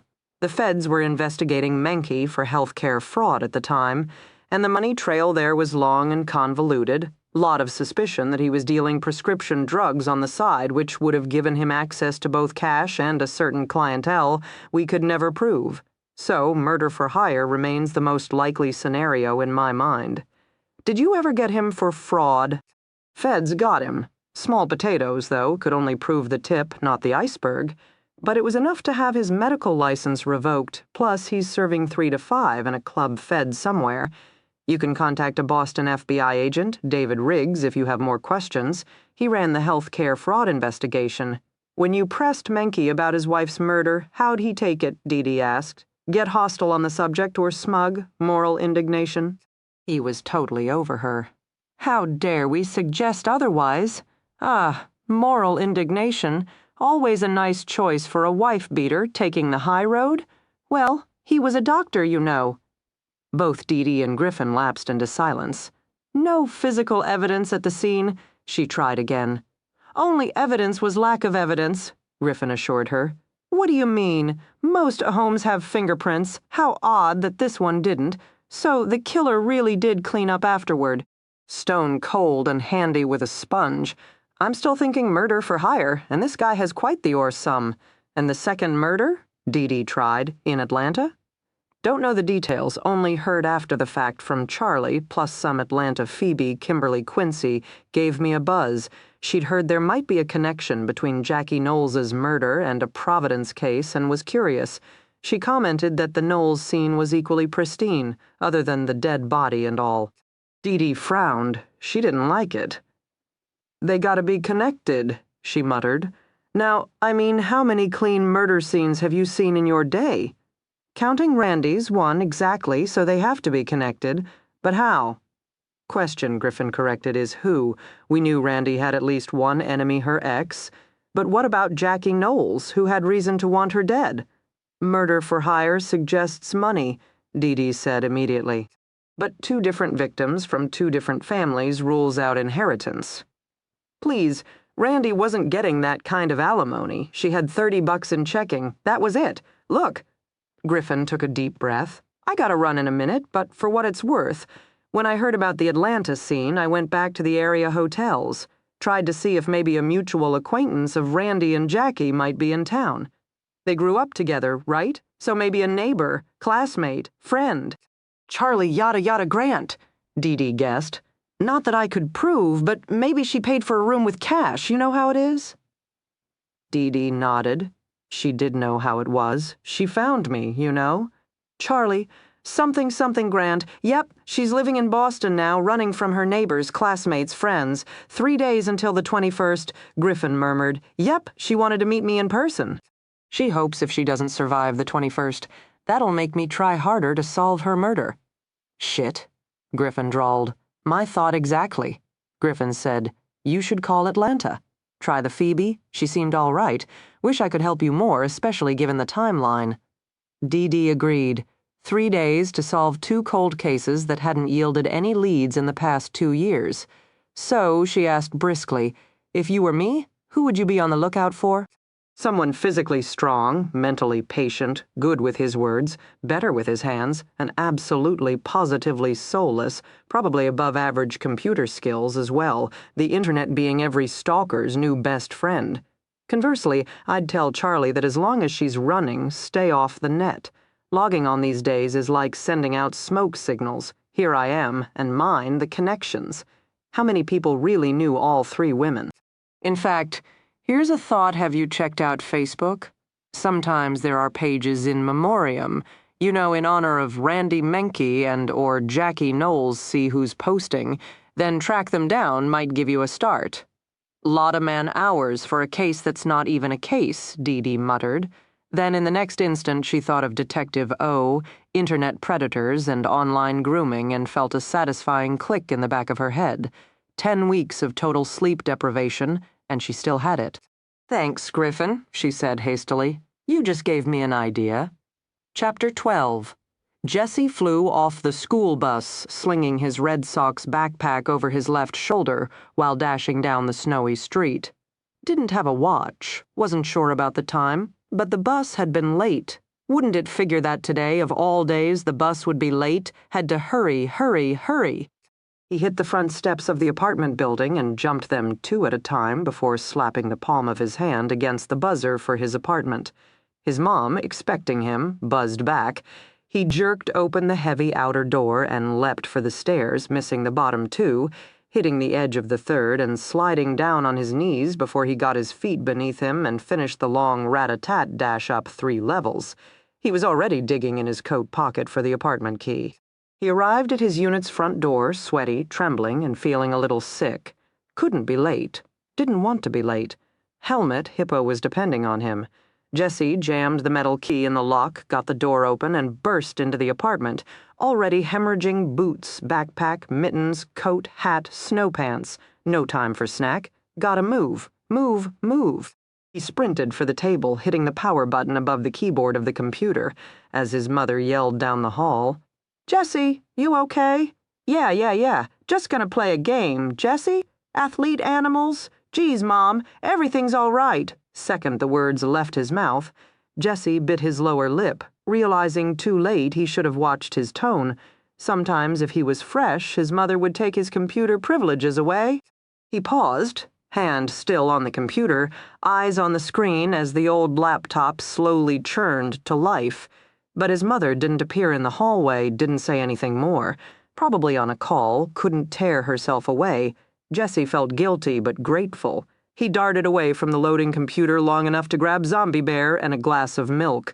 The stove clock told him it was 3:42 p.m. Yep, he was late. Very late. He flew back to the table, sloshing some of the milk over the rim of the glass, then had to run back to the kitchen for a napkin, and by the time he returned and cleaned up the mess, his heart was really going thump, thump, thump, and he didn't feel well again. He was hot, like shaky and trembly, and he wanted to cry, but he didn't know why.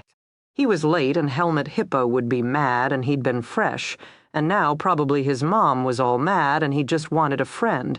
He just wanted everything to be okay and for someone to like him, and for his mom to not have to work so hard, and for their downstairs neighbor, Mrs. Flowers, not to bang on the floor all the time when he was trying to use quiet feet, but still wasn't so quiet. Jesse plopped down in front of the computer, entered the Athlete Animals website, and did his best not to weep. He knew he was late. He still didn't want to blubber like a big baby. Homer and Bear had mail.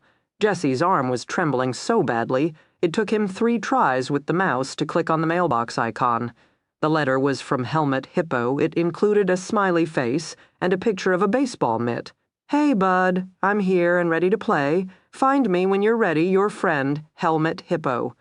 Then Jesse did cry, giant tears of relief.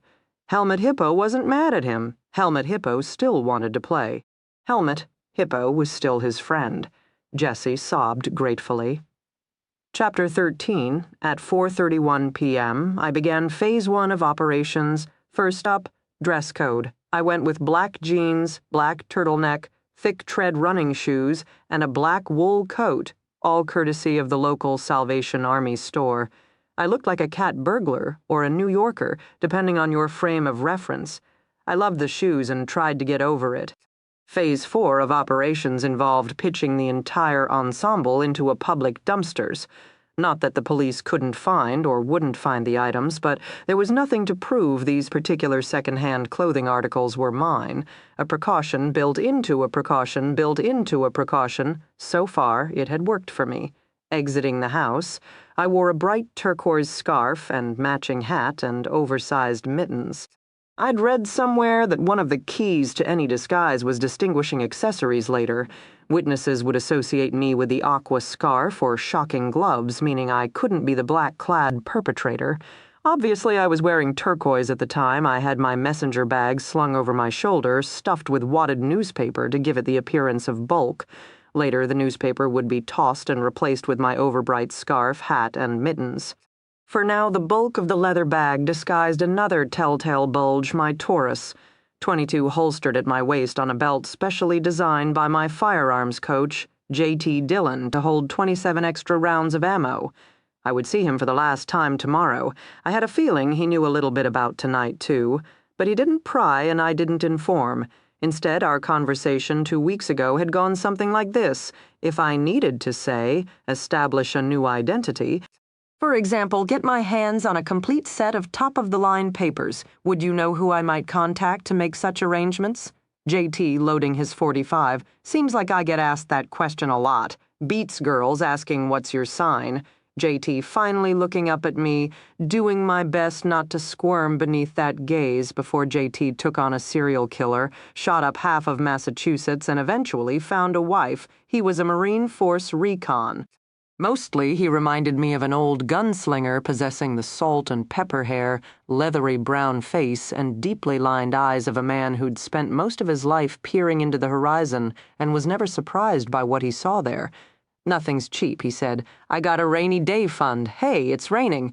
My wife likes you," he said, as if that settled the matter for him. Maybe it did. I'd met his wife only once before. She'd studied me for half a second, then walked over and wrapped me into a tight embrace. I got the feeling Tess was as tough as her husband, and that if I ever took them up on their offer of dinner, we'd have a lot to say. JT provided a name. Told me to wait 24 hours so he could vouch for me. He must have, because when I made the call 2 days later, the crisp-voiced woman on the other end seemed to be expecting me. She asked questions. I provided answers. And 3 days ago, for the bargain basement price of $1,000, I picked up 3 sets of brand-new top-of-the-line fake papers, 3 birth certificates, 3 social security cards, 1 driver's license. Everything a terrified woman might need to stay on the run for the rest of her life. I wasn't sure I could imagine that, to tell you the truth. It's funny, but boxing and shooting and running had awakened something inside me. Turns out I had a violent streak. It had only taken me 28 years to figure that out, but these days I was doing my best to make up for lost time exiting the back door of my landlord's house. I was grateful to come around and discover the front porch clear. No sign of Tulip. Tonight was a solo mission for sure.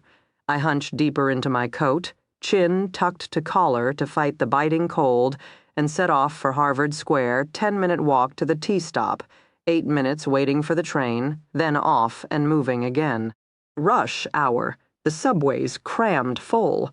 I stood in the middle, just another nameless commuter, hand gripping the metal support pole, legs swaying in rhythm with the rail cars, inhaling the subterranean scents of sweat and urine and wet wool coats. I hummed softly under my breath, my only concession to my growing nervousness. 75 hours left to live. What would you do? Ski was pitch black when I returned to Upper Earth, pushing my way through the creaky turnstile, hiking up the steps to another darker, quieter section of Boston. Street lamps did their best to combat the relentless winter night, but they'd been positioned too far apart, casting the icy sidewalk into large enough pools of shadow to make a lone female think twice. I shed the turquoise scarf, hat, and mittens, shoving all deep into my pack. Then I flipped my messenger bag backwards, pouch bouncing against my rear. No need to disguise my hip holster anymore in this neighborhood. Everyone was probably packing, and blending in was my best shot at survival. Turned out even snow was ugly in housing projects. The mountains where I used to live, Harvard Square, where I now lived, blanketed in yards of white, fluffy Norman Rockwell snow. Not here, in this section of town, snow became just another form of litter. Gray, sandy, riddled with yellow pools of dog piss and bristling with discarded straws, big gulp lids, cigarette butts. You didn't look at this kind of snow and think of Christmas lights, cheerful hearth fires, or mugs of hot cocoa.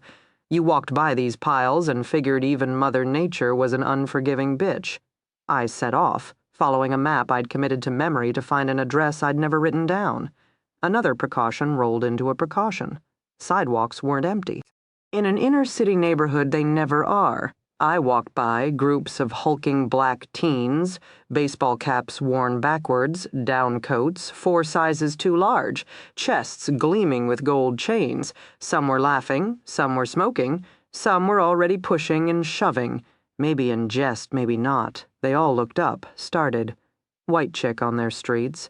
I smiled at them, I put my finger to my lips. I exhaled softly, shh. And just like that, they quieted, stepped away.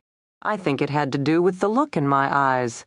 One each of them recognized, most likely contemplated every single morning when standing in front of his mirror. You want to know what it feels like to having nothing left to lose? Liberating, intoxicating, dangerous. 6:02 p.m. I acquired my target, 74 hours left to live. What would you do? Tomika met me in the foyer. She had the kids bundled up so thickly, only their eyes, brilliant white, appeared against their dark faces. Michael, the older boy, had a red backpack. Micah, the 4-year-old girl, clutched a blanket and a teddy bear. Tomika carried the rest, 2 black duffel bags slung over each shoulder. 8 years of marriage, 26 years of living, condensed into 2 mid-sized travel bags. I faltered. My foot coming over the threshold missed. I stumbled. Caught myself in the doorway. Then I did something curious even for me. I exhaled so I could watch my breath form a misty trail in the ice-cold night. That satisfied me, made me feel that the scene was exactly right. "Has he called?" I asked softly. 5 minutes ago. I glanced at my watch, set a mental deadline. "Let's go." I held out my arm, and it seemed the most natural thing in the world for 9-year-old Michael to loop his hand through it.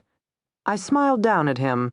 He gazed solemn-eyed back up at me, and again, the scene felt right. Tomika had called dispatch for the first time. 6 months ago, usual story, drunk, angry husband tearing up the place, usual results. Police showed up, talked her husband down, she refused to press charges. But 6 weeks ago, Michael called the hotline. Their mother had gone out, leaving him and his little sister alone with their father. Now they were huddled in the closet, trying not to be seen or heard because other men were over and had gotten to arguing, and one had pulled a gun, and Michael had grabbed his little sister and jammed them both into the back of their parents' closet, and he didn't know what else to do. I did what comm officers do. I asked questions, I got answers, I dispatched several officers to the scene, and I kept Michael on the line. 45 minutes that call lasted. We sang silly songs, exchanged knock-knock jokes. Michael and Micah even taught me some ghetto slang to improve my street cred. By the time the first of my officers had arrived, the men were gone, and Stan grew pissed off at having a patrolman on his doorstep. Officer Makareth Tom had been on duty that night. He'd done good. Never mentioned Michael or Micah, two frightened kids huddled with a phone in the closet. Just said he'd responded to reports of an argument in the neighborhood. Had Stan seen or heard anything? After that, Michael started calling more often, sometimes just to talk, because nights were long in his house, and who cared about monsters under the bed when the real thing was passed out drunk on the family room sofa? He worried about his mom. He was terrified for his sister. After the last recorded call, 3 weeks ago, social services had paid the family a visit. As Michael explained to me days later, Stan rounded up the family and sat them before the caseworker. They were to answer all questions openly and honestly, while Stan stood there and glared at them. The moment the social worker left, Stan got out a hammer. He broke all of Tamika's fingers, then 4 of Michael's, then 2 of little Micah's. No one, he informed them, would be dialing the phone ever again, or next time he wouldn't be getting out a hammer. He'd get out an axe.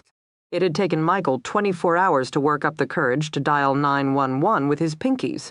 Then he'd had to wait another 2 days for it to be my turn on graveyard shift. If anyone ever listened to that recorded call, it would sound like a little boy playing with the phone, looking for his mother's number.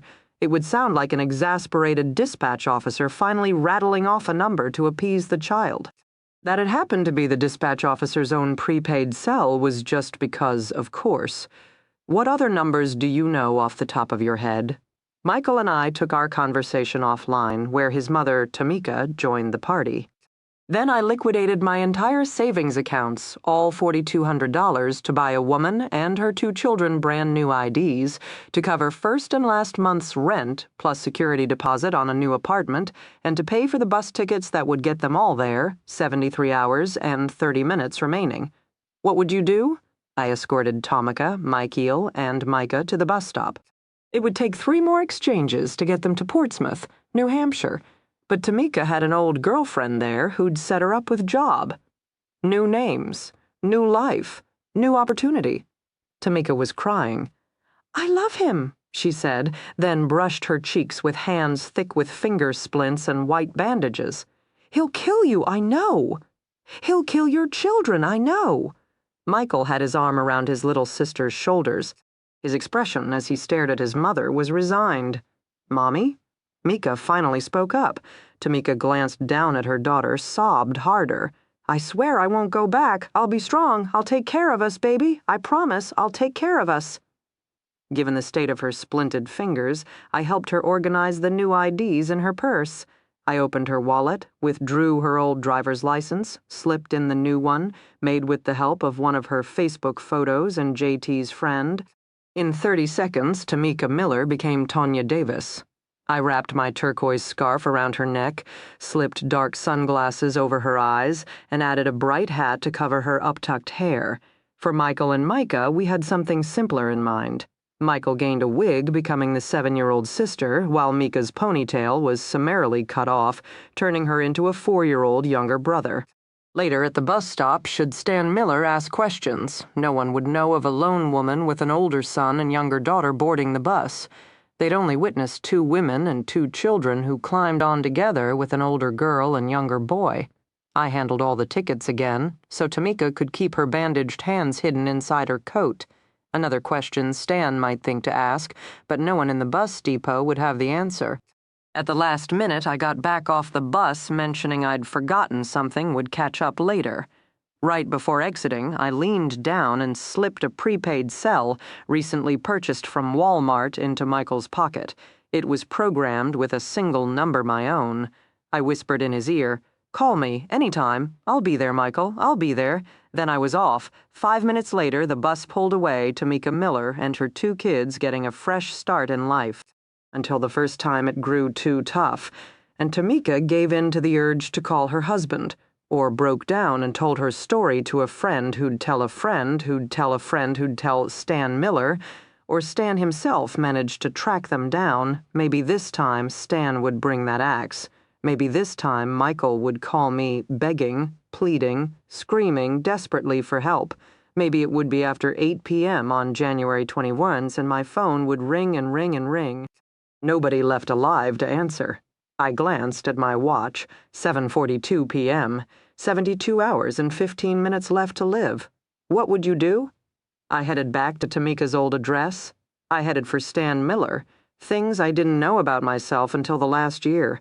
I am, or used to be, deeply, deeply terrified of fighting back.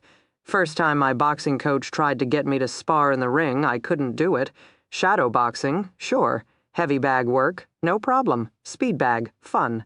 But to hit someone, actually pull back my arm, then snap my fist forward, rolling my shoulder, rotating at the waist, stepping into the full velocity of the punch, committing to my opponent's gut, kidney, chin, nose, right eye. Couldn't do it.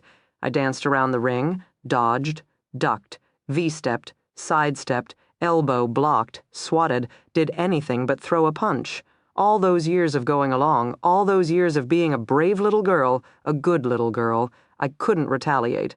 My mother had trained me too well. At the end of the 6th session, in sheer frustration, my boxing coach, Dick, a retired 3-time world champion, nailed me in the eye. It hurt. My cheekbone exploded. My eye welled with tears. I recoiled, stared at him incredulously, as if I couldn't believe he'd done such a thing. He jabbed me in the other eye, then the gut, the shoulder, the chin. My coach started wailing on me, and I took it. I hunched over, fists in front of my face, elbows glued to my rib cage, and let him beat me. Brave little girl, good little girl, making my mother proud. Dick gave up first, walked away in disgust, muttering at me for not fighting, muttering at himself for beating up a defenseless girl, and that did it. I finally registered my own pain. I finally heard someone calling me a defenseless girl, and I lost it. I attacked my 55-year-old gristle-haired, battle-scarred boxing coach, and I tried to kill him. I threw jabs, right hooks, uppercuts, left hooks, solid punches, endless kidney shots. I chased him around the ring, corner to corner, and I discovered inside myself something I'd never known was their rage, pure, unadulterated rage. And not the good old, I'm 28 years old and I'm finally pissed off at my mother rage because I'd taken it, because I was a good girl and a brave girl and I went along. So help me, God, I went along and I went along, and I was never going along again. At the end of the session, my coach had one black eye and one swollen nose. I had 2 black eyes and bruised ribs, and we were both exultant. That's it, he told me again and again, dripping blood all over the boxing ring. I knew you could do it. I knew it. I knew it. I knew it. Now that's boxing, Charlie. That's committing to the punch. Turns out, I didn't want to be Tamika Miller running from shadows, constantly looking over her shoulder. I wanted it to be January 21. I wanted to open that door. I wanted to look my killer in the eye, and I wanted to beat the shit out of him before plugging 3 to the chest. 1 for Randy, 1 for Jackie, and 1 for me. I'd been a good girl once. Now I didn't plan on being a good girl ever again. I arrived back at Tamika's apartment in the tenement housing unit at 8:26 p.m. I'd been told Stan's shift as a security officer ended at 7. Usually he had half a dozen drinks with the boys, then came home to terrorize his waiting family around 9. Big guy, 6'2", 280 pounds, not fit. His security job involved sitting in a booth, checking ID at a major manufacturing plant. Basically, he made $12 an hour to sit around and look intimidating, which must have pissed him off because then he returned home and threw his weight around. According to Tamika, he was often packing and seemed to have an endless supply of firearms where they came from. She didn't know, and she didn't ask. But he and his buddies liked to shoot beer cans off the rear fire escape at nights, and none of them had problems producing a weapon. So I had roughly 30 minutes to prepare for a mountain of man who might or might not be packing multiple firearms. My palms were sweating. My heart beat too hard in my chest. I worked on breaking down my plan into short, manageable steps. First, quick buzz through the apartment, removing light bulbs. Darkness was my friend. Surprise. My best advantage. The instant Stan opened the door, he'd be backlit by the hall, a clear target. Best moment of opportunity would be those first 2 seconds when he was caught unaware and completely haloed, while I'd be nothing but a faint shadow in the dark recesses of the living room. My countdown to January 21 would continue. His would not. Next step, Hastily ransacking all kitchen and bedroom drawers, I found a .22 and a tiny little ankle holster gun. I kept the ankle shooter, dropped the .22 in the toilet. Then I discovered Stan's toolkit and went to work. A precaution built into a precaution built into a precaution.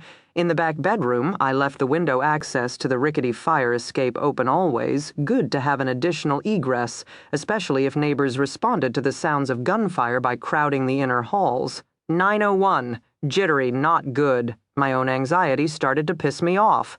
Nerves I'd been training and practicing for a fucking year. What good were nerves to me? So sorry, Mr. Killer of my two best friends, but can we hold off on our confrontation for a minute while I calm myself down? Want a drink? Want a Xanax? Here, take two. Fuck nerves. I was a lean, mean killing machine. God damn it. Footsteps out in the hallway. Heavy and ringing. Thump, thump, thump. My heart rate spiked. My black turtleneck constricted around my throat, and at the last second I had to take my shaking left hand off my Taurus to wipe my sweaty palm on the leg of my jeans. I'd locked the front door. Everyone did in this building. Now I heard the jangle of keys, a rasp of metal teeth engaging the first lock, then the second front door flung open. 280 pounds of Stan Miller loomed in the entryway. "What's for dinner, bitch?" Stan boomed across the darkened apartment. He sounded cavalier, almost like he was in a good mood. So I shot him. I pulled left. Don't ask me how. Don't ask me why, but I fucking pulled my shot left. Door jamb exploded. Stan dropped like a rock and rolled toward the kitchen, screaming. I cursed a blue streak and through my shock and rage realized now I was in for it. Not to mention that if my firearms instructor JT ever heard about this, he'd kill me anyway and spare me the miserable pain of the 21st. What the fuck? What the fuck? What the fuck? Stan was yelling. "Where's Tamika? What'd you do with Tamika?" "Killed her," I called back at him. "That'll teach you not to pay your debts." I was making this up. Precaution built into a precaution, right?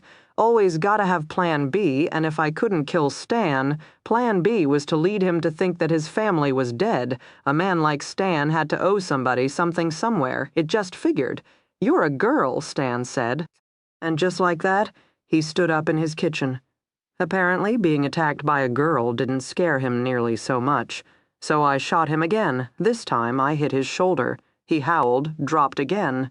I felt better about things, until good old Stan popped back up and fired off 4 rounds in my general direction. This time I dove for cover, cursing myself all over again. First 2 seconds, battles are won or lost in the first 2 seconds. He'd been standing right there, lit up beautifully. 280 pounds of target. How the hell had I missed 280 pounds of target? Damn it. Gonna hurt you, Stan bellowed now. Gonna find you, gonna hurt you with a knife bad. I crawled behind the overstuffed recliner, leading with my gun, and peered out, trying to penetrate the gloom of the kitchen. Couldn't see a thing. Shit. I took a second to get my bearings. Stan seemed to be doing the same, the apartment falling eerily silent.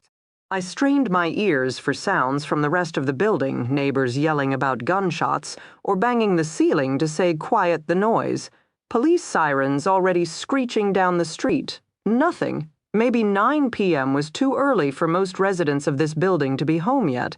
Or maybe in a building where men routinely spent their evenings shooting beer cans off the fire escape, nobody noticed gunfire anymore. I did. My ears were ringing, my heart pounding, my hands a shaking mess of adrenaline and fear. Even my stomach felt funny, hollowed out, queasy and butterfly-y, shock, probably terror, rage. I tried homing in on the rage. Fear would get me killed. Anger was the only hope I had left. "Who are you?" Stan boomed again. "I don't know nobody, nothing, so who the fuck are you?" I didn't answer, but traced the sound of his voice toward the hall to the left of the kitchen. I could just make him out. His gray sweatshirt a faint glow on the dimly lit floor. He'd shimmied out into open space, probably to sneak around on me, but also to keep himself from getting cornered. The tiny kitchenette was no good to either of us, too small and cramped. Family room was better. Rear bedroom with its open window leading to the 5th-story fire escape, best yet. But for me to get to the bedroom, Stan had to get out of the hallway. Fine. I shot him again. For a big guy, Stan moved pretty fast, sprang out of his crouch and leapt through the doorway into the kids' room. Couldn't tell if I'd got him or not and didn't wait to see. I bolted down the short hallway into the back bedroom as he opened fire behind me. Carpet exploded at my feet. Sheetrock rained down from overhead. He was an even worse shot than I was. Course, spending the past few hours in a bar probably didn't help his aim. Thank goodness for me. I took 4 zigzagging steps and staggered into the rear bedroom. Another ringing shot, and I was hurling myself over the windowsill, wincing as I flopped awkwardly onto the metal fire escape. I could feel the rickety deck sway upon impact. Couldn't stop. I'd be trapped on the tiny fenced-in balcony, and he'd come for me like shooting fish in a barrel. I didn't think anymore. I moved crabbing around, trying desperately to find the top rung of the descending metal ladder in the dark. I banged my head against another set of metal rungs. The ones heading up staggered back, and a meaty fist clamped onto my shoulder. Stan thrust his massive head and shoulders through the window and held tight. "Gotcha! Gonna make you hurt, girl. Gonna get my axe. Gonna get my hammer. Gonna get my knife. Gonna make you pay," which was a funny thing for him to say, given that I was the one holding a gun. One small twist, and I had the barrel of my .22 pressed against his temple. Stan stilled, his eyes rounded, his mouth formed the proverbial O, and he sucked in a breath as I dug the barrel of my gun harder against his fat head. Big ol' Stan had made a mistake. He'd grabbed me with his left hand, and given the width of his massive shoulders wedged through the narrow window frame, his right hand, the one holding his own gun, was trapped uselessly in the bedroom. He'd need to release me and bring his left shoulder back inside the apartment in order to get his right arm through again. Battles are won in the first 2 seconds or in the final 2 minutes. The fire escape swayed unsteadily, making me feel as if I were surfing on air. I smiled at Stan. I exhaled and watched my frosty breath mist in the cold night. The scene felt exactly right. Shoot, pull the trigger for Tamika and Michael and Micah. For Stan's hammer and his family's fingers and their long, terrified nights. I wanted to. I needed to. For that little boy in Colorado, whom I still couldn't forget. For all the crying kids, all the terrified women who called 911 except they had problems too big for any dispatch operator or patrol officer to help pull the trigger. Baby, crying down the hall. I could hear her again, so close, so clear. Baby, in my mother's house, crying down the hall. Sugar and spice and everything nice. That's what little girls are made of. Sugar and spice and broken glass, I should have told the nurse. If only I'd told the nurse. Why hadn't I told that nice nurse? Pull the trigger. Pull the fucking trigger. But I couldn't do it. I stared at Stan Miller, peered into the whites of his eyes, pressed my nickel-plated semi-auto deeper and deeper into his temple, and I couldn't do it. My hand shook too badly. I pulled back my arm and pistol whipped him instead. Stan howled, let go. Stumbled back through the window, I bolted down the ancient fire escape, rusty metal rungs shaking, whole structure swaying from my rat-a-tat impact as I half slid, half jumped from metal decking down to metal decking, desperate to hit the street 5 stories below. Stan was gonna get his right arm out now, Stan was gonna hunt me down, and Stan would shoot a woman in cold blood. I felt the fire escape groan again, heard more than saw. Stan squirm and heave and twist his considerable homicidal bulk onto the narrow 5th-story decking. Faster, faster. Not much time now. Gotta move, move, move as the fire escape heaved, sighed, gave an ominous creak. "Gonna get you, girl," Stan bellowed from above. "Big Stan gonna run you down? What'd you do to my family? Where's my Tamika? Tell me now, girl. Talk or I'll shoot out your damn bitch brains." The first metal bolt attaching the 5th-story decking to the crumbling brick building went ping, then the second, third, fourth. "Go, go, go," I urged myself. "No time to lose, Jack," racing the giant down the beanstalk. "Run!" The whole fire escape swayed above me, making the sharp corner 2 flights below. I knew the moment Stan figured out what was happening because he dropped his gun. It went sailing by me, just missing my head. Stan didn't need his pistol anymore. He'd grabbed for the railing instead. Except that wouldn't help him any. I knew because I was the one who'd ratcheted loose all the bolts attaching the rickety fifth-story fire escape to the ancient bricks of the dilapidated building. A precaution built into a precaution built into a precaution. I'm only 105 pounds too small to fight a giant like Stan, but lighter and faster to beat him down a collapsing fire escape. The wobbly metal ladder was shaking beneath my feet now. Above me, I heard a terrible screech as the fifth-story decking swung out into midair, then felt it, like a giant chain, start ripping the corresponding layers of decks and ladders from the side of the cheaply constructed housing unit. Ping, ping, Stan screamed. Metal groaned. People inside the building began to yell at the unexpected commotion, while the ladder beneath my own feet suddenly lurched down and away. 1 story above street level wasn't going to make it. I jumped, dropped, and rolled. To the side, away from the collapsing metal structure thundering down and across the street. More screaming, more yelling, more groaning. Stan Miller plunged 5 stories to the frozen pavement below. Then the screaming stopped. Gritty sand and dirty snow ballooned up, settled back down. I staggered to my feet, cleared my eyes, registered a pain in my ankle. Now was not the time. People pouring out. Residents of the unit who'd been immune to gunfire and screaming, but not this. No one, no how had seen anything like this. They gathered on the street, yapping, dialing cell phones, shaking their heads. And then, when they spotted Stan's hulking body skewered on multiple shorn metal rungs, the first woman screeched in horror before several more joined her. I stared at the carnage, the twisted heap of wreckage, the blood pooling on the front of Stan's shirt. Then I ran. I didn't look back, not for the screaming women, not for the growing cries, not for the startled exclamation from the lone kid who spotted my escape. I ran, and I ran, and I ran, my body shaking uncontrollably. Round the block, I paused long enough to grab my messenger bag from beneath a snowy bush. Then I was off and running again. 9:56 p.m., 70 hours left to live. What would you have done? Chapter 14. Baby Jack was crying again. He was not a happy camper, and he wanted everyone to feel his pain. He gets that from me, Dee Dee said. It was 9 p.m. Jack had been crying off and on ever since she picked him up from daycare, where apparently he'd spent a very fussy day. No temperature, no spitting up, but he scrunched his face and fisted his hands and churned his legs as if he were jogging a marathon.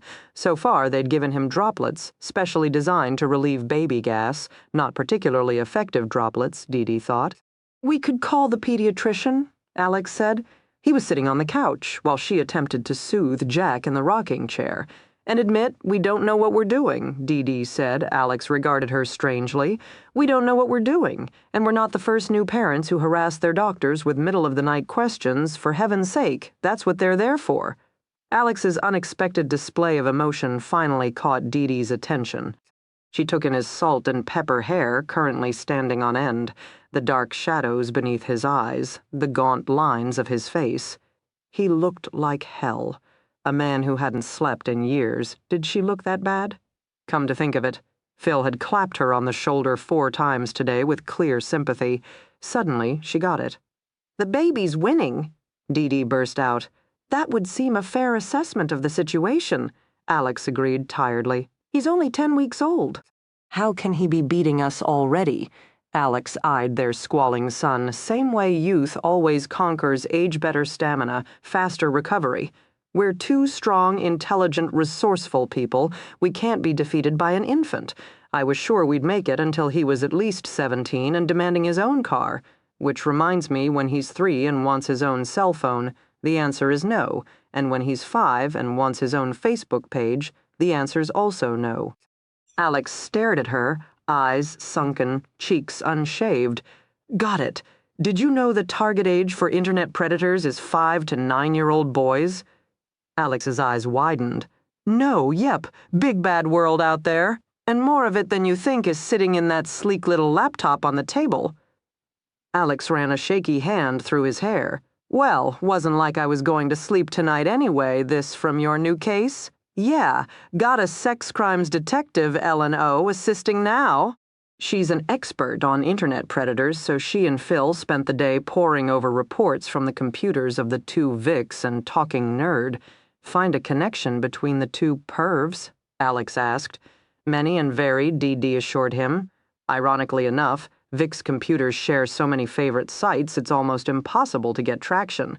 It's not a matter of did they run across each other online, but on how many different websites, user groups, and chat rooms. It's gonna take a bit. Is Neil still going through the photos? Sadly for him, yes. He made it through the first of 6 boxes and already looks like The Walking Dead. Gonna need some stress time for sure. I tried talking to him once today, but he's not ready yet. Just gotta get through it, he told me. Dee Dee sighed, thought of her young squadmate with genuine concern, and sighed again. I almost admire his navet. She shifted baby Jack to her other shoulder, resumed rocking. Judging by the whimpering in her ear, Jack didn't like her left shoulder any more than the right. Alex stood up. Want me to take a turn? He gestured to Jack, who churned his feet fussily. Dee Dee rubbed her son's back, hating not being able to soothe him. It felt both wrong and inevitable. Proof that she wasn't maternal enough, just as distant as her own parents, except she didn't feel cold and dismissive. She hated that her baby was upset. Wanted desperately to do the right thing, say the right thing that would comfort him. So far they'd tried burping, swaddling, rocking, singing, pacing, and driving. Nada. The baby was winning, and they were old. Okay, she said reluctantly. Alex crossed to her. What about the ballistics report? He asked, as he transferred Jack from her shoulder to his chest. Got anything to conclusively tie the shooting of Victim 1 to the shooting of Victim 2? Got a note, Dee Dee? Said triumphantly. Left in first victim's pocket, exact same phrase. Everyone has to die sometime, be brave, written in the exact same tightly wound script. Alex was impressed. Jack was not. Maybe we should try going for a drive again, Dee Dee suggested. Not sure either of us is safe behind the wheel. Dee Dee nodded tiredly. Alex was right about that. They were stupid tired, which was why they were talking shop. It was the only topic of conversation that came to them naturally. Ballistics report should arrive tomorrow, she murmured. Before or after your parents' plane lands? Crap. Alex stopped pacing with the baby. Was I not supposed to remind you of that? We should just run away, Dee Dee said. She couldn't deal with this. She was too tired and her baby hated her. There was no way she could handle her mother, too. I could meet them, Alex offered bravely. Pick up Jack from daycare. Do the honors, then. If you get stuck at work, it's not so terrible. You could always meet us later for dinner. Something like that. They'll never forgive me. Yes, they will. You're the mother of their grandson, and when he's not squalling like a howler monkey, he is the cutest, most adorable, most brilliant baby boy ever, aren't you? Alex hefted baby Jack into the air, gave him a little toss, then caught him again. Jack stopped crying. He gazed down at his father. He hiccuped, twice. Heartened, Alex gave him another little toss. Jack landed in his father's arms, hiccuped again, then, with a giant belch, finally relieved the gas cramping his tiny tummy by spewing his entire liquid dinner down his father's chest. Alex stopped moving, held perfectly still. Well, at least he's not crying, Alex said at last. Dee Dee scrambled for towels, wet wipes. You are the best father in the entire world, she assured her sleep-deprived partner. Come, Father's Day, Jack is going to get you not 1 but 2 ties, I swear it, Dee. Dee had just finished getting Jack cleaned up and settled into his carrier when her cell phone rang. She checked the screen, blocked number, which could mean any number of things this late at night out of sheer morbid curiosity.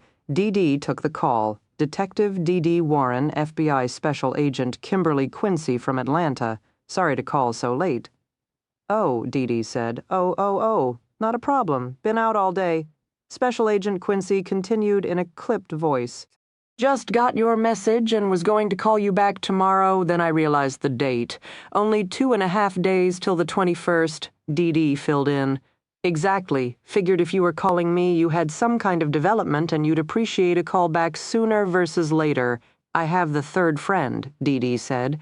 Charlene Rosalind Carter Grant, I believe you know her. You could say that. Well, now I know her too. Like you said, it's nearly the 21st. Charlie's preparing for war. As a backup plan, she'd like me to handle her murder investigation. Huh. With all due respect, Special Agent, I haven't slept in 10 weeks. I was hoping for more than half from the FBI. Big case? The Special Agent asked. New baby, boy or girl? Kimberly's voice warmed up. Boy loud, fussy, cranky, beautiful boy. 2 girls, Kimberly provided. The 7-year-old wants a cell phone. The 4-year-old wants a puppy. Sure you don't want help on the case. I could fly right up. Dee Dee smiled. You're supposed to tell me it gets easier. This is just a phase. Parenting gets better and better every day. Lie to me. I could use a good story right now. Absolutely best days are ahead, and FYI, never leave a 5-year-old alone with a jump rope and her 2-year-old sister, and if your husband works as many nights as mine does, buy the king-sized bed now, because all life forms will be in your room. Hard to fit a king-sized bed in Boston real estate jump rope. Technically, the 2-year-old was only tied up for 10 minutes, then figured out how to wiggle out of the knots. I blame my husband. He's an outdoorsman, so he keeps teaching the girls skills that inevitably result in babysitters never returning. What's your husband do? Max's state cop. Ah, Dee Dee said, connecting the dots. So your daughters are double special agent kids, FBI on the one side, and Georgia Bureau of Investigation on the other. That might be the other explanation, Kimberly agreed. My partner is also a former detective who now teaches courses in crime scene analysis at the police academy. I figure when Jack skins his knee for the first time, he'll fetch placards to mark the scene of the crime first, then grab a Band-Aid. Mac's been taking our eldest, Eliza, to the shooting range with him. He swears her first time out, she clustered 3 to the chest. Apparently. Aiming for center mass is genetic? Your 7-year-old can shoot? It's the South, honey. We like our guns. I like your daughter, Dee Dee assured her. Me too. So what can I tell you about the Jackie Knowles murder? I'm assuming you've read my father's report. Your father's Dee Dee's voice trailed off, then she got it. The consultant, retired FBI agent Pierce Quincy, he's your father? Yep. He's the reason I got involved. Generally speaking, a local homicide doesn't garner FBI attention, but my dad had done the initial analysis of the Rhode Island crime scene. He identified several overlapping variables between the Providence murder and Atlanta homicide, and a predator operating in multiple jurisdictions would be our cup of tea. So you definitely think the murders are related? Hard to believe otherwise, Kimberly said bluntly. Victims knew each other, were murdered exactly 1 year apart by someone using the same M.O. There's a connection, all right. I'll be damned if I know what it is. But there's a connection. What do you think of the third friend, Charlene Yada Yada Grant? Only met her a couple of times, and she wasn't feeling good about the investigators handling her friend's murders on either occasion. She's interacted with my father many more times and much more positively. He likes her, but remains reserved. While she seems to earnestly and passionately care about her friends and has remained a staunch advocate on their behalf, she remains a prime suspect, Dee Dee filled in. Yep. She got an alibi for the Knowles murder. Her aunt claims she was in New Hampshire the evening of the 21st. By midday on the 22nd, when Charlene got the news of Jackie's death from the local police, she flew straight down from Portland, Maine. We have her name on the ticket and can corroborate the Delta flight. All in all, a decent alibi. There's a but in your voice, Dee Dee said. Kimberly sighed. Only lead we've ever had in the case. Jackie's neighbor claims to have seen Jackie return home after 9 p.m. on the 21st, and she wasn't alone. She'd brought home a friend, a female with long brown hair and a petite frame. Like Charlene Grant, Dee Dee mused thoughtfully, who was 1,000 miles away with her aunt. Unfortunately, the neighbor only saw the woman from behind, so not the best ID, but all we got. Crime scene? Dee Dee prodded. Clean, conspicuously clean. Switch plates, wiped off, floorboards mopped, every sofa pillow in place, kind of clean kitchen, entranceway, family room, all spotless. The killer took his or her time, felt comfortable in the home, detail-oriented, thorough, smart. Strong, Dee Dee added. Manual strangulation? So OD. Manual asphyxiation, yes. So strong hands. But I'm less convinced on this subject than the Rhode Island investigators. They took the manual strangulation as proof the perpetrator must be male. Maybe it's living in the South, but I've watched enough little old ladies wring the heads off chickens to be more open-minded.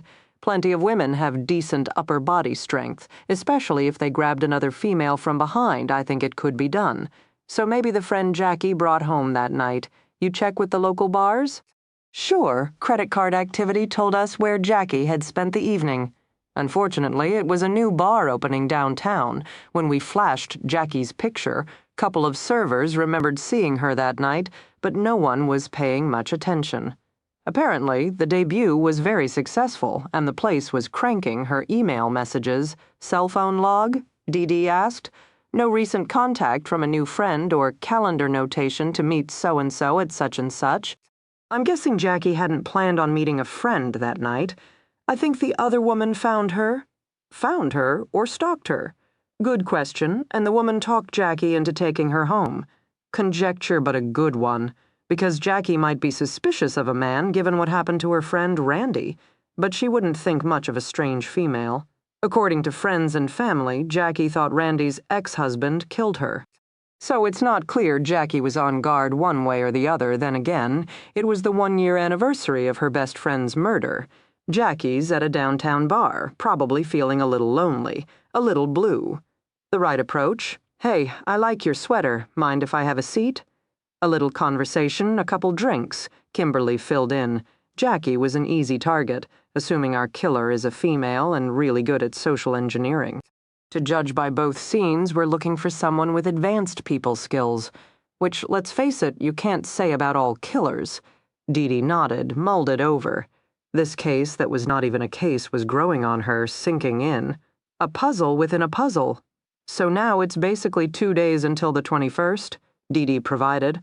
Location has moved to Boston, where we have the final member of the trio, Charlene Rosalind Carter Grant.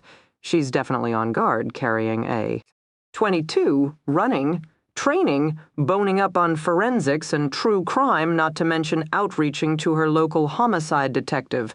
I don't see her bringing home any new friends, male or female, on the 21st. Probably not, Kimberly agreed. So our killer would have to come up with another ruse, Dee Dee murmured, still thinking. What does Charlene want most? Kimberly asked. What do you mean? If you're a killer, if you want to get someone's attention who has every reason to be on guard, you have to offer something so good, so personal, so compelling, that even paranoid Charlene would be willing to throw caution to the wind just to learn more. She wants to know who killed her friends, Dee Dee said. Then maybe the killer has it even easier this time around. She doesn't have to pretend to be anything at all. She can just be herself. Because she is who Charlene wants more than anything in the world. She holds all the answers to Randy and Jackie's last minutes, and if you're someone who has lost people you love to crime, it's very hard to say no to that, even if you know better, the desire, the need to know what happened to your loved ones. That's a very powerful tool. I wouldn't blame Charlie for not walking away. Who'd you lose? Dee Dee asked softly. My mother and sister. And if the murderer called you up tomorrow, he'd have to be dialing from 1-800-RENT a psychic? Kimberly said flatly. And now your 7-year-old can plug 3 to center mass. Yep, sounds good to me. Charlene's preparations are physical, Kimberly stated curtly. Her killer's M.O., however, is psychological, intimate, up close, personal. What good is running a 6-minute mile going to do her when she's the one willingly opening the door? Charlene doesn't need to be tough. She needs to think tough. That'll get her through the 21st. I want to stir the pot, Dee announced. How so? Facebook, social media. I'm working with another detective who's something of an expert. We're thinking of putting together a fake Facebook page with posts commemorating the deaths of both Randy and Jackie. See who responds. Kimberly seemed to consider the matter. What about leaking info? You mean crime scene details? I mean fake crime scene details, maybe a criminology report, something unflattering. No, I take that back, something messy. Our killer likes to be in control, yes? Neat, tidy, thorough. What if you reveal something about the Knowles scene the killer missed, something that's now a possible lead in the investigation? Get the killer feeling defensive, second-guessing him or herself. Get inside his or her head, Dee Dee murmured. Turnabout is fair play. Got an idea for a detail? Kimberly hesitated. I'd ask my father. He knows both scenes. He was a profiler, messing with criminal minds. Hell, he'll love this. Give him a call. Thank you. Not a problem. Keep me posted, especially on the 21st. Will do. Good luck with your growing girls. Good luck with your baby boy. Both women sighed, hung up their phones. Chapter 15. I was late for my graveyard shift. First time ever, couldn't help myself. I'd had to race all the way to the T-stop, then wait for the train to return me to Cambridge, then run another 7 minutes, snotty-nosed and watery-eyed, all the way back to my one-bedroom rental. Mrs. Beals wasn't home, but Tulip was sitting on the front porch. I didn't even stop to think about it. I scooped up the warm, solidly packed body of the dog that was not my dog and buried my face into the sleek folds of her neck.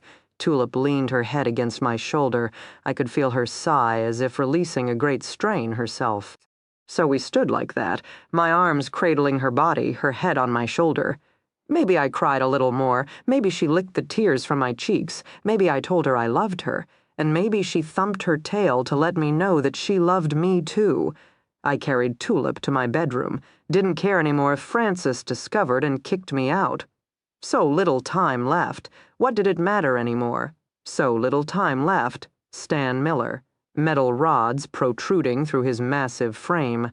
The blood dripping down the corners of his mouth, sightless eyes forever staring at me. I tucked Tulip in my room with a bowl of food, then retreated down the hall for a long hot shower. I scrubbed and scrubbed, shampooed, rinsed, conditioned. Did it all over again? Was it just my imagination, or could I still smell the gunpowder on my fingertips? I searched my naked body for other signs of the evening's activities. Blood, bruising, something. I felt altered on the inside, ergo it made sense the outside should change as well. But nothing. My leather shooting gloves had done their job and protected my boxing-battered hands as I'd careened down the fire escape. My heavy winter wardrobe had done its job and guarded my already battle-scarred skin as I'd dropped and rolled. Even my ankle felt almost fine, a minor twist that had quickly recovered. When I got out of the shower, I cleared the steam from the mirror to confirm what I already knew. I had just killed a man, and I looked absolutely, positively the same as I had before. Charlene Rosalind Carter Grant, meet Charlene Rosalind Carter Grant, loving niece, loyal friend, respected dispatch officer, and stone-cold murderer. I started shaking again, so I returned to the shower, cranking up the water as hot as it would go, but still not beating the chill. 11:14 p.m. Tulip and I caught a taxi to work. Second to last shift. 68 hours, 45 minutes.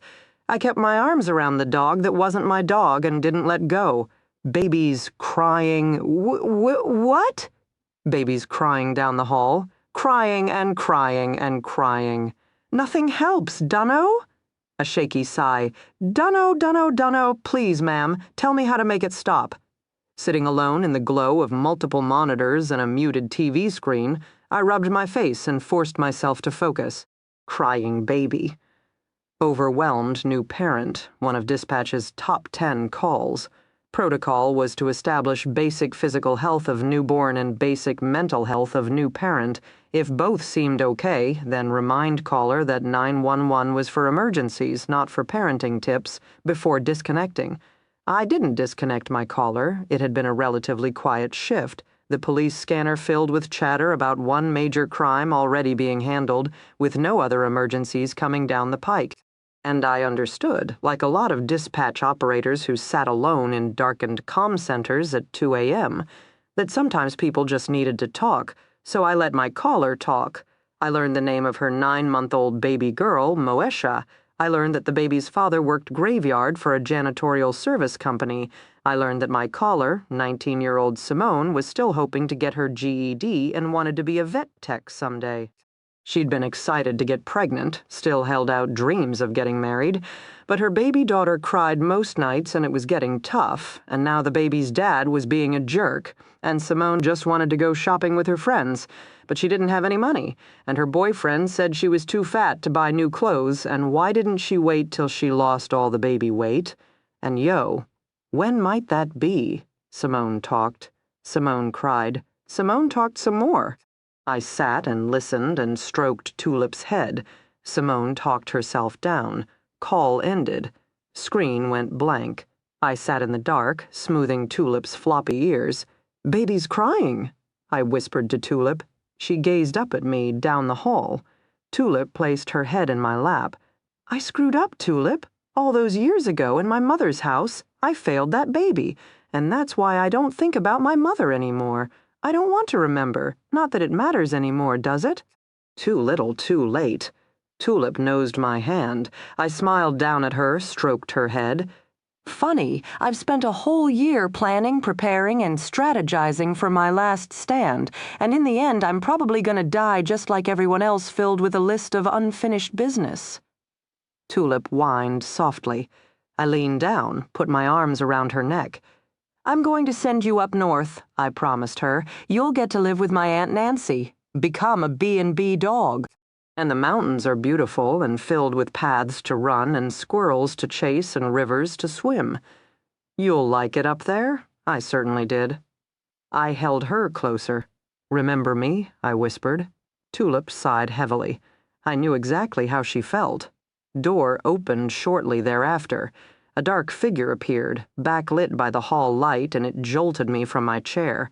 I sprang up into an automatic pugilist stance, while my desk chair flew across the tiny space. Officer Makareth flipped on the light. "You always work in the dark?" he asked gruffly. He was dressed in his uniform duty belt clasped around his waist.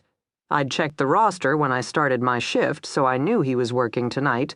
I also knew he'd been called in earlier, along with a dozen other officers, to help handle a homicide in the Red Groves housing project. Dead black male skewered on a collapsed fire escape of a tenement housing building. Messy scene, according to the radio chatter. The crime scene techs had finally used blowtorches to sever the metal rods in Stan Miller's body from the fire escape. Then the ME had hauled away the corpse, still shish kebabbed, in an extra-large ambulance the city had recently purchased for transporting extra-large patients. I dropped my hands to my side, flexed my fingers. I wanted to move farther away, but the desk kept me in place. The single-person comm center was strictly utilitarian. 7 feet wide, 7 feet deep. The PD's handicap-accessible unisex bathroom was larger. Beside me, Tulip perked up. She trotted over to Officer Makareth, sat before him, and presented her head. He bent over, scratched her neck, then, in a move that probably surprised him as much as me, he squatted down and gave Tulip a hug. She licked his cheek. "At least one of you likes me," he said. Under the wash of fluorescent lights, I could see the heavy lines in his face. The price one paid for working death scenes. Would he dream of Stan Miller's body later this morning? How much would it surprise him to know I'd be having that nightmare, too? "Tough night," I commented now, staying next to my console. "At least no other calls," Officer Makareth said, pretty quiet. "Figures, we got every uniform buzzing around the Red Groves scene, so of course nothing else comes in. How's Red Groves?" I stared at my monitor, as if I should be checking it. Tom shrugged. "Scenes secured, bodies bagged and tagged. Neighbors are furious and fearful. The usual. Any witnesses?" I asked, casually. "Only 3 or 4 dozen, really." Officer Makareth blew out a huff of breath, stood up. Hell, we had so many gawkers saying so many different things. Who the hell knows? Half of them claimed the Vic was yelling at his wife, then must have gone to storm down the fire escape, but it collapsed. Others swear there was a shootout at the OK Corral. Probably drug dealers, maybe Russian mafia. Russian mafia? Not likely. Someone sure as hell shot up the apartment, though. Bullet holes everywhere. We're still looking for the family. Wife, 2 kids, one of the neighbors saw them leaving earlier in the evening. I'm hoping for their sakes. That's true. "Oh," I said. "Messy way to go," Tom said, rocking back on his heels. "Christ, never seen anything like it." Plunging 5 stories to land in a bed of metal stakes. At the last moment, he must have seen the look on my face. He caught himself, said hastily, "Sorry, didn't mean to occupational hazard. Cops forget sometimes that other people don't spend their time staring at corpses." "It's okay," I said numbly. "I hear enough stuff. Not the same. Hearing is easier than seeing. Is it, or does it just leave more to the imagination, especially when I never get to learn the end of the story?" Yelling, screaming, crisis, crisis, and now on to the next caller. Oh, well. Officer Makareth nodded slowly as if considering the life of a dispatch operator for the first time. Clean anything? He asked abruptly. I had to think about it. Not yet. Hit anyone? Not yet. Slow day for Charlene Grant? Charlene Rosalind Carter Grant, I corrected automatically. Not what your driver's license says. My chin came up. I regarded him levelly. The form didn't allow for 2 middle names, so I opted not to include either one. Why the 2 middle names, anyway? Don't know. Family names? Maybe. You never asked your parents. Don't know where they are to ask the question, I said stiffly. That seemed to draw him up short. He nodded again, but continued to study me. We were dancing around and around, except I couldn't figure out. Were we partners on a dance floor or opponents in a boxing ring? Tried Googling you, he said. Now. What'd you find? There are a lot of Charlene Grants in the world. Maybe that's why I have 2 middle names to distinguish. You don't have 2 middle names. Yes, I do. Not according to your birth certificate. You looked up my birth certificate? Well, when Googling doesn't work, what else is a guy gonna do? I didn't know what to say anymore. I blinked at him. Tulip whined softly, sitting between us. What do you want? I asked now. The backs of my legs were still pressed against the desk, abruptly. That bothered me. I forced myself to take a step forward. Stop retreating, own the room, seize control of the situation. Email, Addie? Officer Makareth said. Don't have one. Facebook page, Twitter account, MySpace. Don't own a computer. A smartphone. Don't own a computer, a smartphone, an iPad, an iPod, an e-reader, or even a DVD player. Off the grid, Officer Makareth observed. Frugal. If I want to go online, I visit the library. I can always check out a good book while I'm there. What are you doing on the 21st? He asked abruptly. What? The 21st, Saturday morning. What are you doing? Why? My voice came out too high-pitched at my sides. My hands were clenched. I don't know if he noticed, but Tulip slunk over to me, pressing against my legs. You refused coffee, turned down dinner. That leaves brunch. Brunch. Saturday, the 21st, 1 p.m. Cafe Fleury at the Langham Hotel. All-you-can-eat chocolate buffet. Best offer I got? What do you say? I didn't know what to say. Then I didn't have to, because next to me the monitor lit up, my headset started to chime, and I was literally saved by the bell. I grabbed my headset, turned toward the anti-ally screen. Can't run from me forever, Tom murmured behind me. I whipped around abruptly, but he was already gone, flipping off the light switch and returning me to the gloom. Chapter 16, 5:30 a.m. Jesse snuck out of bed. He used his best quiet feet, patting down the heavily shadowed hallway toward the kitchen table. The door to his mother's bedroom was still closed. He paused, just in case, listening intently. No sounds from the other side. His mother slept. Good. Jesse continued on to his target, the ancient laptop.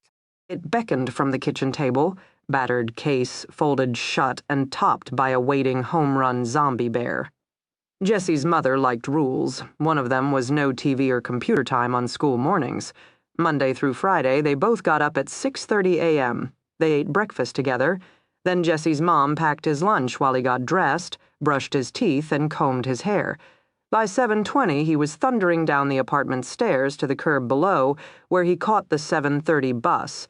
That was the drill. Jesse went to school, his mom went to work. Monday through Friday, Jesse followed the schedule, played by the rules. It made his mom happy, and Jesse liked it when his mom was happy.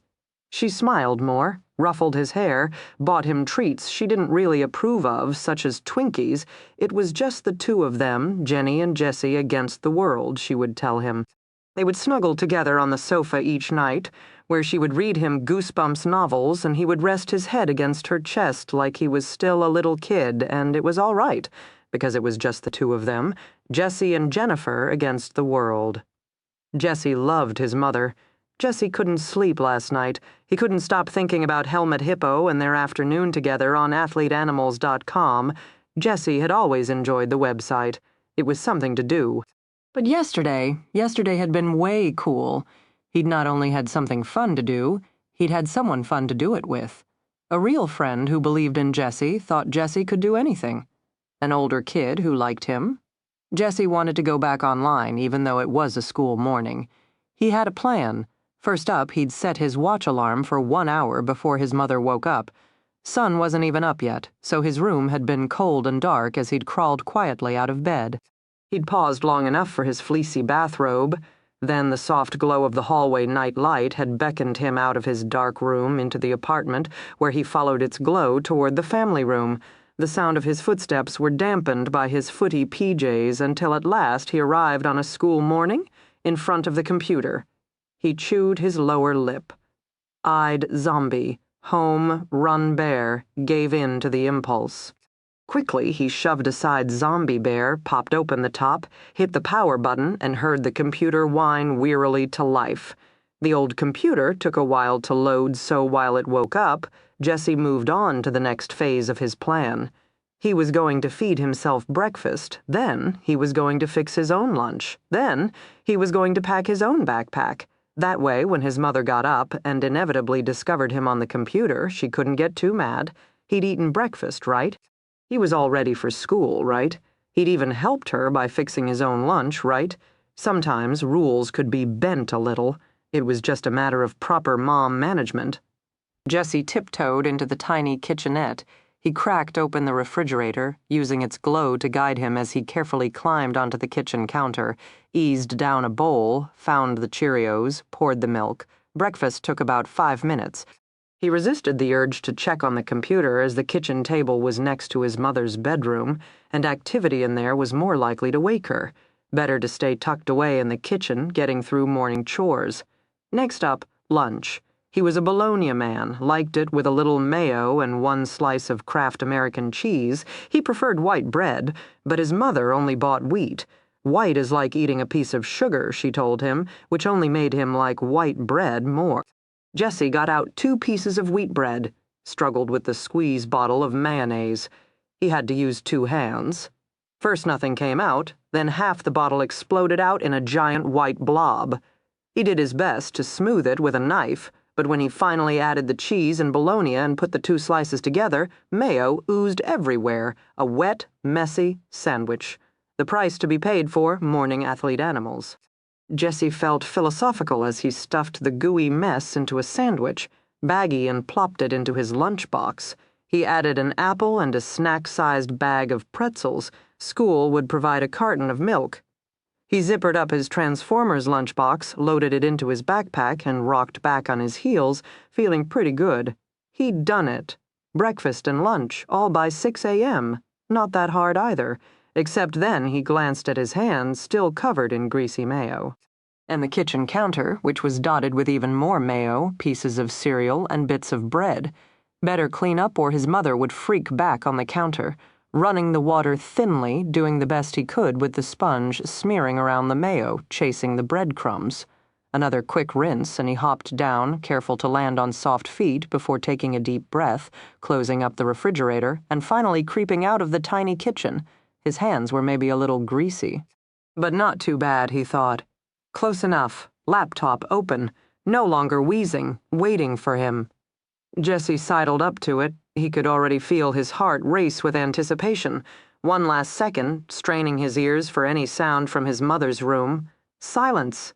Jesse typed in www.athleteanimals.com and hit return. He had mail. And not from Helmet, Hippo, which surprised him. He was still figuring out the rules for mailing another player. From what he could tell, talking to another animal during a game was subject to a lot of restrictions. Each animal could only pick from the Go Team Go list of expressions to appear in the conversation bubble over its head. But emailing, that seemed to be fair game. Helmet. Hippo could write anything, a real letter to Jesse. And Jesse could write a real letter back, which he thought was pretty cool, like a big kid talking to a big kid. This latest email, however, wasn't from Helmet Hippo. This morning, someone else had found him. Pink Poodle. Curious, Jesse opened the letter. Nice playing. You're getting really good, especially at baseball. That's my favorite game. Is it your favorite, too?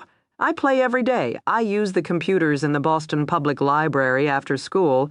I see you are a Red Sox fan. Does that mean you live in Boston too? You should come sometime. We can play together. I'll show you some tricks for hitting the curveball. No big. If you feel like hanging out, come to the library. I'm easy to find. Look for the pink poodle. Whatever. See you online. Pinky Pooh. Jesse frowned. He read the letter again, then again. Some words he struggled with, but he thought he got it. Pink Poodle liked him. Pink Poodle lived in Boston. Pink Poodle could show him some tips if he came to the Boston Public Library. Jesse sat down in front of the computer. His heart was beating hard again, though he wasn't sure why. He rubbed his palms unconsciously on the worn legs of his pajamas. He studied the bright, cheerful email again. Stranger danger? His mother talked about that, both in real life and on computers. If someone sent him an instant message, he was never to reply, but fetch his mother immediately. If someone sent him an attached file, he was never to open it. It might have a virus which would destroy their already sickly computer. Worse, it might be something bad, not suitable for kids, scary. He'd asked his mom, because while he'd never admit this to his fellow second graders, Jesse didn't like scary movies. They gave him nightmares, something like that, his mother had said. So he wasn't to talk to strangers online or open attached files. But Helmut Hippo and Pink Poodle weren't strangers. They were other kids on athlete animals, and they weren't sending him scary videos. They were teaching him skills so he could win more points. Jesse liked winning points. He could use more skills, and he was allowed to go to the Boston Public Library, he reminded himself. He and his mother went often, a couple times a month. Libraries were good. His mother approved of them. If he asked to go after school, she'd let him. You were never to get into a stranger's car or follow a stranger into his house, that he understood. But meeting another kid at the public library, that didn't sound so bad. Jesse read the note again. Pinky Pooh. A girl, but a girl who was really good at baseball. Best hitter Jesse had seen, even better than Helmut Hippo. And wouldn't Helmut Hippo like that when Jesse logged on later and could rack up even more points for his team? Jesse made up his mind. Using his index finger, he began to laboriously type out his response using Pink Poodle's letter to help him with spelling. Baseball is my favorite game, too. I will come after school. No big, he added, because he liked the way it sounded. Older, confident, like maybe a sixth grader. He sat back, reviewed his reply one last time. Public place, he assured himself. The library, besides. Stranger danger applied to creepy men. Pink Poodle was a girl. Jesse wasn't afraid of a girl. Jesse nodded to himself. He touched his carefully crafted email on the computer screen, admired his own typing, proper use of punctuation. Just like a sixth grader, he decided. Jesse hit send. While on the other side of the thin apartment wall, his mother's morning alarm chimed to life. Chapter 17. Hello. My name is Abigail. Have we met yet? Don't worry. We will. Hello. My name is Abigail. Chapter 18. Dee Dee went to the dark side and fell in love all over again.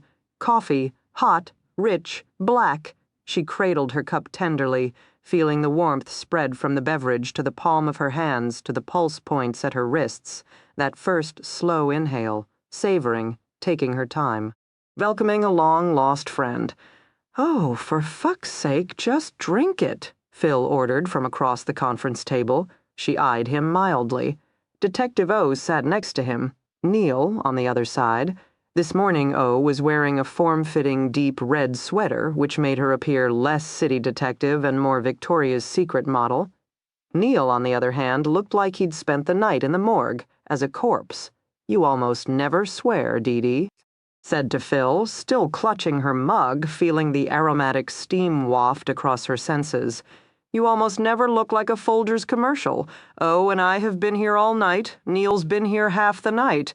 We want to debrief, then get some rest. That made her feel bad. Dee Dee eyed her exhausted case team, their over-fluoresced faces, deeply bruised eyes. She didn't look any better than they did, having pulled an all-nighter herself, only her taskmaster was smaller and more persistent. All right, she agreed with Phil. Let's get this party started. You go first. At which point, she took the first sip. Immediately, her heart quickened. She both tasted and heard the caffeine hit her bloodstream, a powerful jolt that made her want to sigh and inhale and start the whole process all over again. So she did. "For the love of God," Phil exclaimed. "Want a cup?" "Yes." Phil stormed out of the room in search of fresh Java. O shook her head. Neil folded both arms on the table and collapsed his head into them. Just another day in paradise, Dee Dee thought, and sipped her wonderful, lovely, how had she ever lived without it cup of joe. Phil returned with his own cup, and the party finally got started. "We found a chat room," O announced. "We found a transcript of a chat room," Phil interjected, eyeing his computer partner. "As for the chat room itself, it's probably encrypted or encoded 8 ways to Sunday." "Have to be invited to join," O added. "Worldwide membership, from what we can tell, makes it very difficult to trace the servers involved," Phil said. "But it's definitely a training site," O emphasized. "Training for what?" Dee Dee asked with a frown, cradling her coffee more defensively now. Geek in stereo was no easier to follow than geek in mono. "For pedophiles," O clarified. "You know, a place to hang out, compare notes, and feel accepted for your perversions," Dee Dee set down her coffee. "What?" "We've been noticing this trend for the past few years," O announced dismissively, her findings obviously old news to her, if not to them. "More and more crimes against children are being committed by younger and younger perpetrators. We figured it had something to do with the use of chat rooms within the sex offender community, and this transcript proves it." Neil raised his head from his arms. He stared at the dark-haired sex crimes detective. "Start over," he said. "Speak slowly." O rolled her eyes but complied. "Okay, society has norms. Those norms include not regarding children as sex objects, of course. A pedophile views children in exactly that manner, a deviant sexual fantasy. Generally speaking, a child molester will spend at least a few years fighting that fantasy, recognizing it as inappropriate and trying to resist the urge. Maybe some do, but obviously others don't, eventually acting out on that impulse and beginning a life of crime. Given this cycle, most sex predators are mid-20s to mid-30s when they offend. As criminals go, that's a relatively mature perpetrator pool. There are some exceptions, teenage babysitters targeting their young charges, but that's more an example of impulse meeting opportunity. The attacks are rarely planned or sophisticated in nature. So again, the classic profile of a pedophile is an older male, except lately we're seeing a spike in crimes that are nearly children against children, relatively young pedophiles engaging in the kind of sophisticated targeting and grooming behavior that until now we've always associated with older predators. "Good God," Neil groaned. Dee Dee seconded that vote. "Our best guess," O continued, "validated by this transcript, is that these teenagers aren't fighting their deviant sexual fantasies. Instead, they're logging on to the internet, where they're finding validation for their impulses and even tips for how to engage in these inappropriate acts. Basically, hardcore pedophiles are using internet chat rooms to train the next generation of child molesters, which is accelerating the predator cycle. I'm never using my computer again," Dee Dee said. "Please," Phil said tiredly.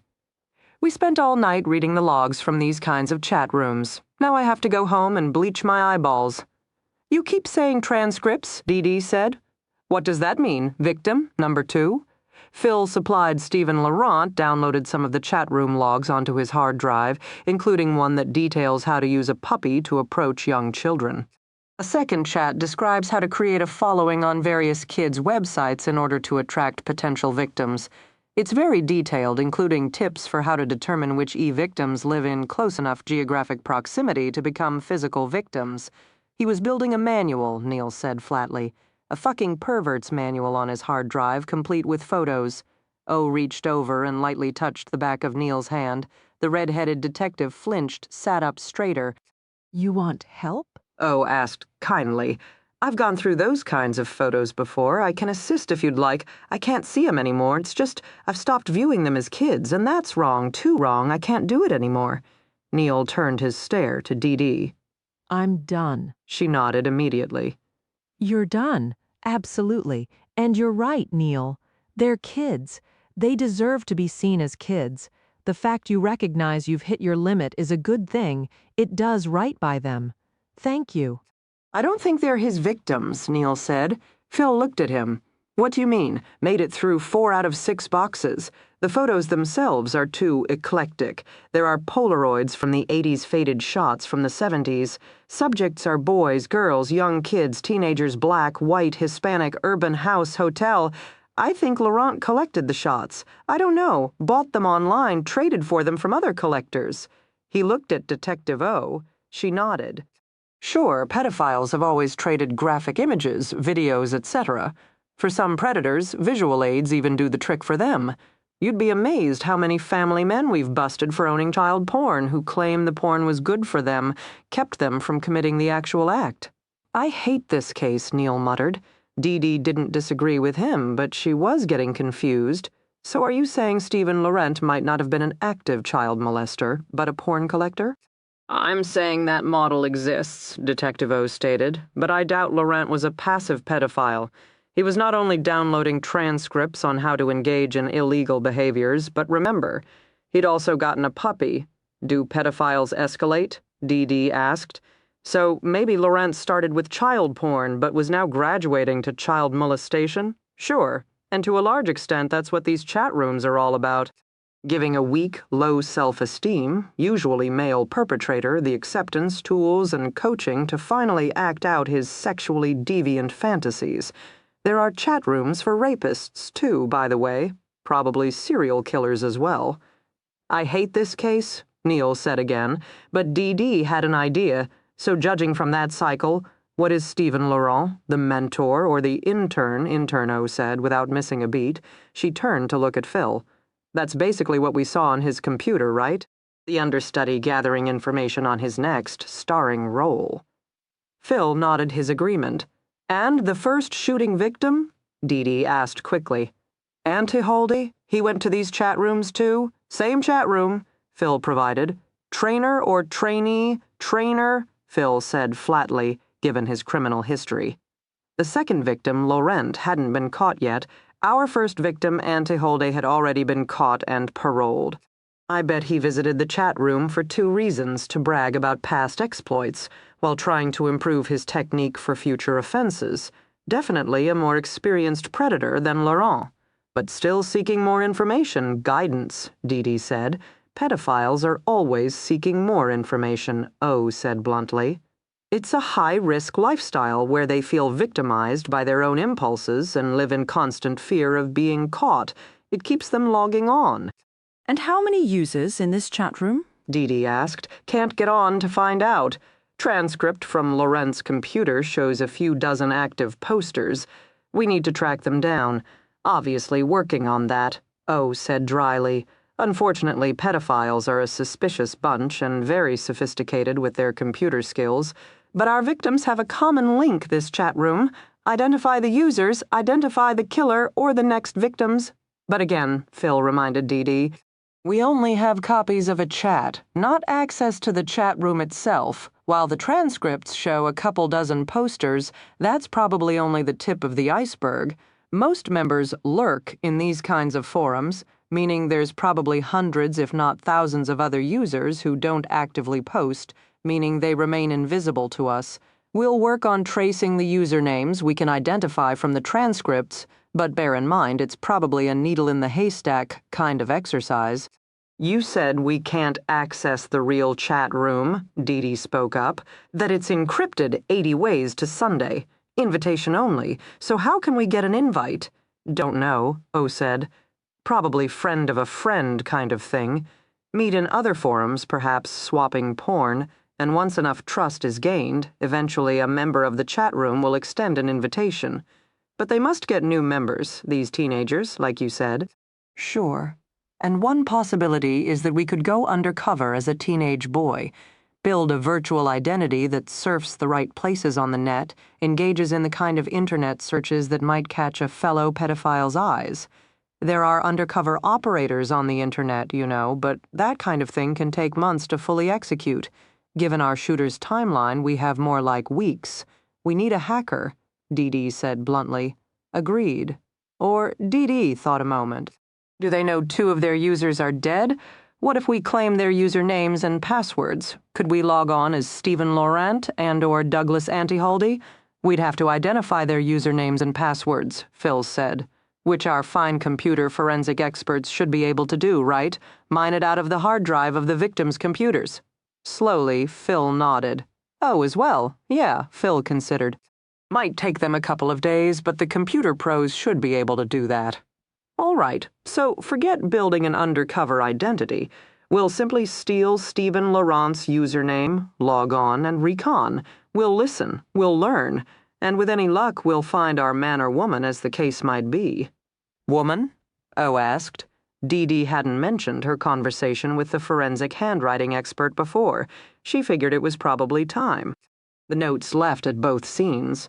Everyone has to die sometime. Be brave, based on penmanship. Our note writer is most likely female. Tightly wound, probably private school educated, and prone to wearing plaid, which is another question, I suppose. How much personality can you tell from chat room logs? Any of the users come across as a type A female? Or can you even distinguish male users from female users? Phil shook his head. Oh, too. Both detectives were thinking, however, Dee Dee had that feeling between her shoulder blades, the one that as a detective she liked to get. They were onto something, finally gaining ground, case would crack. Soon, suddenly they would get their man or woman. Anything else I need to know? She asked. Her case team shook their tired heads. Oh, Dee Dee said, how about you meet with Neil, take over photos? O nodded. Neil looked embarrassed to surrender his assignment, but didn't argue. Neil, Dee Dee continued, in my office at 10. Phil, you're off duty at noon. Go home, get some rest, O. You can finish today, but I don't want to see you tomorrow before noon. Remember, it's a marathon, not a sprint. Phil looked at her strangely. You never send us home. Are you complaining? He shut up. Dee Dee adjourned the meeting, returning to her office, where she picked up a second crime scene report and prepared for her second major case of the day, the soon-to-be murder of Charlene Rosalind Carter Grant. Dee Dee lifted the phone and dialed. Chapter 19. Training equals preparedness. You drill a pattern of movements over and over again so that when the moment of attack occurs, rather than freezing in shock, you fall back into a series of instinctive responses that quickly renders your opponent useless. That's the theory, at least. Tulip and I left the Grosvenor PD a little after 8 a.m., no Officer Macareth to drive us home. The morning sun was weak, barely penetrating the thickening clouds. I could already taste the snow building on the horizon, feel the frosty bite through my coat, hat, and gloves. Within a matter of minutes, Tulip, with her short tan and white fur, was shivering. It distracted me. That was my excuse as I hustled us both to the corner, where I began the competitive game of hailing a taxi at the height of the morning commute. After 5 minutes, I'd had no luck, and Tulip was shivering harder. Bus pulled up. No, was right for my purposes, so I boarded. Hefting Tulip up with me. The bus driver, a heavyset black woman with crimped gray hair and a face that had seen it all, shook her head. Service dogs only. She is a service dog, lost her collar. Some jerk took it off her right outside the police station. How do you like that now? Look at her. She's out of uniform and freezing to death. Tulip helped me out by giving the driver a particularly pathetic glance.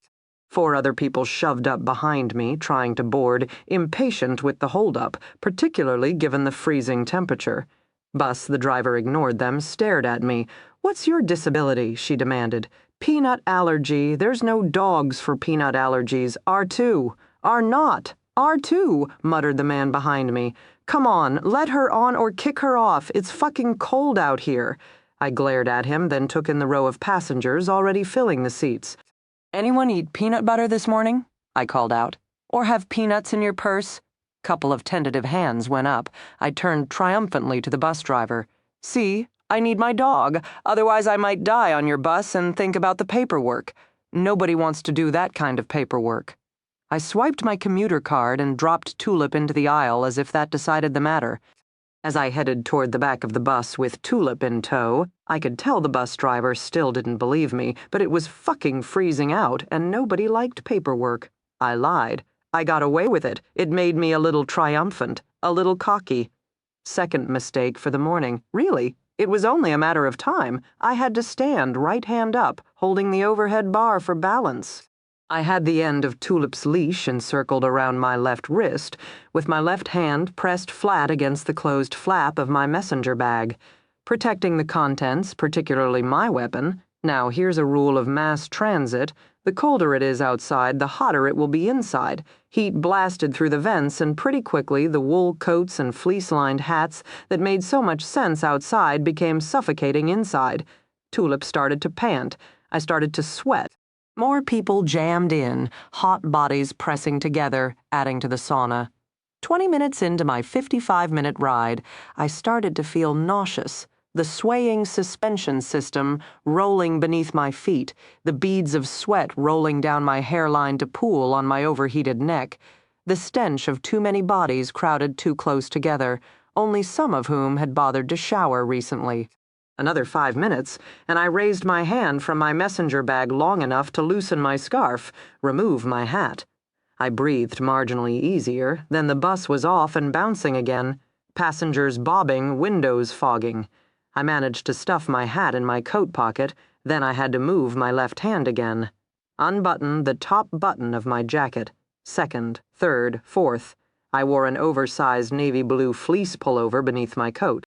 The kind of soft, bulky sweatshirt perfect for cozying up with a good book on Sunday afternoon. It was strangling me now. The collar damp with sweat, the compressed sleeves squeezing my arms. 30 minutes down, 25 more to go, bus stopped, passengers got off, more passengers got on. Tulip whined and panted. I loosened my grip on the sweat-slicked metal bar, wiped my forearm over my brow. Bus lurched forward, and so did my stomach. Was I still holding on to the messenger bag? Maybe. Maybe not. I was hot, uncomfortable, fighting motion sickness, so first distracted, then cocky, and now partially incapacitated. Cities operate by jungle rules, you know. The weak and infirm are immediately targeted to be culled from the herd, stop after stop, block after block, with me panting almost as hard as Tulip, not paying attention to my fellow passengers, not noticing my surroundings, just counting down the blocks, wishing desperately to get off that damn bus. Finally, as my face went from overheated red to unsightly pale to alarming green, the stop doors opened in the front. I started the forward charge, leading with Tulip, who weaved effortlessly through a sea of heavy boots and flapping overcoats. Excuse me, coming through, pushing, shoving, and shimmying following the siren's song of fresh air, beckoning through the open door. At last, we made it. The bus driver and I exchanged final scowls. Then Tulip and I clambered down the steep bus stairs onto hard frozen terra firma. We jogged a couple of steps away from the metal sauna. I was vaguely aware of the bus doors closing, the bus pulling away. I had both hands away from my messenger bag, opening up my coat, gulping for icy, snow-laced air, trying to draw as much of it as I could into my overheated lungs through my sweat-soaked fleece. My leather bag dangled at my hip. My open coat flapped around my thighs. I was all about the refreshingly frigid air, the feel of it against my face. I was finally off the bus, end of the road.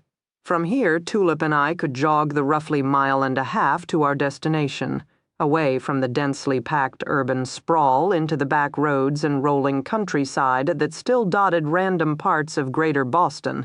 It felt good to be out of the city. I felt safe, relieved, optimistic even. Right. Until the instant I was attacked from behind, he caught my coat lapels first, jerked the front flaps of my black wool coat back and down.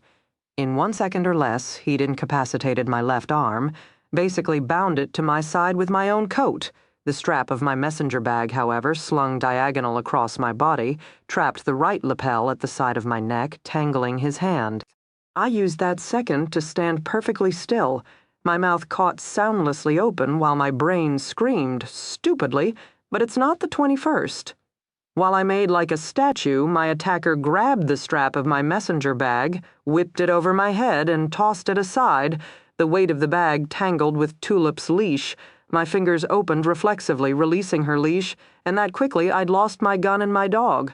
To be sure about it, my attacker, still standing behind me, kicked my bag away. Then his hands closed around my throat.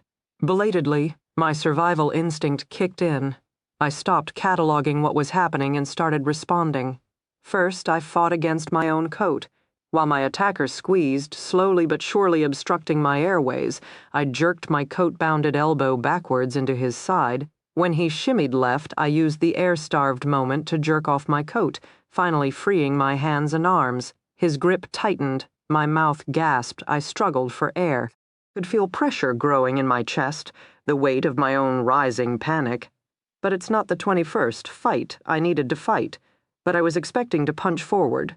To squat, block, jab. Now I was left with self-defense 101, trying to stomp on my attacker's instep, kick back into a kneecap, hurt him, incapacitate him, do something so that he'd have to let go.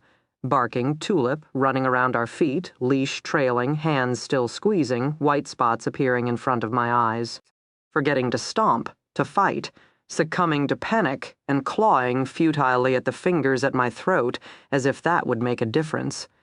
So this is how Randy had felt. This is how Jackie had felt. Such a crushing weight against my chest. The desire, the urge to breathe was so primal, so hardwired that the lack of oxygen led to the most peculiar kind of pain, as if I could feel the cells in my body dying one by one, screaming out their last desperate seconds, baby, crying down the hall. I know. I should have. I was crying. He was killing me, and instead of fighting back, I was weighed down with old regrets. The baby I'd failed, the mother I'd let hurt me, the friends I'd loved with all my heart, and buried one by one. Tulip barking, then suddenly a yelp of pain. He'd kicked her. My attacker had hurt my dog. That pissed me off. I sagged. In a dimly remembered move from so many rounds of training, I stopped surging up with my legs and turned myself into dead weight instead. The sudden shift of my knees giving out threw my attacker off balance. He lurched forward, and I immediately countered by planting my feet and using my attacker's own weight to flip him over my head. Then I was on him. I kicked at his ribs, punched his unprotected head. This wasn't boxing. This was street fighting. I inhaled ragged, desperate gasps of air into my searing lungs as I kicked and jabbed and chased my killer across the snowy ground. My attacker rolled forearms over his face as he quickly put distance between us in order to regain his footing. No way, not gonna happen. If he got up, no doubt he was gonna be bigger and stronger than me, with maybe a knife or gun or other tricks up his sleeve, so I had to keep him down where I could loom over him, where I was the biggest badass in town. I continued to chase. He rolled. At one point made it up onto all fours, but I rewarded his efforts with such a devastating kick to the ribs. He collapsed and scuttled sideways. He kept his head down, protecting his face, but also making it hard to read his intent. Thus, he managed to surprise me when I lashed out again, and his left hand came up lightning fast, grabbed my foot, and jerked hard. I toppled back, landing with a crack on my right hip. But even gasping in pain, I had the presence of mind to kick with my other foot, dislodging my first leg from his hand. Now we were both on all fours on the frozen ground, scrambling around each other. Tulip circled as well, no longer barking, but whining and uncertain. I couldn't risk looking at her or our surroundings. I should probably scream, call for help. We were just off the street. It was after 9 a.m., even on the outskirts of the city, no place is ever completely deserted. But I couldn't make a sound. My blood rushed in my ears. I could hear the hoarse sound of my own breath, but I couldn't even whisper. My vocal cords were locked, frozen. In the horror movies, the plucky victim always screams her terror. In real life, we are more likely to die in silence. I got my feet under me at the same time he got his. I bounced up, fisted hands up, proper fighting stance finally established, just as my attacker squared off against me. And I found myself staring into the weather-beaten face of my shooting instructor, J.T. Dillon. "I give you a C," he said. He straightened, hands dropping to his side, still not entirely sure about things. I punched with my right, going for the side of his head. Just as quickly, J.T. blocked my shot with his left arm. Then his hands were down again, passive at his side. "Maybe a D," he said roughly, his breathing no easier than mine. "You are still alive, but only barely—" Slowly, I straightened. "You attacked me as a training exercise. Think of it as graduation." He fingered his side where I'd kicked him pretty hard and winced. Though given my age, next time I'm going with a paper diploma, my hands were still up. I couldn't drop them, not yet. My breathing was too shallow. My throat hurt. I would be bruised in a matter of hours. "Fuck you," I said suddenly. He studied me, eyes cool, inscrutable. I hit him again. He blocked it again. So I really went for it, punching, jabbing, and attacking, until pretty soon we were chasing each other around in a circle again. Him on the defensive this time, me powered with a rage I barely recognized. He had hurt me. I needed to hurt him back. He'd almost killed me, and I'd nearly let him. It burned my throat, my chest, my pride, all that training, all that practicing, and I'd still nearly died, taken out by a 60-year-old ex-Marine. Tulip chased us, not barking or whining. She had seen me spar before, and maybe she understood the situation better than I did. I don't know. I chased my shooting coach and he let me, dodging, blocking, recoiling, sometimes slapping back. Moving with a speed I didn't know a silver-haired former Marine sniper could still have problem with hitting. Really, truly throwing a punch is that it demands such an explosive release of energy. Even world heavyweight champions can only sustain the action for 3 minutes at a time. Sooner versus later, my hands grew heavy, my lungs heaved for air, my shoulders and chest burned.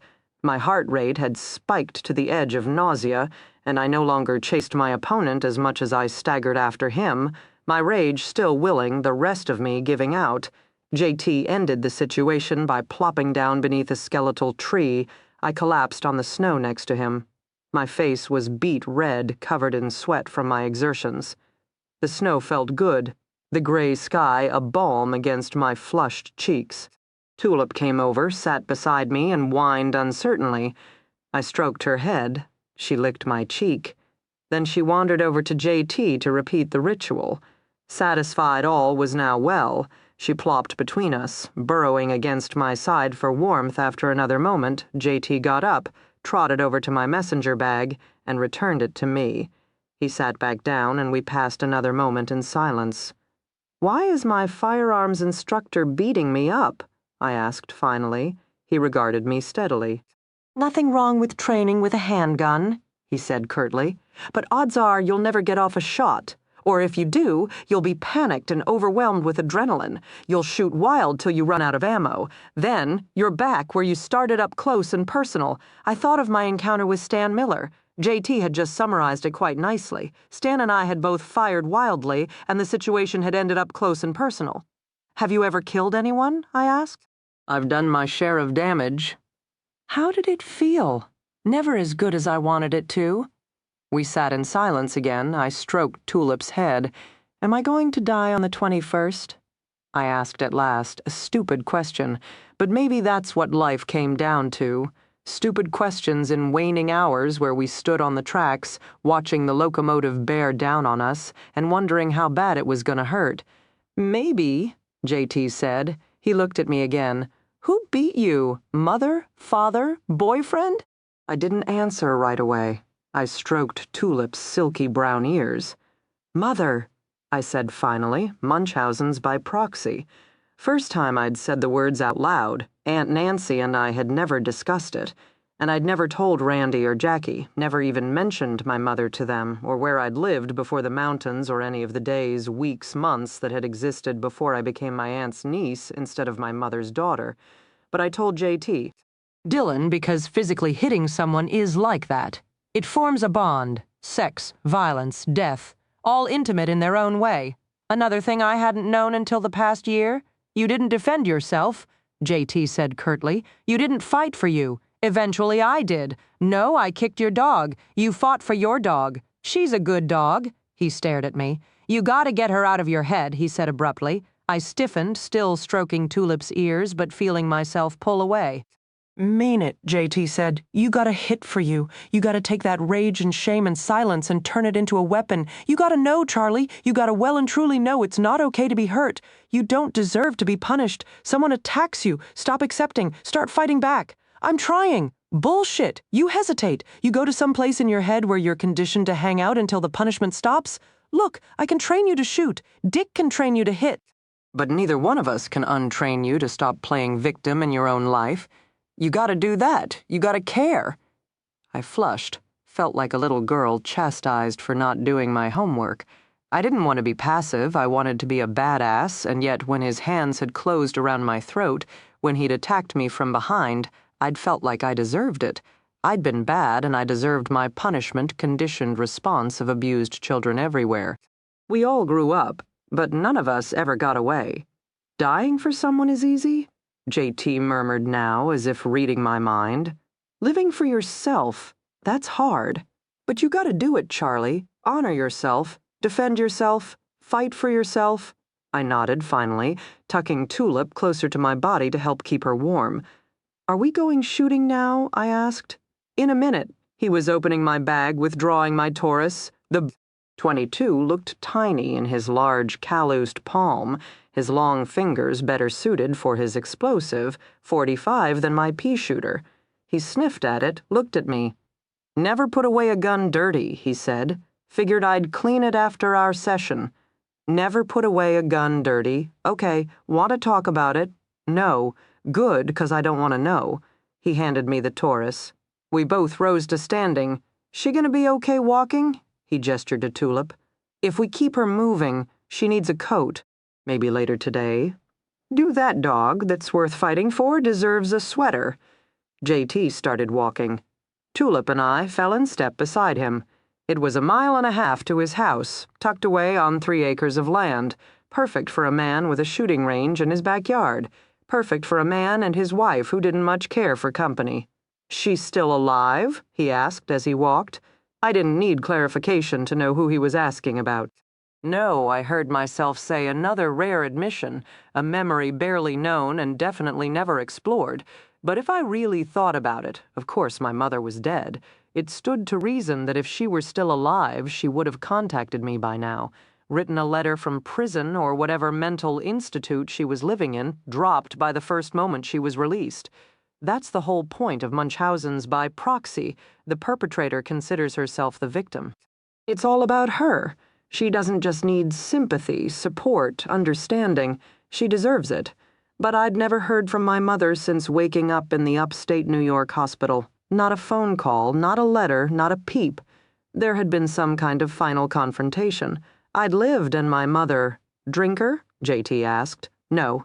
Drug abuser. Crazy. Just plain crazy. Glad she's dead then, JT said. Now get over her, sure. I promised him, might as well. I glanced at my watch. 58 hours to go, I muttered. Both of us started to jog. Chapter 20. Quincy.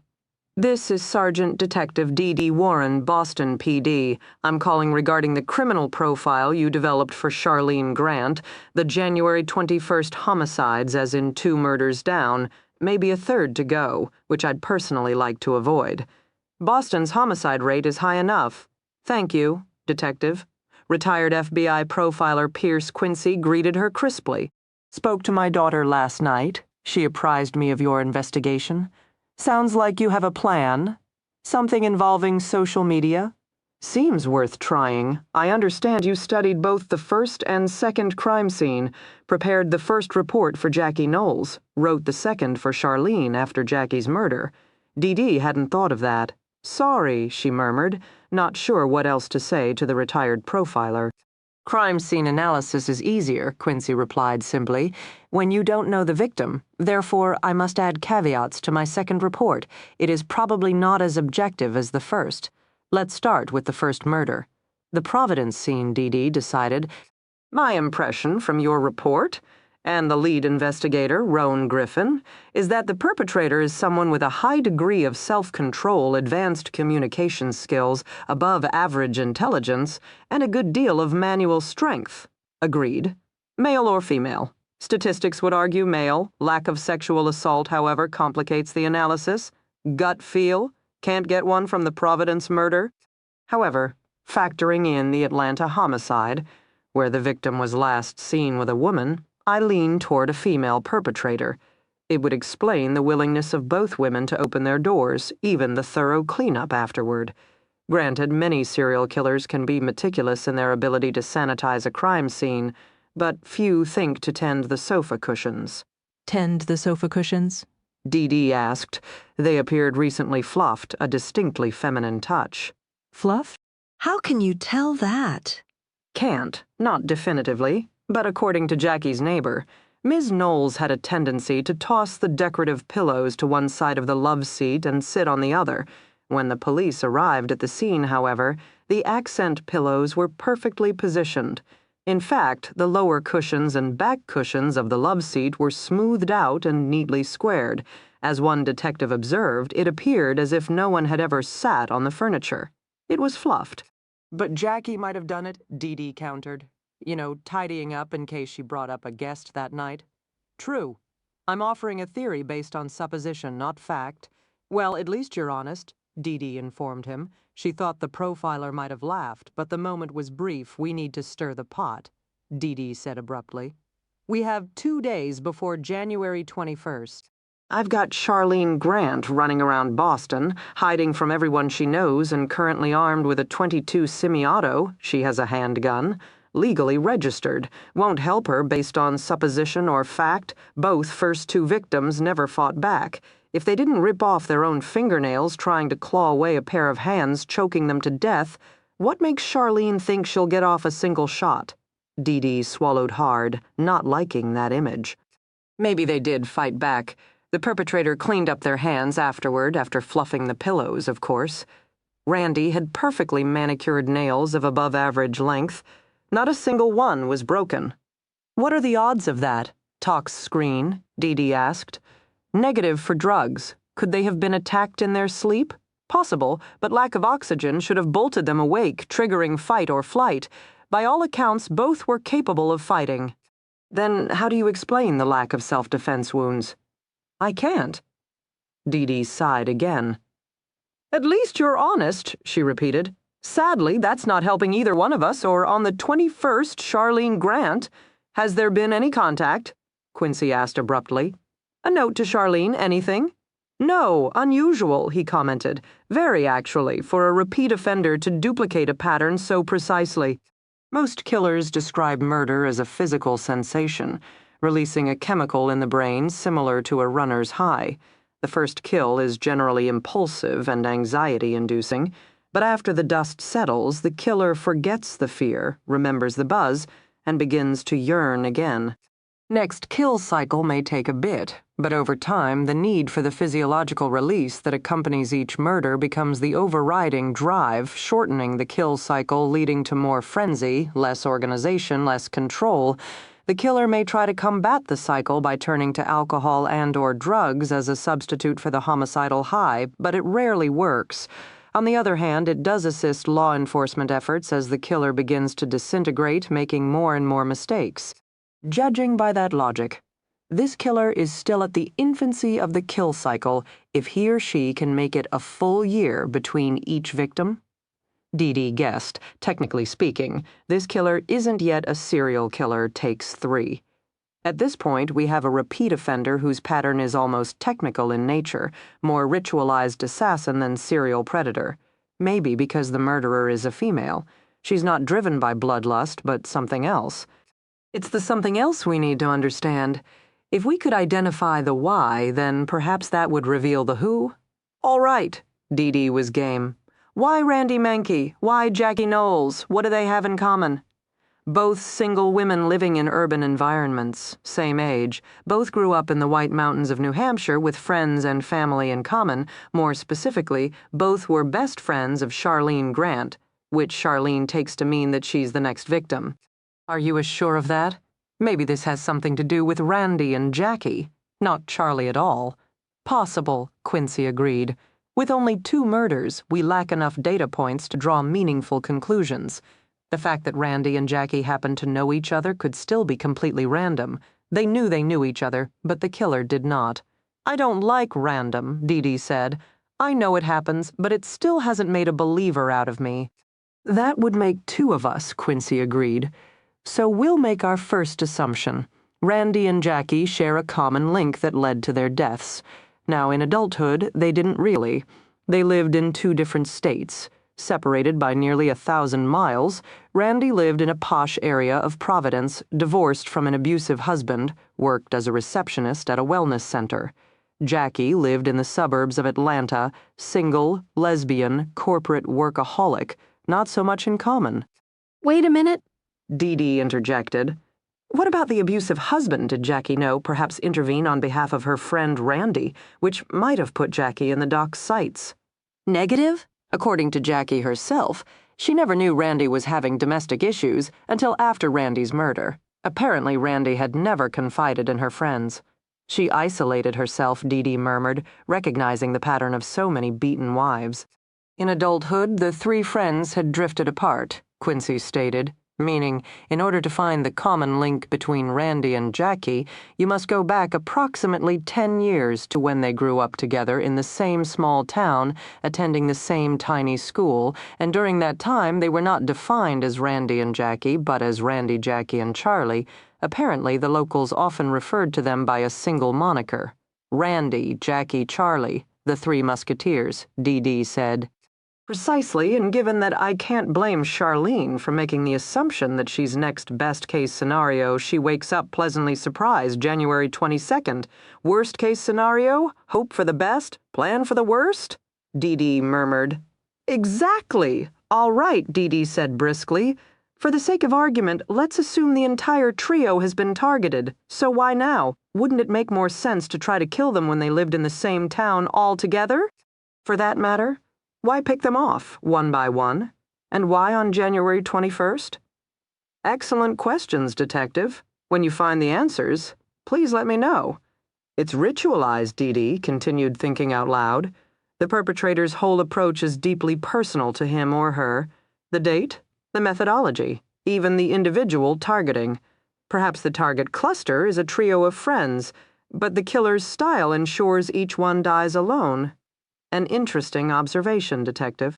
All right, so let's say the killer is morally opposed to BFFs. First murder was 2 years ago, nearly 8 years after the women had gone their separate ways. Why wait until so many years have passed, then start by attacking Randy on the 21st? There are several points to consider there, Quincy replied. One, age. The women parted ways at 18. Assuming the killer is someone who knew them from childhood, it's possible the killer is of their peer group. 18 is a transitional age, the boundary between being a teenager and being an adult. You could argue the killer needed to gain more experience before having the wherewithal to act out his or her impulse. Grooming, Dee Dee muttered. Had to go to various Murder Us chat rooms, learn how to get it done. Pardon, nothing. 18 is also a pivotal age in mental health. There are many conditions, including bipolar or schizophrenia, that manifest around this stage of development, meaning the attacker transitioned from normal to abnormal, including an abnormal need to kill BFFs. Possible, worth considering, I think. The issue with this theory is that the nature of the crime scenes argues for a perpetrator in full possession of his or her faculties, an organized, not disorganized killer. But something happened, Dee Dee murmured. If you assume that 3 friends are the target, something happened to make the perpetrator embark on this ritual. Maybe it happened on the 21st, Quincy said. Did the women see something? Witness something, Dee Dee mused. Maybe they were home for the holidays. As adults, they came across an incriminating auto accident, happened to witness a mafia killing. Something, anything. Question has been asked many times. Charlene has always responded negatively. Okay, Dee Dee. Kept thinking, 3 best friends. Who hates 3 girls? And then it came to her so obvious she couldn't believe she hadn't thought of it before. The 4th, she breathed out. The 4th girl, who never made the cut. Hell hath no fury like a woman scorned, Quincy said. It's a good theory. In fact, I'm sorry I never thought to ask that question. So I returned to Charlene. I ask about other childhood friends. No, Quincy corrected immediately. Don't ask about friends. Ask about the girls who were never friends. The loner in the classroom, the girl who always sat by herself at lunch, the outsider looking in. But you said the killer has above-average communication skills. When has that loner had above-average communication skills? Maybe I was wrong about that. Maybe Randy and Jackie opened their doors out of lingering pity for a former classmate, not warm welcome of a charismatic stranger. Okay, I can do that, Dee Dee. Muttered. But even if Charlene remembers a name, I'm down to 48 hours to track a person for a case that isn't even yet my case. Given the timeline, maybe this girl is already in Boston, on the hunt for Charlene. You want a strategy that is more proactive?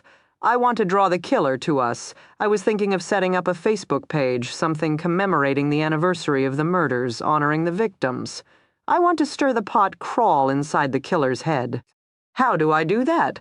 The phone line fell quiet. She could feel Quincy considering the matter. I wish I could come to Boston, Quincy muttered. I would feel better, I think, if I were in Boston. Hey, nothing personal, Mr. Former Fed, but Boston PD is not a bunch of local yokels.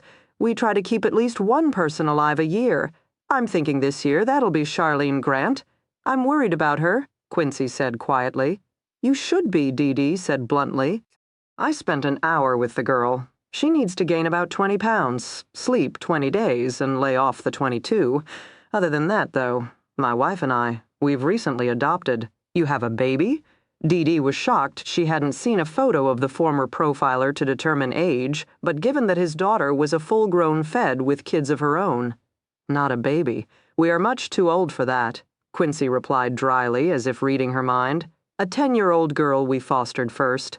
We love her dearly, and if we are very lucky one day, we hope she will be able to feel that love. But she isn't there yet. Project, Dee Dee said. Potential, Quincy corrected gently. My wife is a former law enforcement officer as well. We've seen both sides of the equation. We know what we're up against when I heard of Jackie Knowles' murder. It was good to have a child in the house again. It was good to remember the promise of the future and not just dwell on past regrets. Dee Dee didn't say anything. Quincy's words made her think of everything she loved about coming home to Jack. She'd worried in the beginning that having a baby would limit her ability to do her job, and maybe Jack did limit her hours, but he also balanced the equation. Children, the hope for a better tomorrow, was everything a homicide cop worked for. You took the hit, so your child wouldn't have to. You put in the long hours, as her case team had done last night, so that other kids could feel safe. Fourth friend, Quincy said. What? That's what you need, based on your own analysis. You need to create a fictional fourth friend, a fresh target to distract your killer. Dee Dee frowned, turned it over. But how? If we assume the killer is someone from childhood who knew the trio, the murderer will know it's false. You need to be the fourth friend. What? The person who initiates the Facebook page. Position yourself as a person of honor and ownership of Jackie and Randy. You met them in college, maybe first, Jackie? Then Randy, then Charlie. You all hung out together in Boston. You love them, you grieve for them, and now you've appointed yourself memory keeper. If your theory is correct and the killer is a social outsider, that alone will aggravate her. She murdered Jackie and Randy so that they would belong to her, and now in death you're taking them back? You're claiming their memory? Colloquially speaking, that should piss her off. I like it, Dee Dee said. Killing is about power, so you must interrupt the power equation, deliberately provoking and threatening the authority of the killer. She's not in control, you are. In fact, you are the best friend Jackie and Randy ever had because you will keep them alive forever. Your love, your power is greater than hers.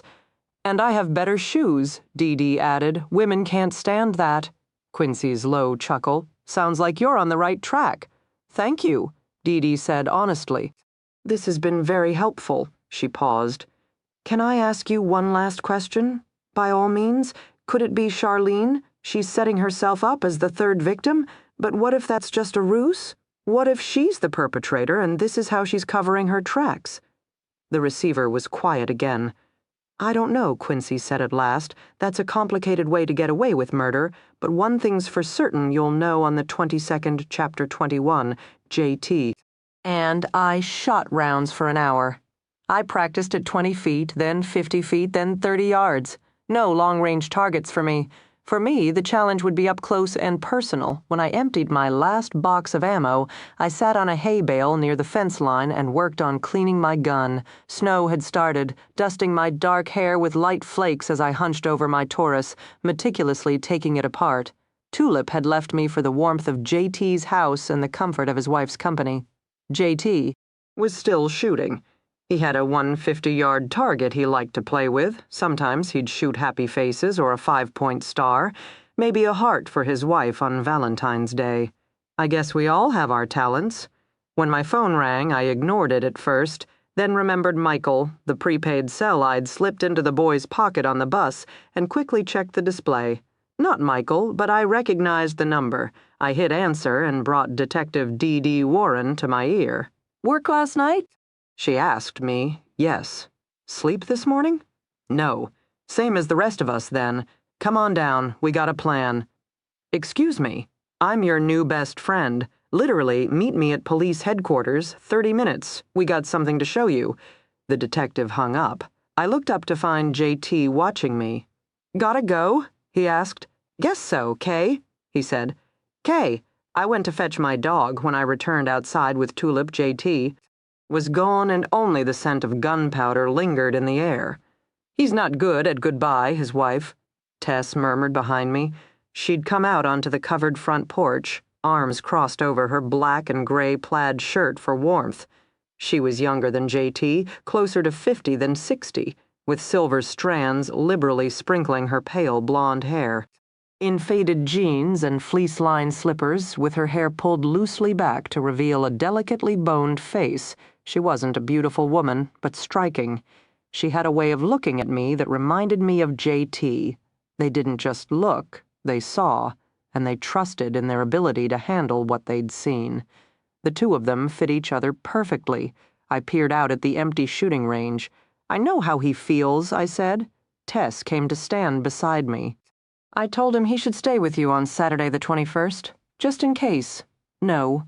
And he said, "That's what you would say. Have you ever been hit?" I asked her abruptly. Yes. Did you take it, or did you fight back? Both. People change. Kids grow up. JT says I have to get my mother out of my head. He's smart like that, but I don't know how. Do you hate her? Tess sounded genuinely curious. I had to think about it. I don't know. I avoid her. Don't think, don't remember then. I don't have to feel. That's your problem then. Denial, but it's a personal strength of mine. If you believe you're honestly going to die on Saturday, Charlie, if you believe you're honestly going to have to fight for your life, you should feel something about that. I'm pissed off, I offered. It's a start. There's no right answer. I forgave my father. JT, on the other hand, will probably never stop hating his. That surprised me, but I didn't say anything. I don't like to hate, Tess said simply. Not my father, not my ex-husband. I held on to the rage as long as I needed it to do what I needed to do. Then I let it go. I look at my children, I feel how much I love them, I feel how much they love me, and that makes me feel better instead. I love my dog, I said, automatically bending to pat Tulip's head, and she's not even my dog. Sounds like a country western song. You're welcome to stay here, Charlie, for as long as you need. I nodded, then straightened, adjusting my messenger bag, fiddling with my grip on Tulip's leash. Goodbye, Tess, I said. She wasn't surprised. Goodbye, Charlie.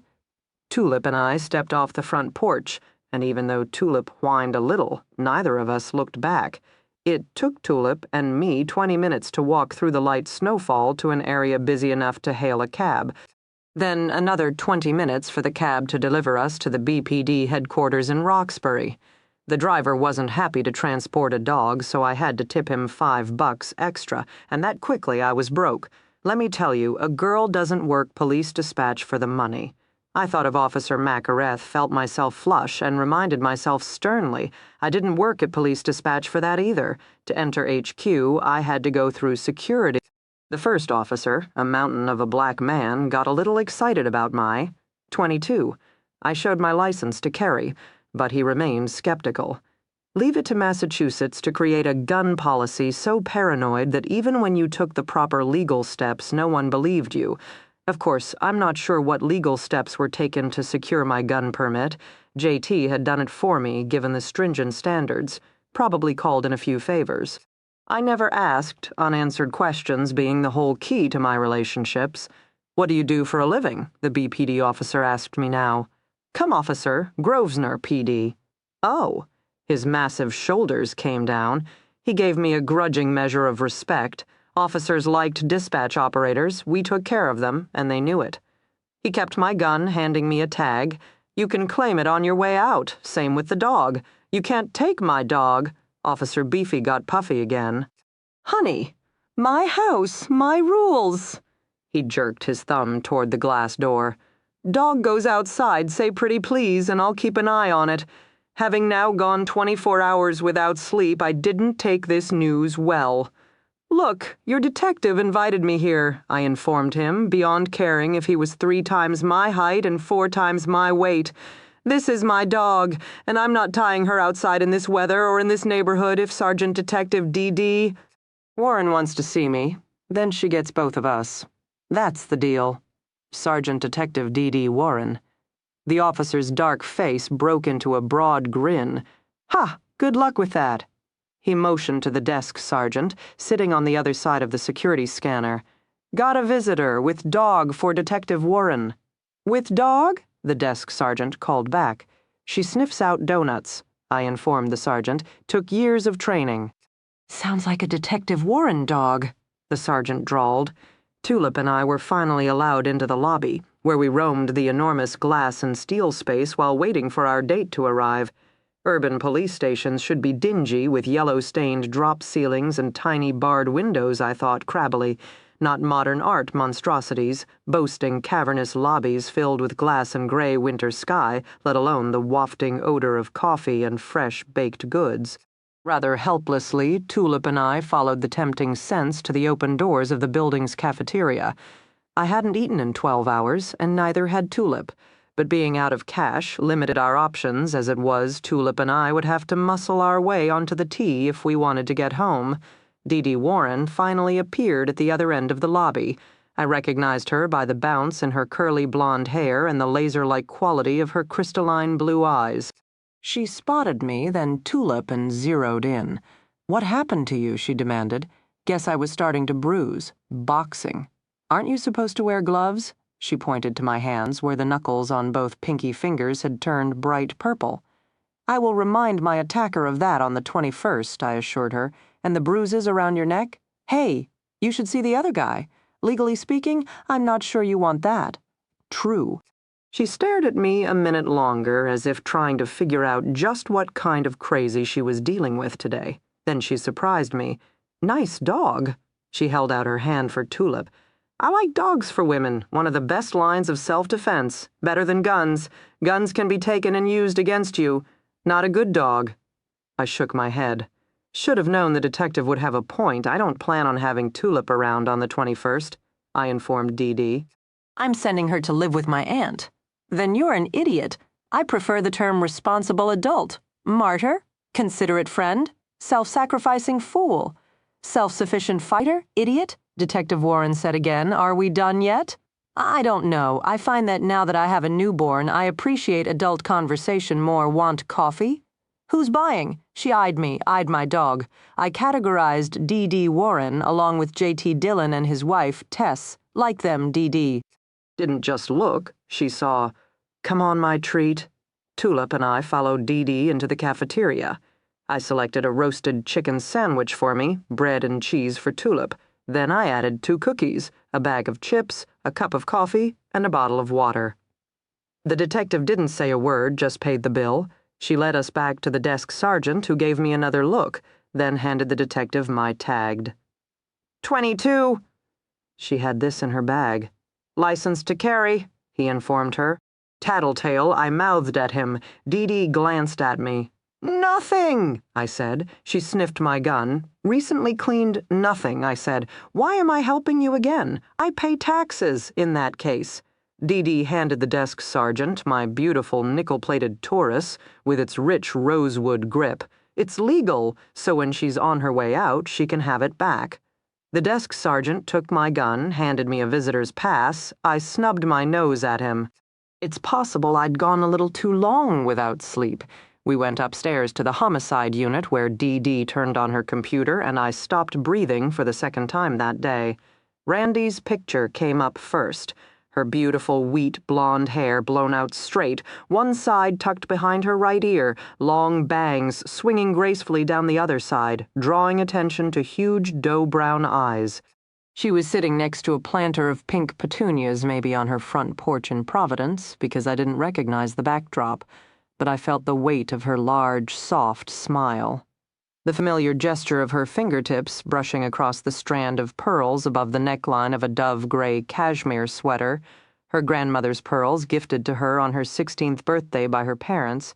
Jackie and I had oohed and awed over them. We weren't pearl people, but we understood how much Randy loved them. We knew that she'd wear them every day, whether entertaining or gardening or grocery shopping, and look perfect doing so, and if Jackie was jealous her best friend had received such an extravagant necklace, she didn't show it. And if I was jealous my best friend had inherited a family piece from a grandmother who'd known and loved her, I didn't show it. We were happy. She was happy. Randy had glowed that day. She'd opened that box, and her normally quiet face lit up until she appeared even more lustrous than the pearls. I couldn't help it. I reached out, touched the image on the flat monitor as if I could still feel the warmth of my friend's skin, feel the indent of her dimple, hear her call my name. Charlie, Charlie, Charlie, look at this. Can you believe it? My grandmother's pearls. Oh, Charlie, aren't they beautiful? The words came out before I could stop them. I failed her. Dee Dee. Warren was watching me, looking and seeing. Why do you say that? I was the glue. That was my job. Jackie organized us, Randy energized us, and I held us together through petty fights and minor squabbles and all the ways 3 girls can become 2 against 1. We were better together. I appreciated that, so it was my job to keep us on track, reminding us even when it was difficult that 3 was better than 2, which was better than 1. Except then we turned 18 and drifted apart. Why? Dee Dee asked the question flatly, as if she already understood the answer mattered, was the real reason I now couldn't let my friends go. I took my eyes off my friend's picture. I studied the detective, and I started to understand the real meaning of being tough, the trait shared by Detective Warren and my firearms instructor J.T. and his wife Tess. They looked at life without blinders. They had the confidence to not dodge the blow, but stand there and take the hit. I was embarrassed. I told the detective quietly, I let us fall apart, because I didn't just love Jackie and Randy. I knew that I loved them more than they loved me, so I never told them about my mother. If I had, then maybe Randy would have told us about her abusive husband, and Jackie and I would have helped her, and we would have stood together, instead of scattering and dying apart. But I couldn't tell them about my mom. I loved them so much. I couldn't risk them thinking less of me. Detective Warren leaned forward, peered at me intently. What should you have told them about your mother, Charlene? I held up my left hand. The fresh boxing bruises stood out starkly, bright purple kisses on the webbing between some of my fingers.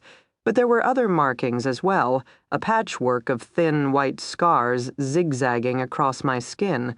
They became more obvious in the summer when I had a tan than during the winter when, like most New Englanders, my skin was bone white. But I knew Dee Dee would spot the pale, spidery lines, I murmured. I think other people's mothers don't break bottles over the back of their little girls' hands so they can take their children to the emergency room and have the cute male intern tweeze out the broken glass. I think other people's mothers don't hold a hot iron to their daughters' fingertips so they can return to the same ER 3 days later when the cute male intern said he'd be working again. How old were you? Young enough to go along, old enough to know better. And this was in New Hampshire, upstate New York. That's where I lived before my mother died, at which time social services tracked down my aunt and asked her to take me. That's how I met Jackie and Randy first day of school. We sat side by side, and just like that, we were best friends. We did everything together, played, studied, worked, rebelled, except then we turned 18 and they had dreams and I didn't. So I let them go. And I didn't call or check up or be the kind of friend I should have been, because I didn't want them to know just how much I missed them. I was embarrassed that all these years later I still loved them more than they loved me, and now I couldn't get the words out. I just sat there and touched the digital image of my best friend who I'd never see again. I should have told Randy everything. I should have told Jackie. I'd hoarded my secrets as a child. Then Jackie and Randy had hoarded their secrets as adults. Randy had never told us about her abusive husband, and Jackie never confided in us that she was gay. I only learned that during the police investigation, when Pierce Quincy, the profiler Jackie had hired, let it drop, and I'd sat there, stone-faced, willing no expression to show because, of course, I would know such a thing about my best friend. Of course, one best friend would feel comfortable enough to share such a personal revelation with another best friend. The thin white scars on the back of my hand were the least of my concerns. It was the internal wounds that hurt me. My world had always been too small, first just me and my mother, then me and my aunt, then Randy, Jackie, Charlie. I'd always had too little. I'd always loved too hard, and I'd always lost too much.